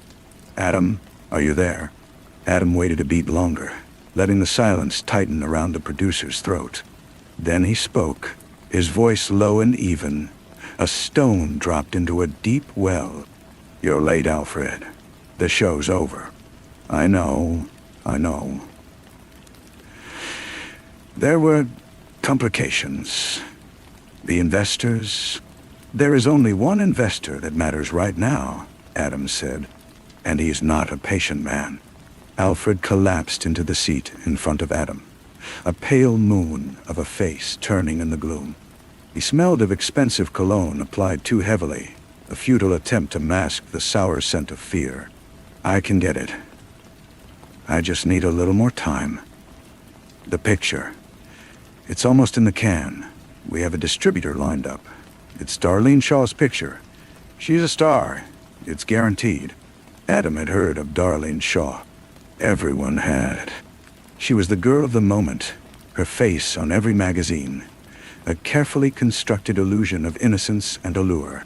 He had seen her last film, a Technicolor confection where she'd played a librarian who falls for a race car driver. She'd been good, believable. He found himself intrigued, not by the promise of money, but by the mechanism of the promise. A star. A guarantee. It was a different kind of currency, but it spent the same.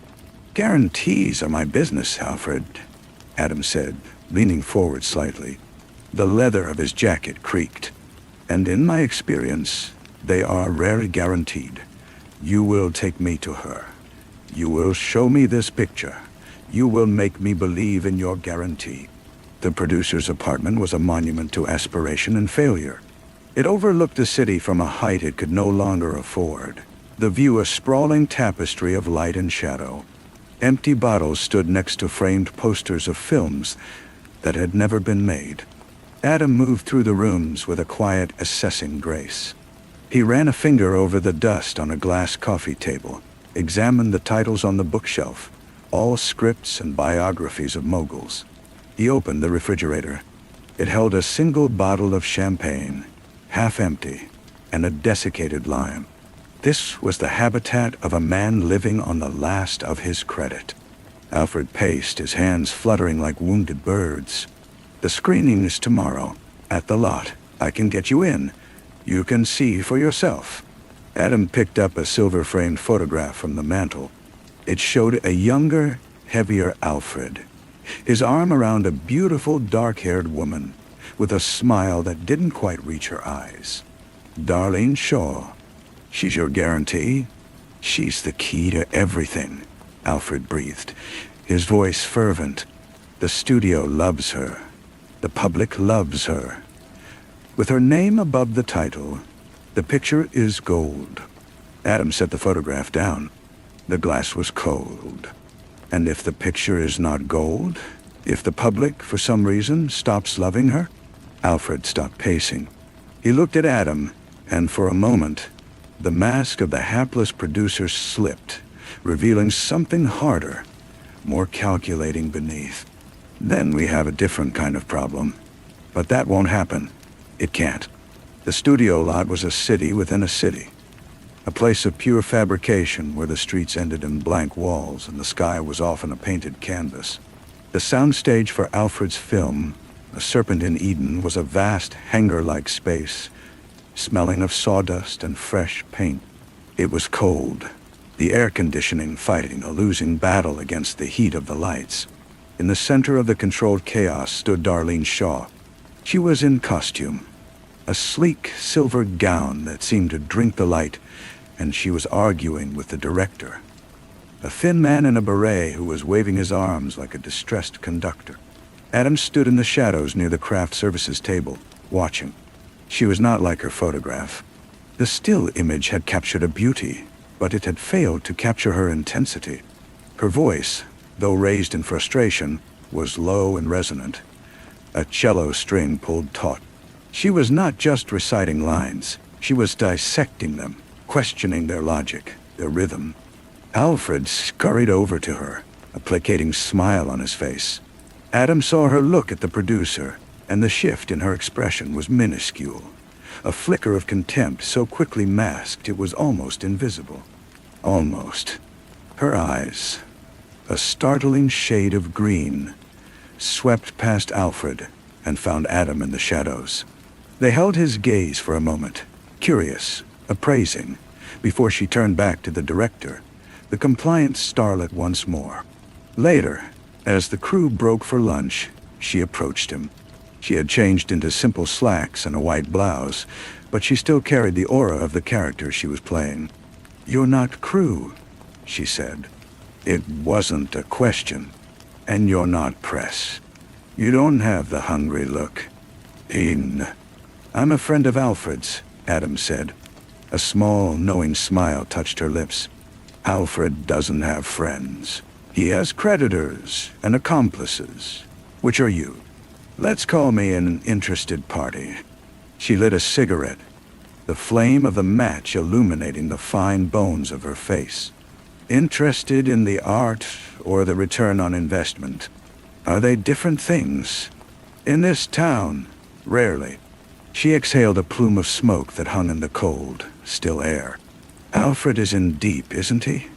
Deeper than usual. He seems to think you're his life raft." Darlene laughed, a short, dry sound. "Everyone thinks I'm something. A ticket to the top, a meal ticket, a good luck charm. They never see the strings." She looked at him, her gaze direct and unsettling. "You look like a man who sees the strings."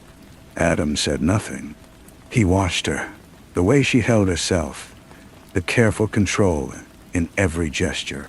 She was a performance, a magnificent one, but a performance nonetheless.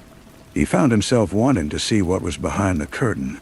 The rhythm of the investigation began to establish itself, a monotonous, ritualistic cadence. Adam's days took on pattern. Mornings were spent with Alfred, going over the books, a labyrinth of shell companies and creative accounting that led nowhere. The money was a ghost. Afternoons were spent on the set, watching the intricate dance of filmmaking. A world of illusion that felt more real, more brutally honest in its fakeness, than the world of threats and broken knees he was accustomed to. Evenings were spent in the city's underbelly, tracking the whispers of rival gangs who had also heard about Alfred's financial woes and saw an opportunity to move in on Ahmad's territory. He met with a man named Vinny, a low-level enforcer with a fondness for white linen suits and violence. They met in the back booth of a diner that smelled of grease and disinfectant. "Alfred Miles," Vinny said, stirring his coffee with a spoon. "That guy's a walking catastrophe. My boss, he's got a piece of that picture, too. A silent partner, you could say. He's getting impatient." "Your boss will have to get in line," Adam said, his voice calm. Vinny smiled, showing small, crowded teeth. "Lines are for suckers. My boss, he thinks maybe the picture doesn't need to get finished. Maybe the insurance payout is cleaner, less messy." Adam felt a cold knot tighten in his stomach. It was a different angle. Not a collection, but a sabotage. The threat was no longer just to Alfred, but to the film itself, to the delicate, improbable dream that Adam had found himself, against his will, starting to protect. The tension escalated in small, sharp increments. A fire broke out in the props department, quickly contained but leaving the scent of smoke and suspicion hanging in the air. Darlene received an anonymous letter, a single sentence cut from a magazine and pasted onto a sheet of paper. Every star falls. She showed it to Adam without a word, her hand steady, but her eyes betraying a deep, primal fear. One night, driving back from the lot through the rain-slicked streets, a pair of headlights stayed glued to his rear bumper. They followed him through the winding roads of the Hollywood Hills, a persistent, unblinking eye. Adam didn't speed up. He didn't slow down. He drove with a detached precision, his mind clear and cold. He turned down a narrow, dead-end street, killed his lights, and waited. The other car stopped at the mouth of the street, idling for a long moment before speeding away. It was a message. He was in the way. He found himself drawn deeper into Darlene's orbit. He became her unofficial bodyguard, a silent shadow.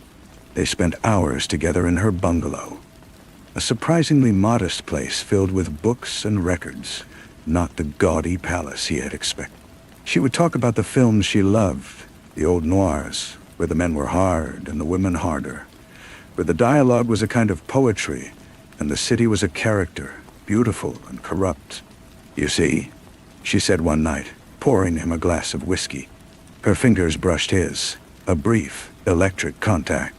"It's all a lie. The glamour, the romance, it's a business, a factory. They build you up to sell tickets, and the moment you stop selling, they tear you down and build someone new. It's no different than what you do. You enforce contracts. They enforce image. And what happens when the image fights back?" Adam asked. She looked at him, her expression unreadable. "Then you get a very interesting story." The climax approached with the inevitability of a tide. Ahmad called. His voice was no longer dry. It was ice. "The money, Adam. I am not funding your vacation in Movieland. You have 48 hours.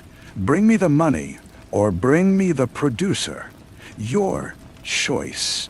The final reel of the film was scheduled to be shot the next day. A complex scene. A confrontation between Darlene's character and the villain, played by a preening, insecure actor named Julian, on a constructed pier overlooking a painted ocean. The set was a masterpiece of artifice. The water a shallow tank, the horizon a backdrop. The air on the soundstage was thick with a brittle energy. Alfred was a wreck, sweating through his silk shirt, his eyes darting nervously towards Adam every few minutes. The director was screaming at a lighting technician. Julian was in his trailer, finding his motivation. Only Darlene seemed calm, seated in her canvas chair, her script open on her lap, though Adam saw the way her knuckles were white where she gripped the pages. The scene began. Darlene, magnificent in her fear and fury, confronted Julian on the pier. The dialogue was sharp, the tension real. And then, as Julian moved to grab her, something went wrong. A supporting cable for an overhead light snapped with a sound like a gunshot. The heavy metal fixture swung down, a pendulum of death. It should have struck Darlene. It would have crushed her skull. But Adam was already moving. He had been watching not the actors, but the rigging, the shadows and the rafters. He had seen a figure, a brief dark silhouette against the catwalk. He shoved Darlene aside, the weight of the light grazing his shoulder as it smashed onto the set where she had been standing, sending splinters of fake wood and a spray of glass shards into the air. Chaos erupted. Screams. Running. The stage lights flickered wildly. In the pandemonium, Adam's eyes met Alfred's. The producer was standing frozen, his face a mask of sheer, unadulterated terror. But it wasn't the terror of a man who had just witnessed a near-fatal accident. It was the terror of a man whose plan had just failed. Adam knew then. The debt, the rival gangs, the insurance scam. It was all a smokescreen. Complex, layered performance. Alfred hadn't just lost the money. He had stolen it. He had been planning to have Darlene killed for the insurance payout. A payout that would far exceed the film's potential profits and cover his debts to everyone, making him rich and free. Vinny's boss wasn't a rival. He was Alfred's partner in the scheme. The accident was no accident. It was a meticulously planned murder, disguised as a tragic on-set mishap. He didn't confront Alfred. Not there. He took Darlene, who was shaking but silent, and led her off the set, away from the noise and the light. He drove her to her bungalow, the city lights blurring past the windshield. He told her his theory, the pieces clicking into place with a cold, brutal logic. She listened, her face pale but composed. When he finished, she said, "I knew he was desperate. I didn't know he was a monster." "He's not a monster," Adam said, his voice flat. "He's just a bad producer. He thought he could write a better ending." And then, "What will you do?" she asked. He looked at her, at the woman who was both a product of the Dream Factory and its most perceptive critic. He thought of Ahmad's deadline. He thought of the flickering projector, the dying light. "I'm going to give him one," Adam said. He found Alfred at his apartment, packing a single suitcase with frantic, clumsy movements. He looked up as Adam entered, his eyes wide with panic. "It was an accident," Alfred babbled. "A terrible accident." Adam didn't answer. He walked to the window, looking down at the city, the endless, glittering light. "The money, Alfred. Where is it?" "It's gone. I swear.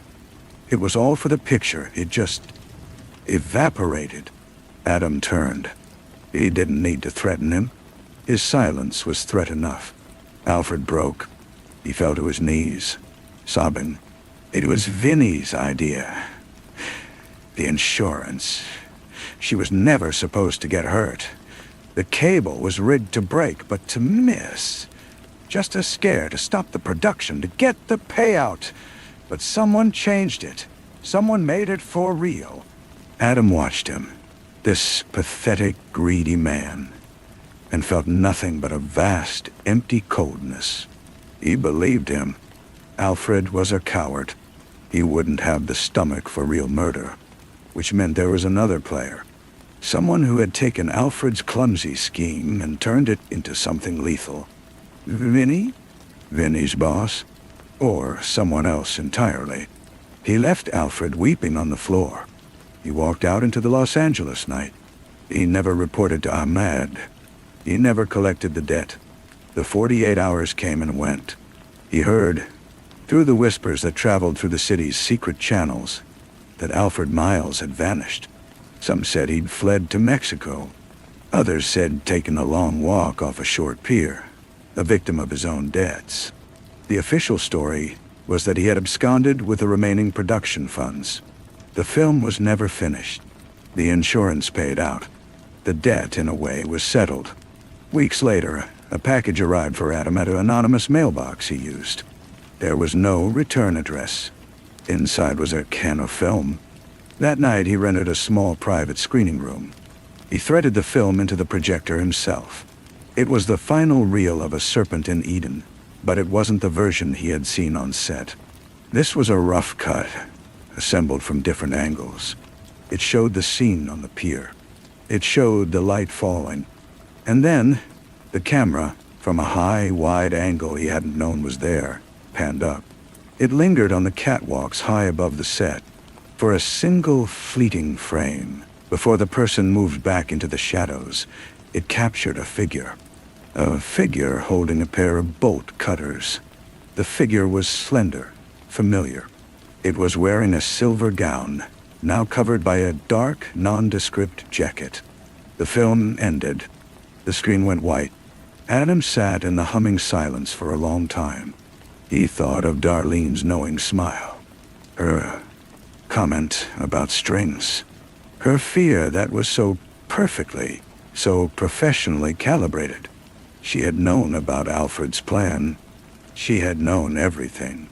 And she had rewritten the ending, turning a botched insurance scam into a perfect, untraceable murder, eliminating the man who held her contract, the man who saw her as a commodity, and framing the rival gangsters in the process. She had used the chaos, used him as her stagehand. She hadn't been the potential victim. She had been the director all along. He never saw her again. A year later, her new picture was released. A critical and commercial smash. She had left the old studio, bought out her contract with the insurance money from the failed film. She was now a powerhouse, a producer in her own right.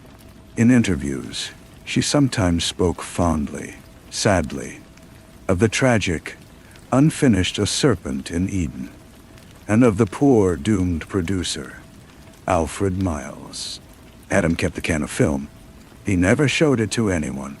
Sometimes, on nights when the city felt particularly hollow, he would take it out and look at it, sitting cold and heavy in his hands.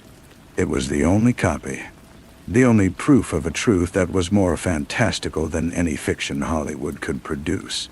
It was the unreleased cut, the ghost in the machine, the final, ambiguous clue to a case that was, and would always remain, beautifully, terrifyingly unresolved. He left the screening room and drove to the ocean.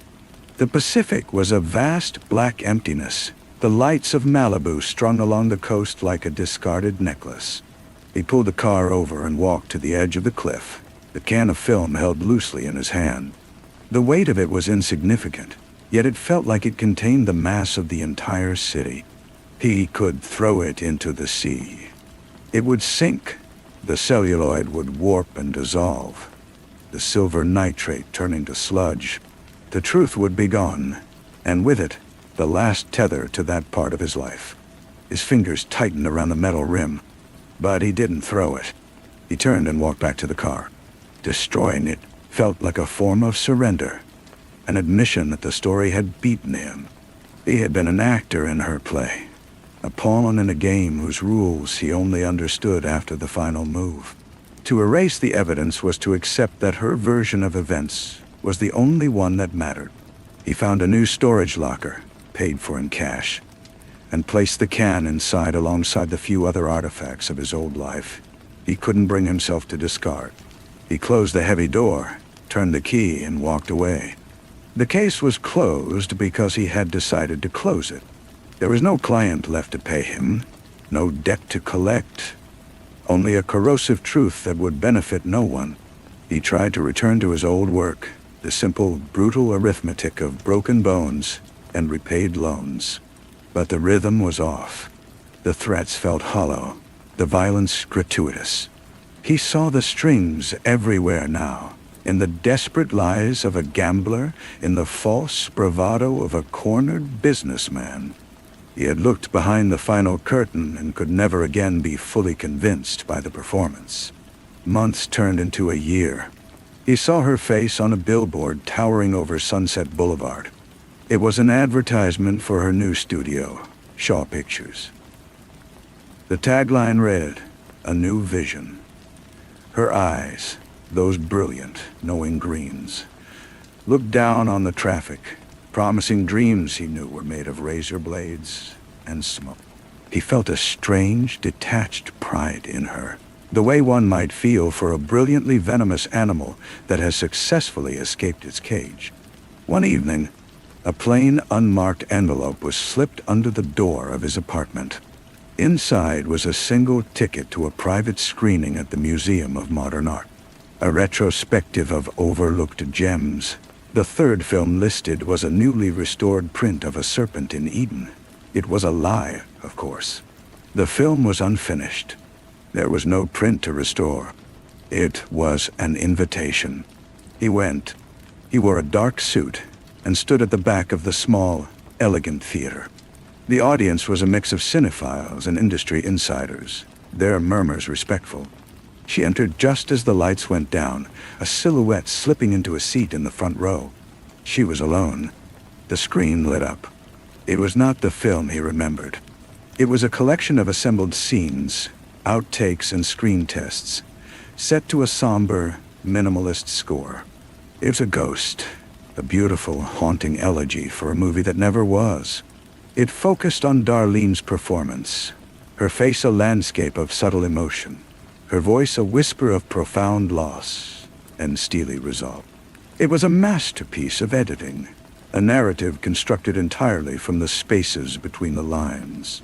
It was her version of the truth, sanitized and sanctified, turned into art. When the lights came up, there was a moment of stunned silence, then respectful applause. She stood and took a brief, graceful bow, her eyes scanning the crowd. They passed over him without a flicker of recognition, but he knew she had seen him. The message was clear. This was her statement. This was the only record that would remain. He left before the reception, walking out into the cool night air. He felt a hand slip into his coat pocket. He didn't need to look. He knew it was her. He kept walking, turning the corner before he reached into the pocket. His fingers closed around a single, cold, heavy object. It was a key. Not for a storage locker. It was an ornate, old-fashioned key, the kind that might open a garden gate or a private diary. There was no note, no explanation. It was a question, not an answer. It was the first scene of a new story, and he knew with a certainty that felt both terrifying and inevitable that he would spend the rest of his life deciding whether or not to turn it. He stood under the glare of a street lamp, the key resting in his palm. It caught the light, throwing tiny, distorted reflections of the city across his skin. A new debt. Not one of money, but of knowledge. She had given him the one thing she knew he could not ignore, a locked door. He closed his fist around it, the metal teeth pressing into his flesh. He thought of the storage locker, the can of film sitting in the dark. That was an ending of a sort. This was something else entirely. He spent the next week in a state of suspended animation. The key was a weight in his pocket that unbalanced his every step. He made inquiries, casual ones, through channels that had nothing to do with Ahmed or the old life. He learned that Darlene Shaw had purchased a decaying Spanish Revival mansion in Los Feliz, a place notorious for its history of old Hollywood scandal and suicide. It had been owned by a reclusive silent film star who had vanished one night, leaving everything behind. The estate had been tied up in legal battles for decades, until now. He drove there one afternoon, the car climbing the winding roads into the hills. The house was hidden behind a high, ivy-choked wall. The main gate was iron, new and imposing, but set within it was a smaller, older wooden door, dark and weathered. It was there that he stopped. The key in his hand was a perfect match for the tarnished brass lock. He did not open it. Not that day. He stood for a long time, his hand resting on the rough wood, feeling the sun warm his back. He knew that once he turned the key, the narrative would begin again.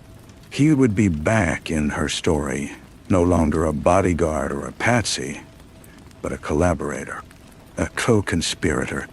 She was offering him a role in the next act, and he knew the script would be just as dangerous and just as ambiguous as the last. The following night, he returned. The moon was a thin sliver, offering little light. He used a small penlight to find the keyhole, the beam shaking slightly in his hand. The key turned with a smooth, well-oiled click that was startlingly loud in the quiet. The door swung inward without a sound. The garden beyond was a jungle. Untamed jasmine and bougainvillea spilled over cracked pathways. The air was thick with the scent of night-blooming flowers and damp earth.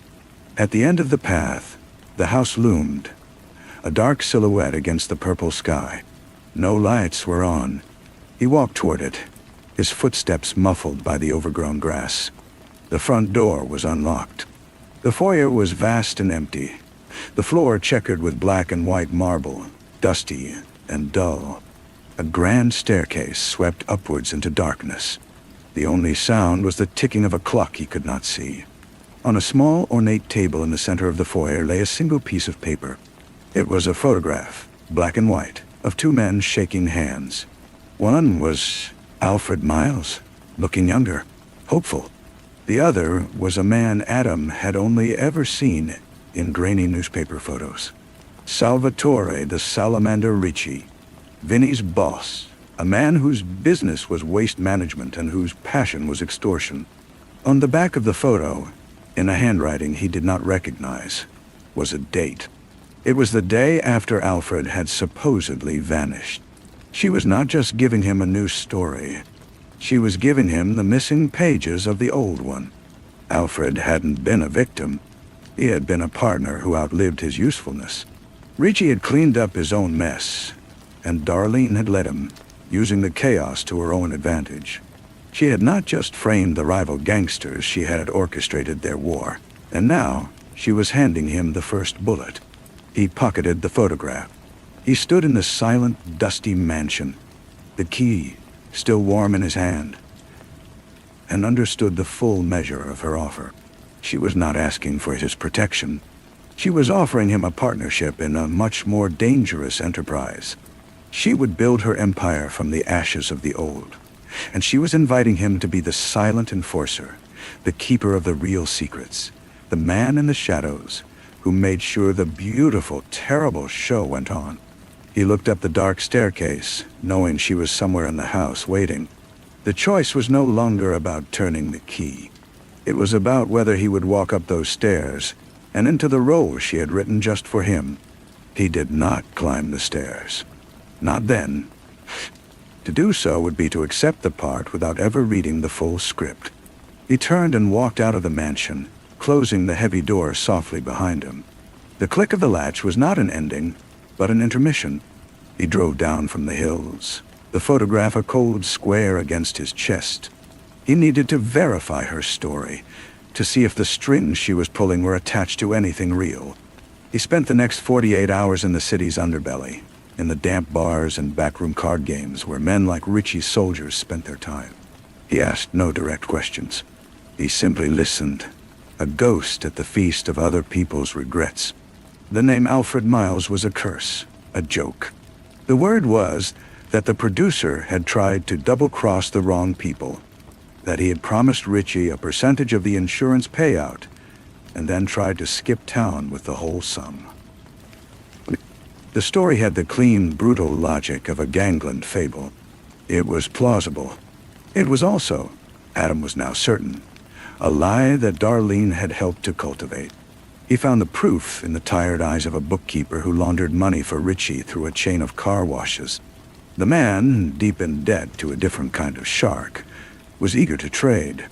For a fraction of what he owed, he gave Adam a ledger entry. It showed a payment from a shell corporation to a private airfield on the same date written on the photograph. The amount was enough to fuel a small jet for a one-way trip to a country with no extradition treaty. Alfred hadn't been killed. He had been helped to disappear. Ricci had gotten his money. The studio had gotten its insurance. And Darlene had gotten her freedom and a powerful secret debt from a very dangerous man. She hadn't just framed Ricci. She had made him an unwitting accomplice in her liberation. She had manipulated everyone, from the greedy producer to the ruthless gangster, and she had used the attempted murder as her stage. Adam was the only one who knew the full scope of the performance.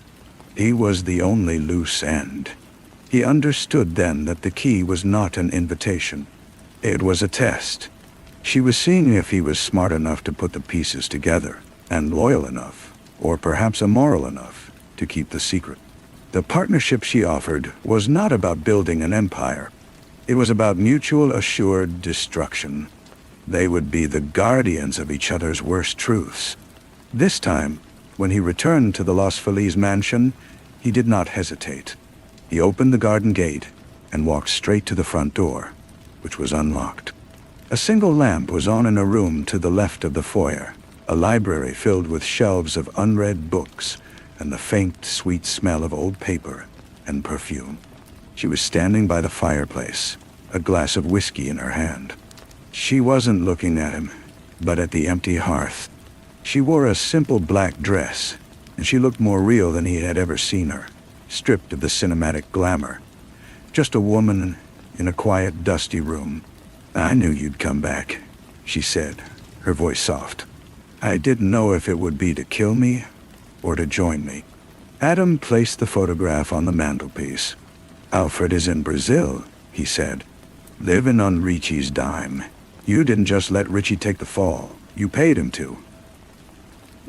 She took a slow sip of whiskey, a faint smile touching her lips. "A producer's job is to manage the budget. It was the most cost-effective solution." "And what's my role in this next production?" he asked. She finally turned to look at him, her green eyes luminous in the lamplight. "The studio system is a dinosaur. It's slow and stupid. I'm building something new, something agile. But the world is full of men like Richie and Alfred. They see a woman with ambition, and they see a weakness to be exploited, or an asset to be controlled. I need someone who understands the darkness they operate in.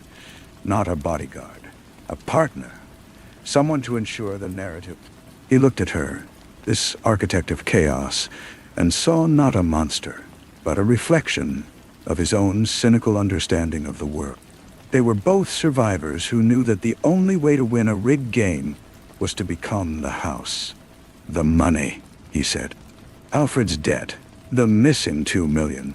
"It's right here," she said, gesturing vaguely around the room at the house. At the future she was building.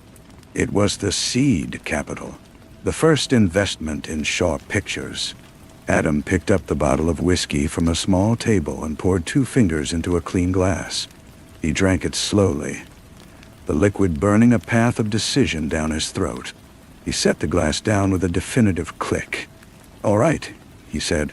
It was not a surrender. It was an acceptance. He was no longer a collector of debts. He was a curator of secrets. And as he stood there in the silent library with the woman who had rewritten his life, he knew that the real story, their story, was only just beginning. The silence that followed was not empty, but full. It was the quiet of a deal being struck, a new axis being formed in the hidden world.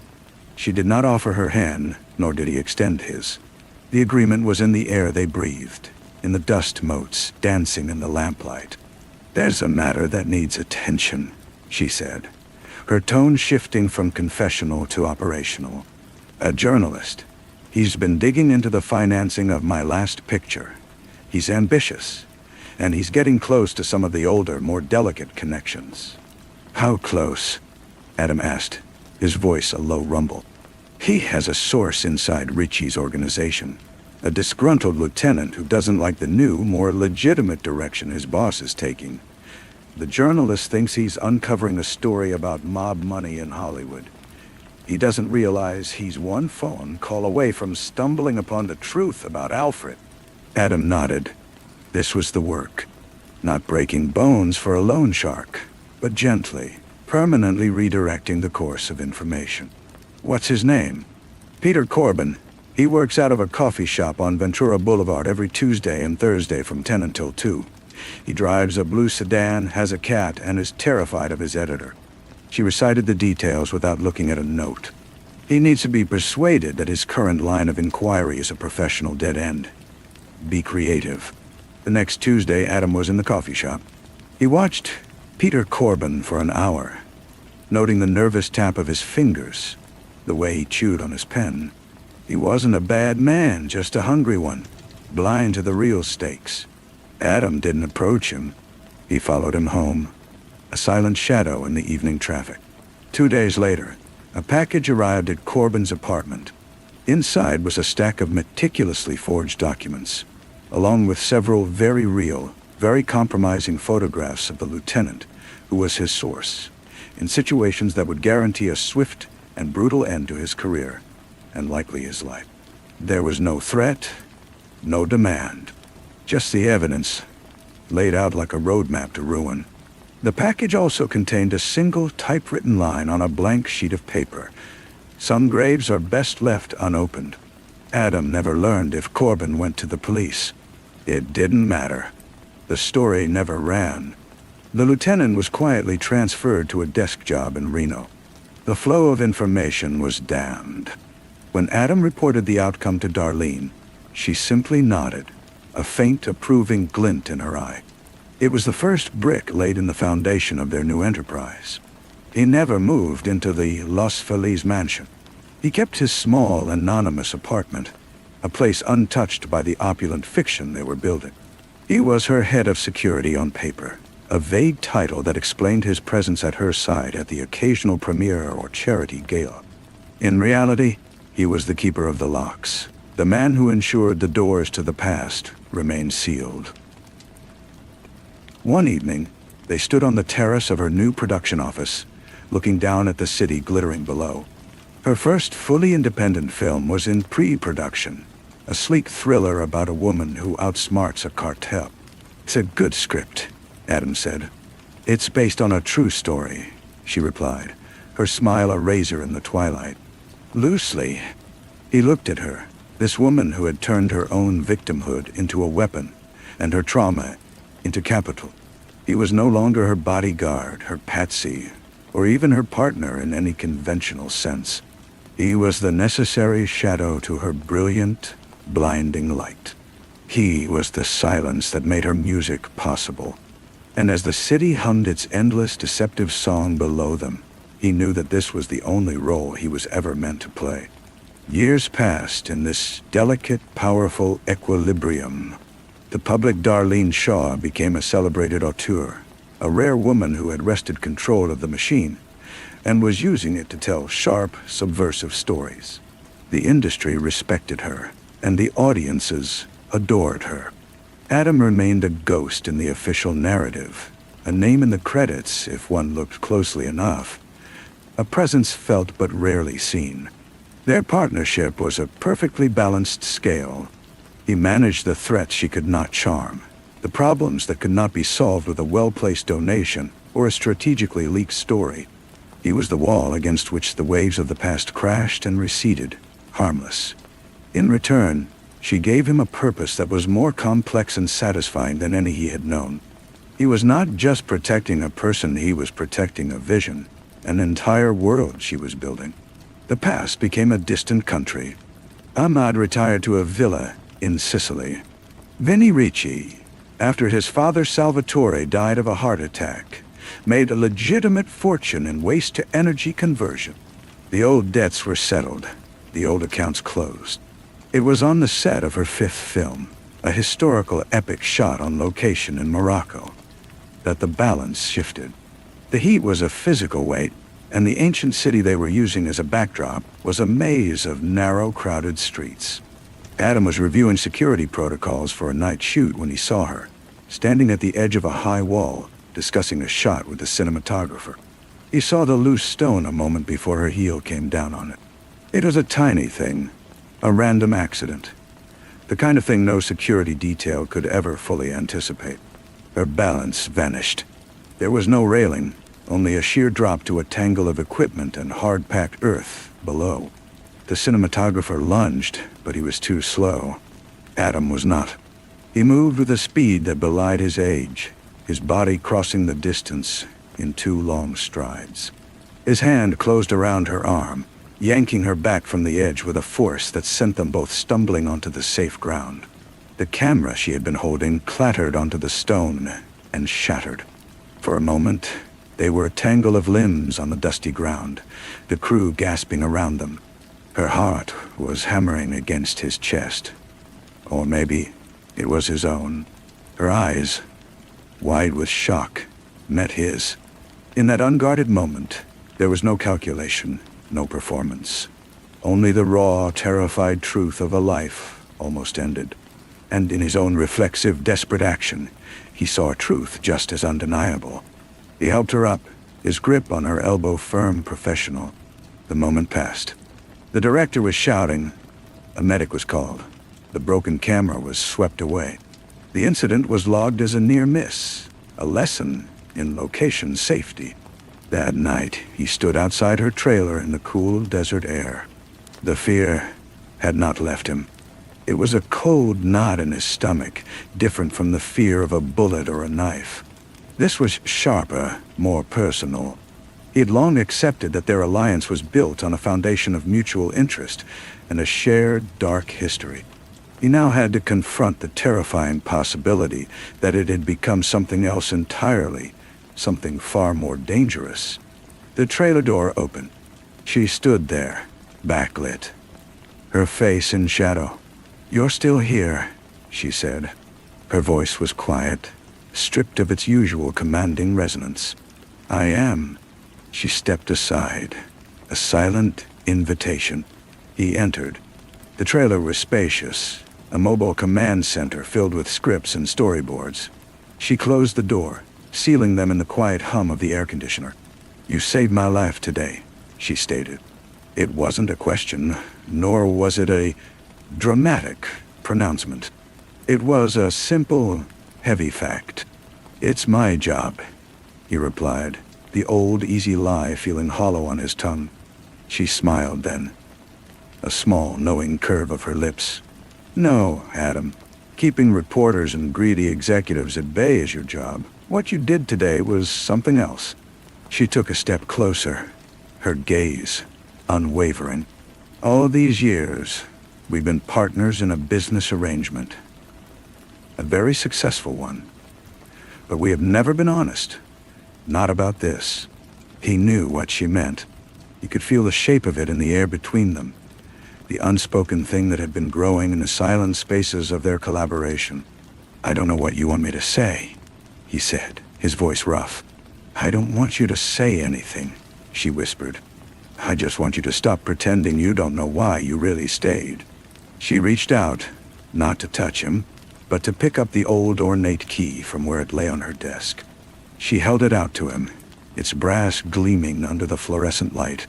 It was no longer a test, or an invitation to a dark mansion. It was an offering.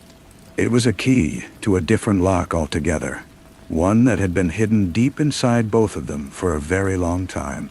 And this time, he knew with a certainty that shook him to his core, that he would turn it. He took the key. His fingers closed around it, not on cold brass, but on the warmth her hand had left behind. The metal seemed to pulse with a life of its own, a tiny, hard heartbeat in his palm. He didn't look at it. He looked at her. The carefully maintained distance between them, the professional buffer of years, evaporated in the close humming air of the trailer.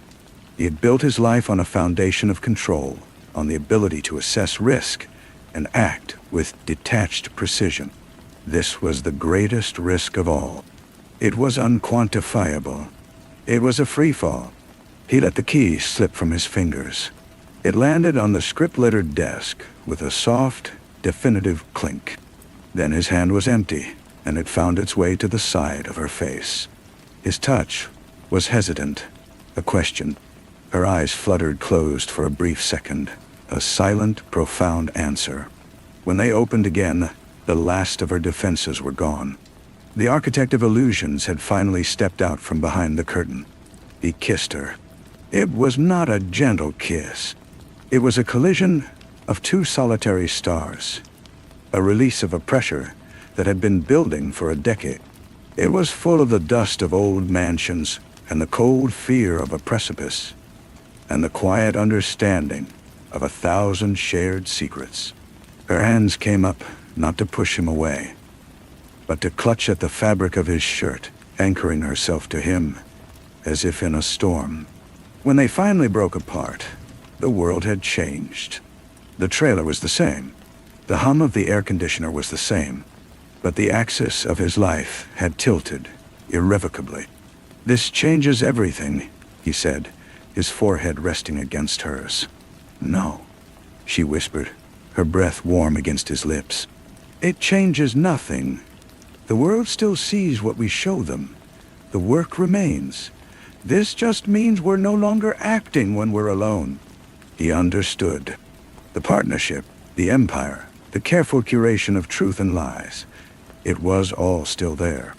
But the core of it, the central silent agreement, had just been forged in a different, hotter fire.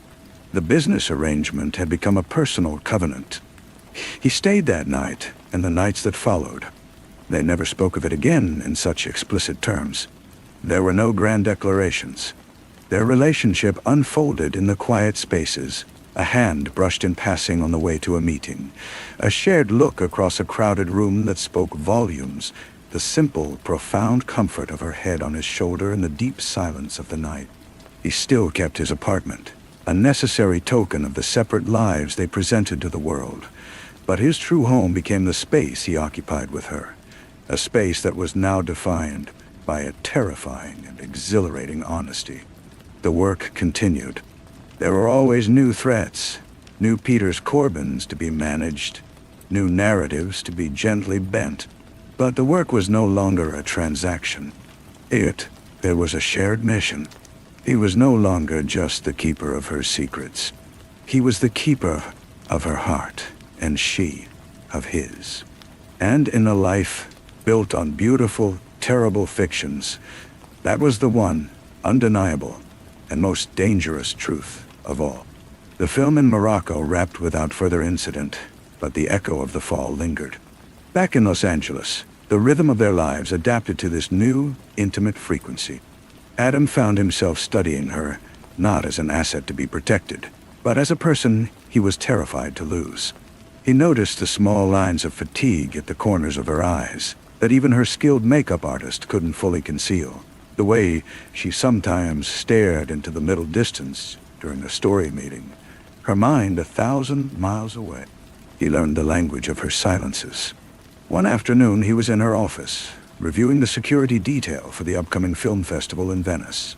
She was on the phone, her voice a sharp, commanding instrument as she negotiated with a stubborn studio head. When she hung up, she didn't immediately turn around. She simply sat, her shoulders slumping slightly, a portrait of exhaustion. Without a word, Adam walked over to the bar, poured a measure of the expensive scotch she kept for powerful guests, and set it on the desk beside her. He then returned to his papers. She picked up the glass, her fingers brushing where his had been, and took a slow sip. No thanks were exchanged. None were needed. It was a new kind of dialogue. The Venice trip was a spectacle. Darlene was the queen of the Lido, feted and photographed wherever she went. Adam was a shadow at her shoulder, his presence more pronounced now that he was attuned to the subtle currents of her weariness.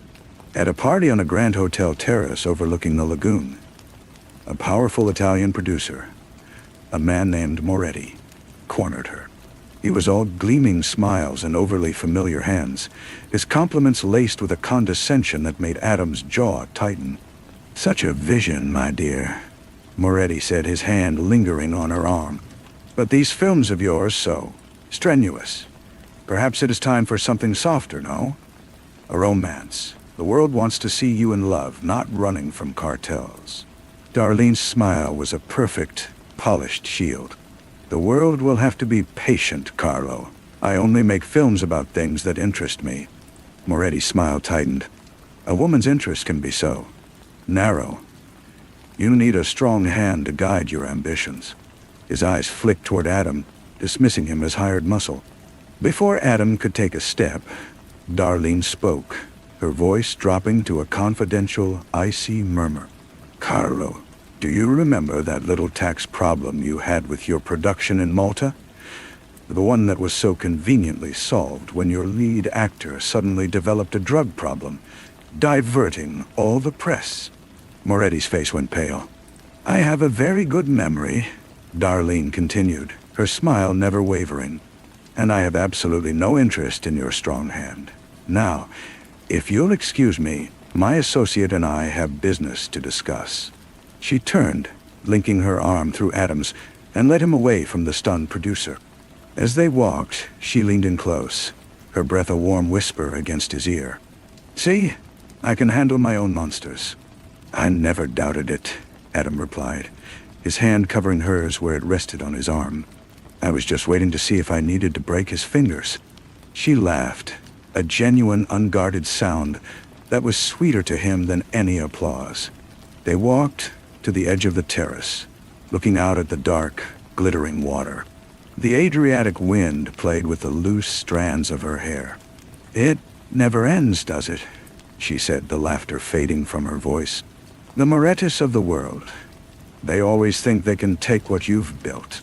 "Let them try," Adam said, his gaze sweeping the crowded terrace before returning to her. "They have no idea what they're up against." He wasn't just talking about her intelligence or her ruthlessness. He was talking about the fortress they had built together. A fortress whose walls were made of secrets, yes, but whose foundation was now made of something far more resilient. He was talking about the two of them, and as he stood with her in the Venetian night, he knew that no force in the world, no greedy producer or digging journalist could ever truly threaten them again.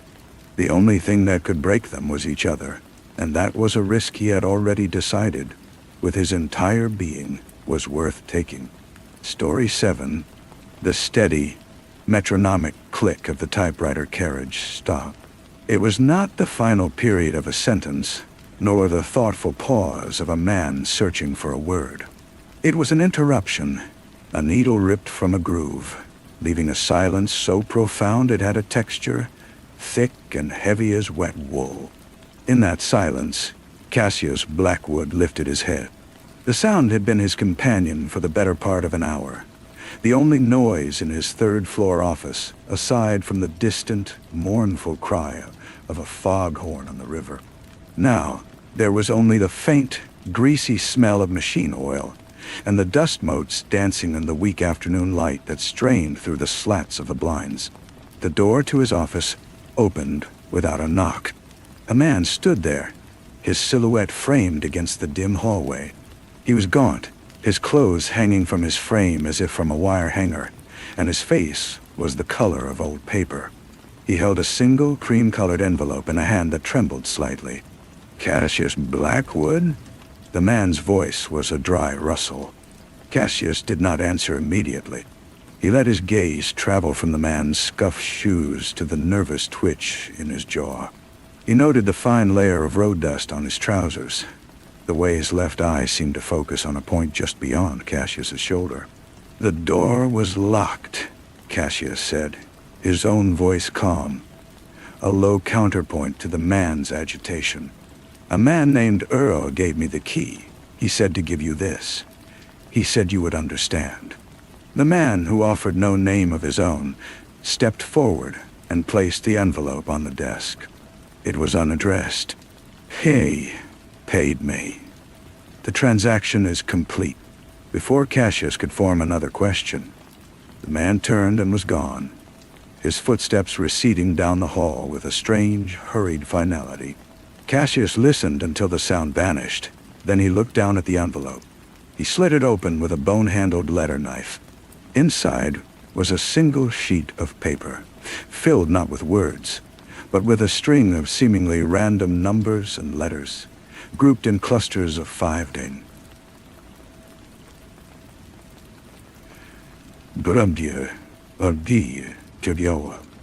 B3L05, TH3s, Tion Etwiways, T3AGL, Lewinners, TREM. It was a simple cipher, the kind a clever child might devise. A substitution, numbers for vowels. Cassius mined a machine far more intricate than the typewriter now sitting silent, began to work without conscious effort. B3L, B-E-L, Bell Dot, 05, OUS, Oust, T-E, H3s, H-E-S, S, Ton dot I, Et, N dot, E-A, Ia dot, Setri dot ot, Saint Ea, Stay dot, Gleonans dot Tor, GLES, Gles. CREM message unfolded itself in his mind's eye, the letters snapping into place like iron filings to a magnet. Below the stoning eagles, scream. He read it once, then again, the phrase settling into him with a cold, specific weight. It was not a warning. It was a destination. He knew of only one place where stone eagles were a notable feature: Ravenspurn Castle, a brooding, isolated pile of granite on a remote stretch of the northern coast, built by a railroad baron with a penchant for Gothic excess. It was the home of Conrad Vane, a man of immense quiet wealth and a reputation as spotless as his starched collars. A man Cassius had, until this moment, considered a dull, if powerful figure on the periphery of his world. He stood, the chair groaning in protest. He took his coat from its stand, the wool smelling faintly of tobacco and yesterday's rain. He did not hurry. Purpose, in his experience, was best served with a measured pace. He left the office, the click of the lock echoing in the silent hall, and descended to the street where his assistant Aaron was waiting in the car, the engine already purring a low, patient rumble. "Ravensburn," Cassius said, as he slid into the passenger seat. Aaron, a man with a quiet, observant nature and a face that remembered everything and revealed nothing, simply nodded and put the car in gear. He was used to the sudden, cryptic directives. The city bled away into a landscape of skeletal trees and fields bleached the color of bone by the encroaching winter. The sky lowered, a lid of bruised gray cloud, and a fine, cold rain began to fall, smearing the world outside the windshield into a watercolor of gloom. The journey was long, the road narrowing until it was little more than a ribbon of asphalt clinging to the edge of cliffs that plunged into a churning, iron-gray sea. Ravenspurn Castle appeared through the mist as a jagged wound in the sky, its twin towers topped with the silhouettes of the stone eagles. Their wings spread as if frozen in a moment of perpetual silent shrieking. The local police were already there, a handful of men in ill-fitting uniforms who moved with the clumsy solemnity of those out of their depth. They parted for Cassius without a word, their eyes wide with a mixture of resentment and relief. The chief, a man named Holloway with a face like a disappointed bloodhound, met them in the grand foyer, a cavernous space dominated by a staircase that coiled into the shadows. "Mr. Blackwood," Holloway said, his voice echoing in the vastness. "A bad business. A very bad business. Conrad Vane. Throat cut. In his library. Wife found him. She's not well." The library was a tomb of leather and vellum. The smell of old books and spilled blood created a nauseating perfume. Conrad Vane lay sprawled on an ornate Persian rug, the pattern now obscured by a dark, sprawling stain that had soaked into the fibers. He was dressed in a velvet smoking jacket, and his face was a mask of tranquil surprise, as if death had interrupted a particularly interesting thought. The wound was a single, precise, and horrifically deep incision. It was the work of someone who knew exactly what they were doing. Cassius moved through the room, his senses absorbing everything. The coldness of the marble fireplace, the faint, lingering scent of a floral perfume that was out of place among the masculine smells of leather and polish. A single overturned glass on the desk, the cut crystal catching the light. He knelt by the body, his movements economical, his focus absolute. He did not see a victim.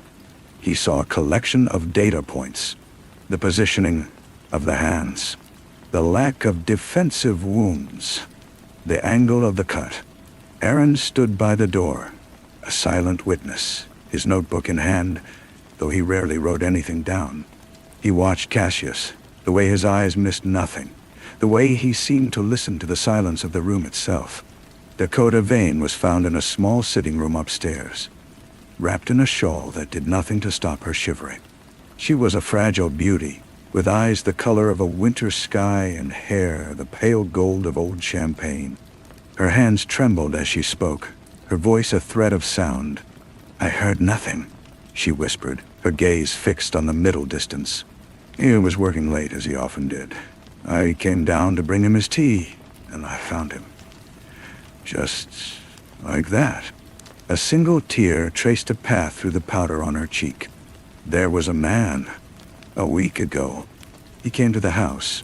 He argued with Conrad. His name was Darian. Darian Croft. The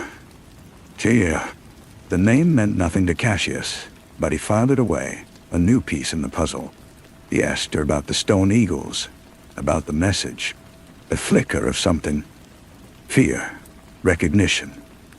Passed behind her eyes, but it was gone as quickly as it came. The eagles were my husband's pride. He said they were guardians, watching over us." She gave a small, broken shudder. "They didn't watch over him, did they?" The local investigation was a study in frustration. They had found no forced entry, no murder weapon, no obvious motive. Conrad Vane was a philanthropist, a pillar of a community that was 50 miles away. The police were ready to chalk it up to a botched robbery, a phantom intruder who had vanished into the sea mist. But Cassius knew better. The coded message, the precision of the kill, the name Darian Croft.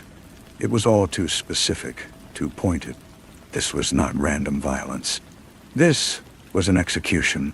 He sent Aaron to dig into the backgrounds of both Conrad Vane and Darian Croft, to follow the money, the connections, the whispers. While Aaron delved into the digital and paper trails of the present, Cassius delved into the castle's past. He spent hours in the library, now a sanctified crime scene, ignoring the dark stain on the floor as he pulled ledgers and journals from the shelves. He found nothing of consequence in Conrad's recent records. The man's life was a perfectly constructed facade. It was in an old, water-stained trunk in a forgotten attic room that he found the first thread. The trunk contained the effects of Conrad's grandfather, Silas Vane, the railroad baron who had built Ravenspurn. There were letters, faded and brittle, speaking in veiled terms of the lodge and the sacred trust. There were ledger entries with amounts of money that made no sense, payments to unnamed recipients. And there was a symbol, drawn again and again in the margins of the papers. A stylized eagle, its talons gripping a single unblinking eye. The pieces began to shift, to realign. The secret sect was not a contemporary horror. It was an inheritance, a poison passed down through generations. The Order of the Aegis, they had called themselves. A society of powerful men who believed their wealth and influence placed them above the laws of man and God. Their symbol was the eagle, the all-seeing protector, perverted into a mark of dominance. Aaron's research dovetailed with the grim discovery. Darian Croft was a ghost, a man with no past before a certain point. But he had a specialty: corporate security and asset reclamation. A polite term for a fixer, a cleaner. He was a man who made problems disappear. And before he became a ghost, his name had been William Croft, the son of a small-town banker who had been ruined and driven to suicide after his bank was deliberately collapsed by a consortium of investors. One of the names on that consortium's document was Silas Vane. The corruption was not just a legacy of power. It was a specific, personal debt of blood. The killer was not a random stranger. He was the son of one of the sect's earliest victims, a man who had dedicated his life to infiltrating and destroying the organization from within. He had become Darian, a trusted enforcer for a modern, more corporate iteration of the Order, waiting for his moment of vengeance. Conrad Vane, the respectable grandson, was not just a random target. He was the current head of the Order, the keeper of its secrets and its wealth. The murder was an act of long-delayed justice, a settling of a ledger written in blood decades ago. The local police, armed with this new information, launched a manhunt for Darian Croft. They saw a cold-blooded killer, a madman with a grudge. Cassius saw the tragic symmetry, the awful, grinding machinery of fate. He knew they would not find him. A man who could hide in plain sight for so long would have an exit strategy. On his final night at Ravenspurn, Cassius stood alone on the high battlements. The wind whipped at his coat, carrying the salt tang of the sea and the distant, forlorn cry of a gull. The stone eagles loomed above him, their beaks open in their eternal, silent scream. Below the stone eagles' scream, the message had not been about a location for a body, but for a secret. He looked down, over the edge of the parapet, to the sheer cliff face below. There, tucked into a crevice invisible from the ground, was a small rusted metal box. He retrieved it with difficulty, his fingers numb with cold. Inside, wrapped in oilcloth, was a final journal. It was Darian Croft's. It detailed his entire journey, his infiltration, his internal struggle, his cold, fixed purpose. The last entry was dated the night of the murder. "The circle is closed," it read. "The debt is paid, but the cost is a stain that will not wash out." He looked at me. At the end, he did not look like a monster. He looked like a man, surprised by the consequence of a forgotten sin. "I have become the very thing I sought to destroy. An instrument of death. The aegis is shattered, but the shadow..." There was no triumphant revelation, no grand confrontation. Darian Croft was gone, vanished into the fabric of the world, a specter haunted by his own ghost. The case was closed for the authorities. A killer identified, a motive established. A tidy, terrible end. Cassius stood by the window of his office, back in the city. The rain had returned, streaking the glass, turning the neon signs across the street into blurred smears of color. The typewriter sat silent. In his hand, he held a single, small object he had kept from the metal box, one not listed in any evidence log. It was an old silver locket. Inside was a faded photograph of a young woman and a tiny, dried sprig of lavender. It had belonged to Darian's mother, the wife of the ruined banker. It was the only thing of beauty, of love, he had carried with him on his dark mission. Cassius turned the locket over and over in his palm, feeling the cool, smooth metal against his skin. It was a small, quiet weight, a testament to a life lived for vengeance, anchored by a single, fragile memory of something pure. He stared at it, his face a mask of calm, his mind a silent, churning sea of contemplation. The enigmatic clue to a truth far more complex and sorrowful than any crime scene could ever hold. He placed the locket carefully in the top drawer of his desk, next to a dried seahorse and a single tarnished bullet. These were his mementos, not of cases solved, but of truths uncovered, the small, heavy artifacts of human frailty that never made it into an official report. The silence of the office was different now. It was no longer an absence of sound, but a presence filled with the echo of that final journal entry.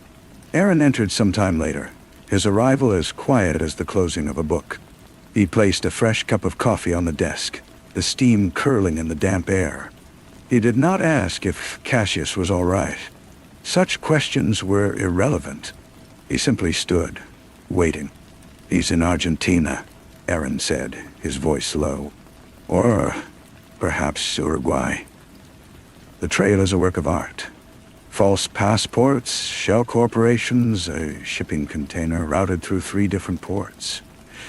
He planned his escape for years, not weeks. Cassius took a slow sip of the bitter coffee. "He isn't running, he's retiring. The work is done. The police consider the case closed. Holloway is taking the credit. He's calling it a textbook example of motive-driven homicide." "A textbook," Cassius repeated, the word tasting like ash. He looked out at the rain-blurred city. And Dakota Vane? Gone to family on the continent. The estate is being managed by lawyers. She inherited everything, of course. She seems to have weathered the storm rather well, all things considered. Cassius' eyes narrowed a fraction. He saw her again in that upstairs room, the tremble in her hands, the single perfect tear. A performance or genuine grief? He had assumed the latter, but now he was not so sure. The Order of the Aegis was shattered, its leader dead. And who stood to gain all its worldly power? Not a phantom avenger, but the grieving widow. A new, unsettling thought began to form, a shadow taking shape in the corner of his mind. The coded message had been delivered before the murder.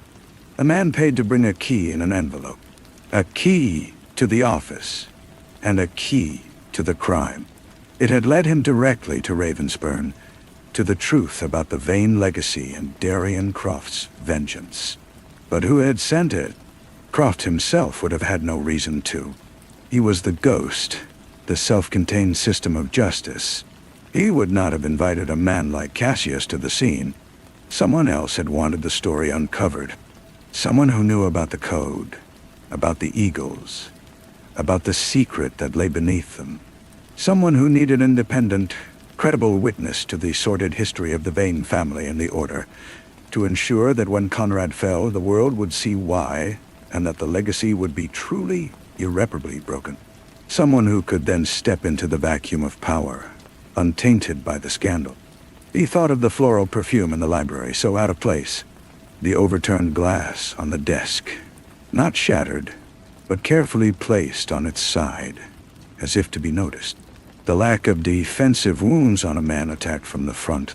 A man surprised by someone he trusted. Cassius looked at Aaron, a silent communication passing between them. The case was closed for the police. For them, it had just cracked open again, revealing a deeper, colder layer beneath. He did not speak his new theory aloud.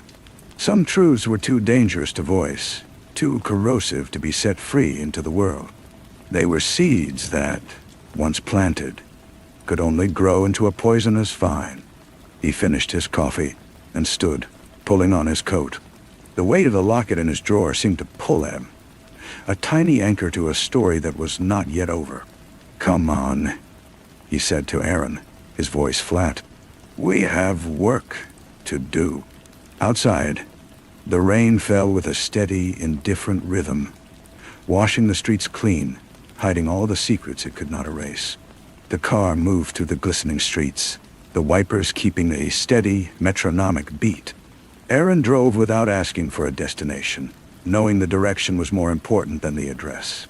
Cassius stared out his window, his mind assembling and reassembling the fragments of Ravensburn. Dakota Vane, the fragile widow, the sole beneficiary. She had given him the name Darian Croft, a perfect, plausible culprit with a perfect, tragic motive. She had played the role of the shocked and grieving wife impeccably. But what if her grief was not for her murdered husband, but for the necessity of the act itself? What if she and Croft had not been strangers, but allies? A pact forged in shared hatred for the Order and its patriarch. She provided the access, the trust, the alibi. He provided the blade, the history, the fall. And she had provided one thing more, the invitation to Cassius.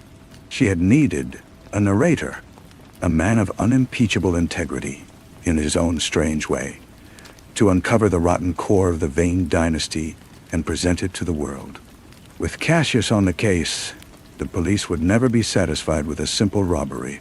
He would dig until he found the truth of the Order and Croft's vengeance, thereby legitimizing the destruction of Conrad Vane's reputation and ensuring a smooth, unquestioned transfer of power to her.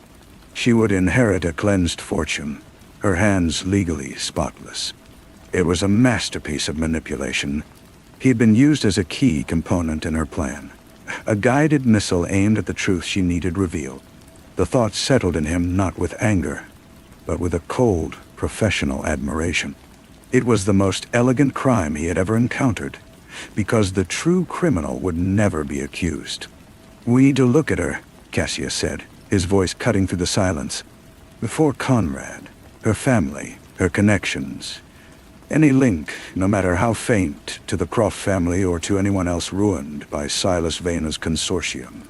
Aaron nodded, a single, sharp dip of his chin. "I'll start with the mother's maiden name, and the perfume, the brand." They drove to the quiet, unmarked building that housed their real office, a place of filing cabinets and secure lines, far from the theatrical shabbiness of the one with the typewriter. For the next 2 days, they worked in near silence, cross-referencing, digging, building a new web from the ashes of the old one. Aaron's fingers flew across keyboards, pulling threads of data from the deep web of financial records and forgotten news archives. He found it in a scanned society page from a small, now-defunct newspaper in the very town where William Croft's bank had collapsed. A charity event.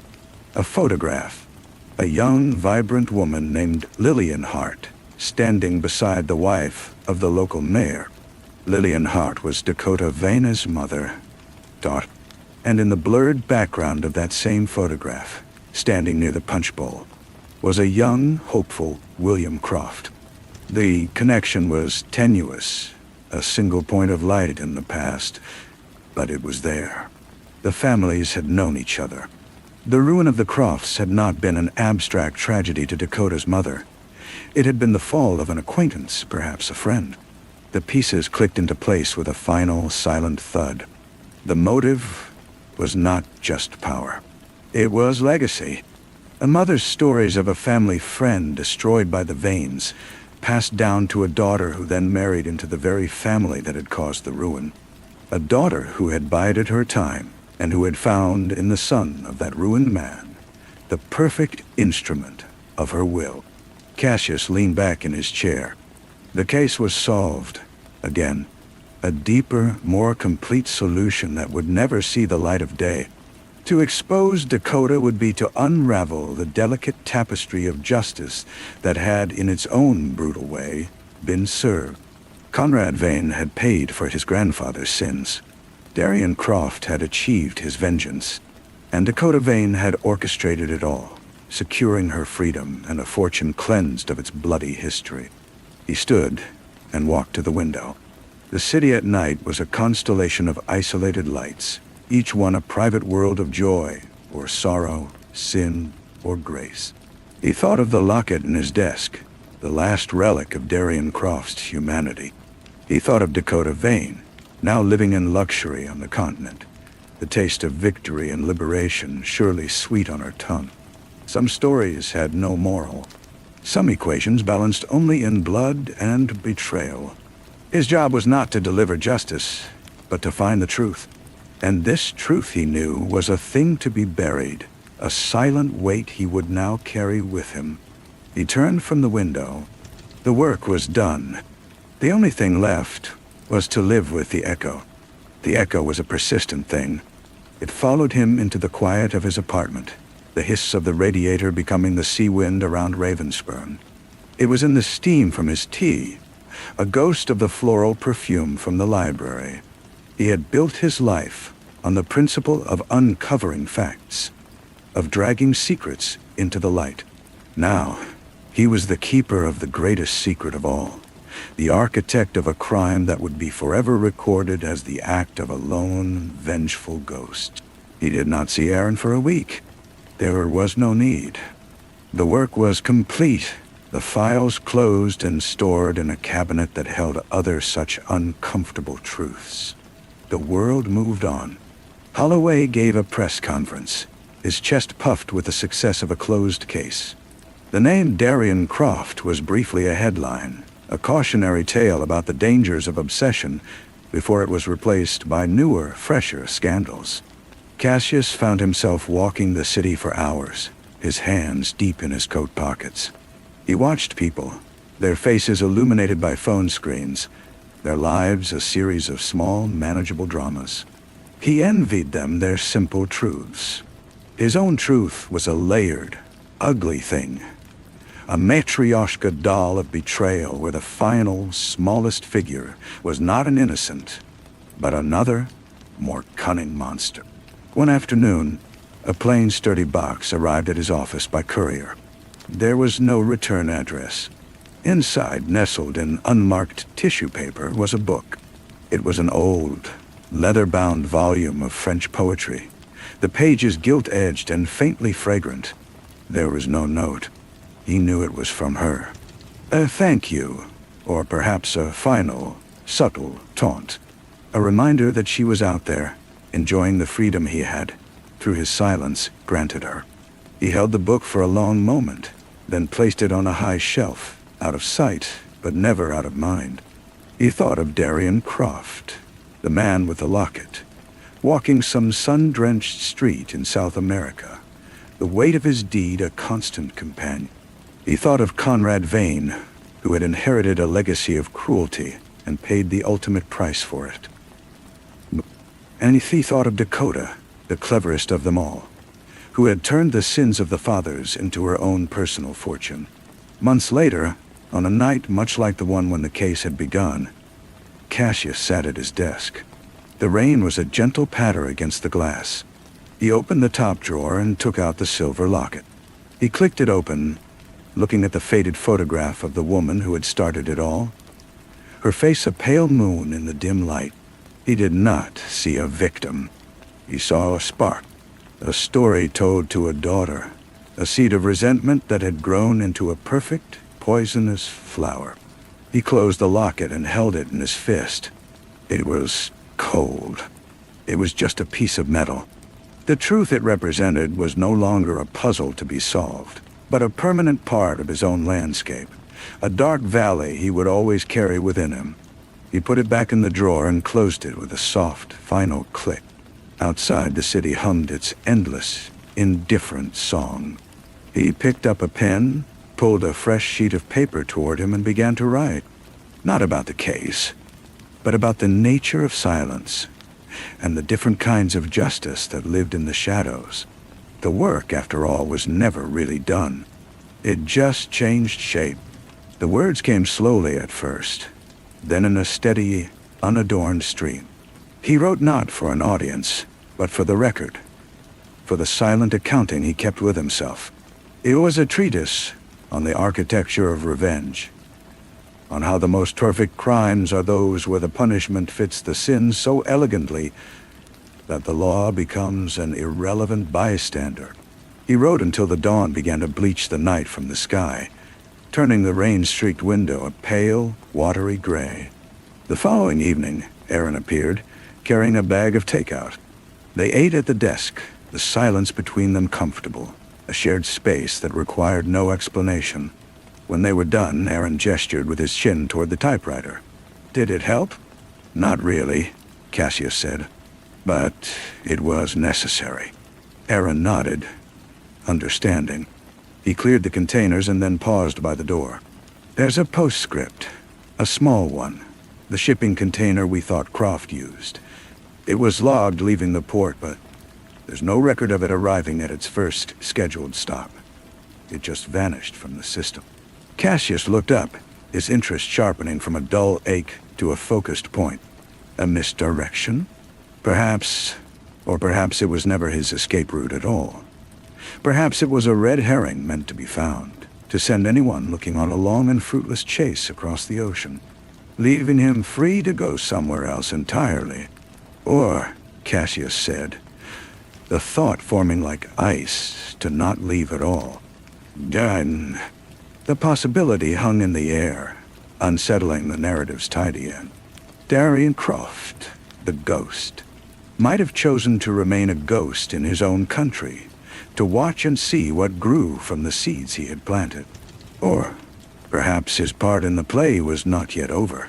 The idea that he was still out there, a silent, watching presence, added another layer of chill to the already cold case. Cassius found his eyes drifting to the high shelf where the book of poetry sat. He had assumed it was from Dakota, a final piece of theater. But what if it was from him? A sign that he knew Cassius had uncovered the full truth and was acknowledging the debt of his silence. A killer and a widow, bound together in a conspiracy so perfect it was invisible. And he, Cassius, was the only other soul who knew the complete picture. He was not just a keeper of the secret, he was now a part of its ecosystem. He made a decision then. He would not look for Croft. To find him would be to unravel everything, to risk a justice that was clumsy and blind. Some fates were better left to their own devices, some shadows better left unexplored. The work was to bear the weight of the knowing, not to act upon it. He stood and picked up his coat. "Let's get some air," he said to Aaron. They walked without a destination, two dark figures moving through the canyon-like streets. The city's noise was a blanket, smothering the echoes of Ravenspurn and the silent screams of stone eagles. Cassius kept his hands in his pockets, his gaze sweeping over the faces in the crowd, wondering if one of them was a man living with a locket and a terrible purpose, or a woman tasting a victory that was both bitter and sweet. He saw no one. They were all just faces, each with their own hidden stories, their own private burdens. He walked on, the guardian of a truth that was not his own, a silent participant in a story that would officially never be told. The air was cool and carried the scent of wet pavement and distant traffic. They walked for a long time, until the theoretical locations of Croft and Dakota Vane felt less like pressing concerns and more like abstract points on a map of a country he would never visit. The weight remained, but it had settled, becoming a part of his internal geography, a mountain range he had learned to navigate. Weeks bled into months. The rhythm of new cases, smaller and more mundane, reasserted itself.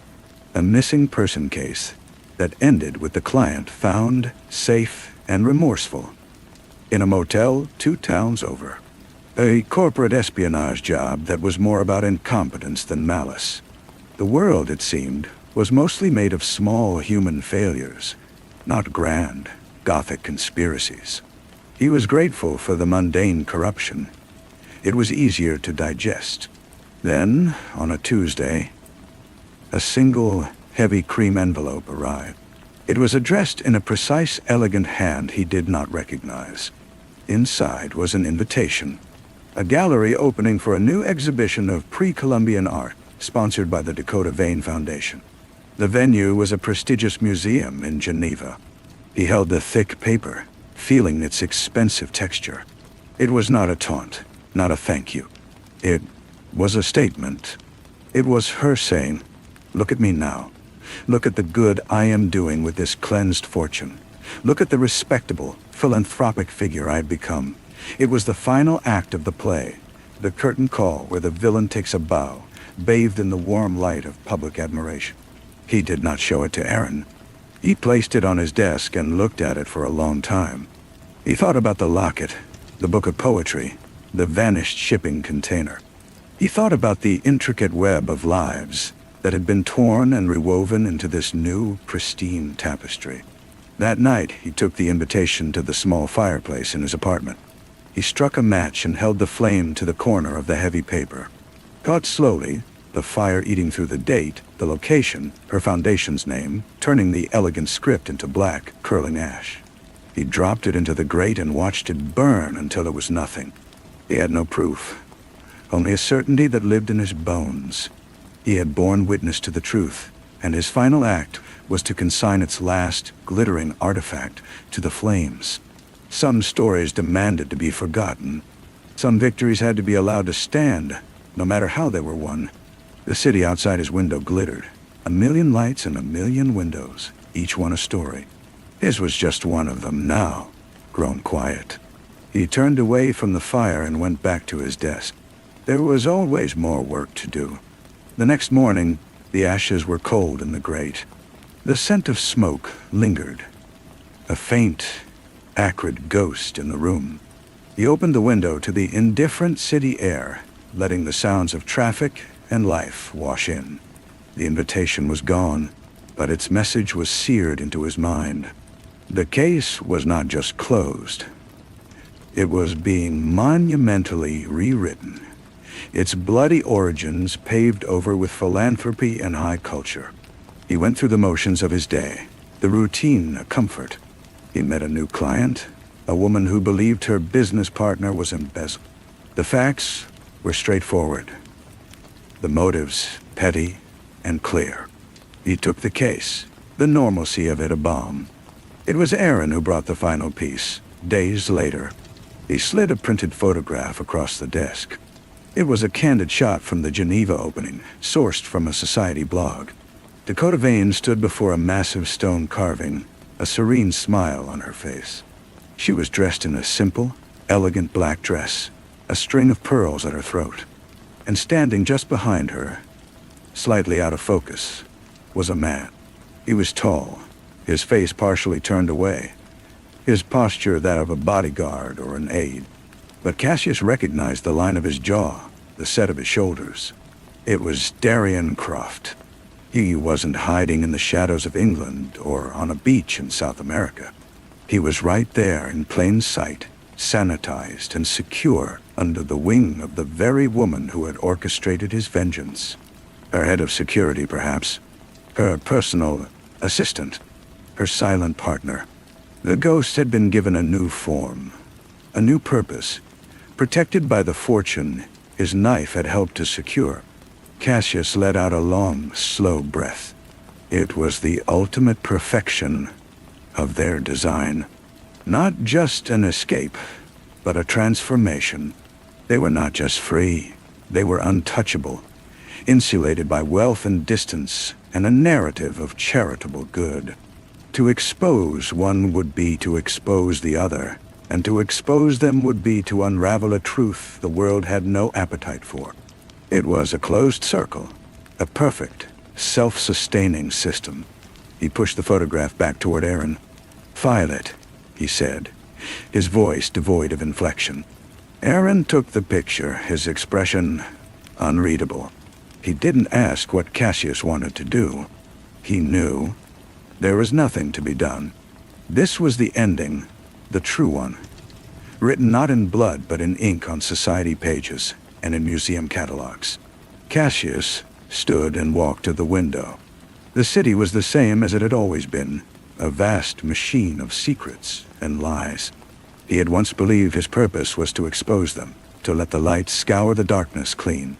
Now he understood that some darkness was too vast, too integrated into the foundations. His job was to map its contours, to know its shape, and to let it be. The knowledge was its own burden, and its own peculiar kind of power. He turned his back on the window, on the city, on the ghost of Ravensburg. There was a new case file on his desk. He opened it and began to read. The embezzlement case was resolved within a week. The business partner, a man named Peters, had been skimming profits to cover gambling debts. It was sordid and sad, a story of weakness, not malice. Cassius presented the evidence to his client, who was more heartbroken than angry. It was a clean, simple wound, nothing like the gangrenous rot of the Vane affair. He took a long weekend and drove out of the city, heading for the hills where the air was clear and the radio picked up only static. He stayed in a small inn, ate simple food, and walked for miles along deserted trails. He tried not to think, to let his mind become as empty as the landscape. But at night, sitting on the porch of his room, he would see it again. The photograph from Geneva, the two of them, standing in that gallery, surrounded by ancient art and modern admiration. They had not just gotten away with it, they had won. They had built a new life from the rubble of the old. A life of beauty and privilege, and they were living it together. He returned to the city on Monday, the familiar grime settling on his skin like a second layer. The office was quiet. Aaron had left a stack of mail on his desk, the top item a glossy art magazine. A sticky note from Aaron was attached. "Thought you should see this." He opened it to a featured article on the Geneva exhibition. There, in full color, was a portrait of Dakota Vane. She was being interviewed about her passion for preserving indigenous art, her words speaking of cultural legacy and the importance of remembering the past. The irony was so profound it was almost a physical blow. He read the article twice, searching for a hint of duplicity, a flicker of the cold calculation he knew lay beneath a serene surface. There was none. She was utterly convincing. He closed the magazine and dropped it into the trash bin. He understood then that this was to be his penance, not for anything he had done, but for what he knew. He would be periodically reminded of their victory. A magazine article, a society page snippet, a foundation's annual report crossing his desk. They would never truly be gone. They were a permanent part of his world, two stars in a distant constellation, their light cold and constant. A new client called, her voice trembling over the line. She thought her husband was having an affair. It was a common, painful story. Cassius took down the details, his voice a calm, professional monotone. He arranged a meeting for the following day. After he hung up, he sat for a long time in the silence, listening to the faint hum of the city. He then opened the bottom drawer of his desk, the one that held the locket. He didn't take it out. He simply looked at it, a small silver box containing a faded spark. Then he closed the drawer, the sound soft and final in the quiet room. He picked up his pen. There was work to do. The husband was indeed having an affair, a cliché liaison with a younger colleague from his office.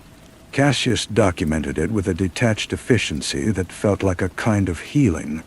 The client cried in his office, her world shattered by a series of grainy photographs. He offered her a tissue and a list of good lawyers, his manner both kind and remote. This was a pain he could understand, a fracture he could map. It was clean. He fell into a pattern. The cases came, one after another, a river of human frailty. He waded through them, a guide in a landscape of broken trust and petty crime. He was good at his job, perhaps better than before. The Vane case had calibrated him to a different frequency. He could now hear the faintest whispers of deception beneath the loudest protests of innocence. He became known for his results, not his methods. He preferred it that way. Nearly a year to the day after the Geneva invitation, a small, padded envelope arrived. It was addressed in the same precise hand. His heart was a cold, hard stone in his chest as he slid it open. Inside was a single black-and-white photograph. No note. It was an image of a rugged, windswept coastline, not unlike the cliffs of Ravensbourne, but somehow greener, more wild. In the foreground, on a weathered bench, sat two figures seen from behind, a man and a woman. They were looking out at the sea, their postures relaxed, their heads inclined toward each other as if in quiet conversation. The woman had Dakota's distinctive posture, the elegant line of her neck. The man had Darian Croft's build, the same way of holding himself. It was not a boast. It was not a threat. It was a sharing, a communion. It was her telling him, "This is our peace. This is what we built. And you are the only other person in the world who knows what it cost." He was their witness, their solitary audience of one. They were bound to him by this terrible, intimate knowledge, and this photograph was an acknowledgement of that bond. They were including him in their quiet moment, making him a silent participant in their hard-won tranquility. He did not burn this one. He placed it in the drawer with the locket. Two artifacts of a story that was, for everyone else, a forgotten headline. He closed the drawer and looked around his office, at the filing cabinets full of other people's secrets. This was his life now. He was the curator of a private museum of truths too dangerous or too painful for the light. He picked up the phone as it rang, the sound sharp in the quiet room. Another voice, another problem, another story began. The voice on the phone was young, scared. A brother was missing. Last seen leaving a downtown bar 3 nights ago. The police were not concerned. Cassius took down the details, his pen moving automatically. He arranged to meet the caller, a university student, in an hour. After he hung up, he did not immediately move. He sat for a moment, his hand resting on the desk drawer that held the locket and the photograph. The quiet happiness of those two figures on the bench was a weight he carried, a counterbalance to the fear in the young man's voice. He stood, putting on his coat. The work was a wheel, and it kept turning. He walked out into the city, into the river of faces, each one a story waiting to be read. He did not look for ghosts in the crowd anymore. He knew where they were. He had their picture. The brother was found within 48 hours, holed up in a flophouse, sick and ashamed after a gambling debt had spiraled out of control. Cassius arranged for a discreet payment to the right people and delivered the young man back to his sister. The gratitude in her eyes was bright and uncomplicated, a clean transaction in a world that often felt murky with unpayable debts. He deposited his fee and walked home through the evening drizzle, the city lights smearing on the wet pavement. He thought of the photograph in his drawer, the two figures facing the sea. Their piece was a real, tangible thing, purchased with a violence that would never fully wash away. He understood that his role was not to judge the transaction, but to acknowledge its finality. He was the keeper of the ledger, the one who saw the full cost entered in invisible ink. Weeks turned into a season. The flow of cases was relentless, a tide of human need. He handled them with a quiet competence that left little room for personal reflection. He saw Aaron most days, their partnership a settled, comfortable thing, built on a foundation of shared silences and unspoken understandings. They rarely spoke of Ravenspurn or its echoes. It was a country they had both visited and left, and the memories were best left in passport control. Then, on a day like any other, a thick, cream-colored book arrived in the mail. It was a catalog for the Dakota Vein Foundation's latest acquisition, a collection of rare Mesoamerican codices. The return address was a foundation office in Zurich. He almost discarded it unopened, another piece of glittering debris from their new life. But something made him slice the seal. The catalog was lavish, filled with high-resolution photographs of fragile bark paper books filled with ancient glyphs. He flipped through it, the pages whispering. There, tucked between a description of a rain god and a page about funerary rites, was a single pressed flower. It was a small white bloom with a delicate, almost translucent quality. He knew what it was immediately, from his time spent researching the flora of the Yorkshire coast. Sea Campion, it was not a message of peace or a shared moment.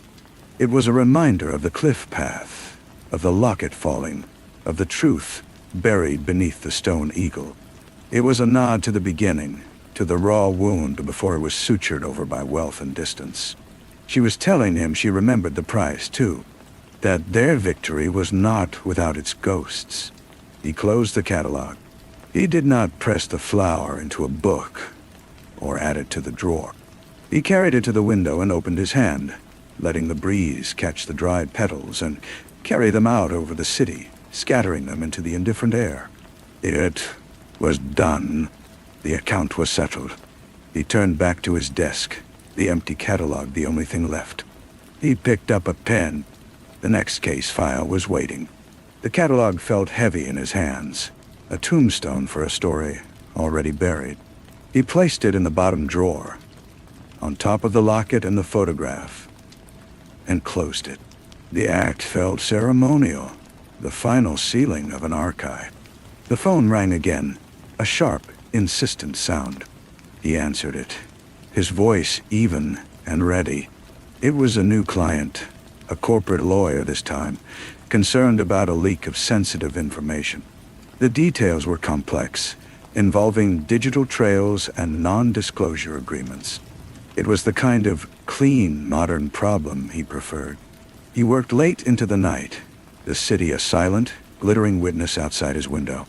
The digital footprint of the leak was easy to trace, a clumsy attempt at corporate sabotage by a disgruntled junior executive.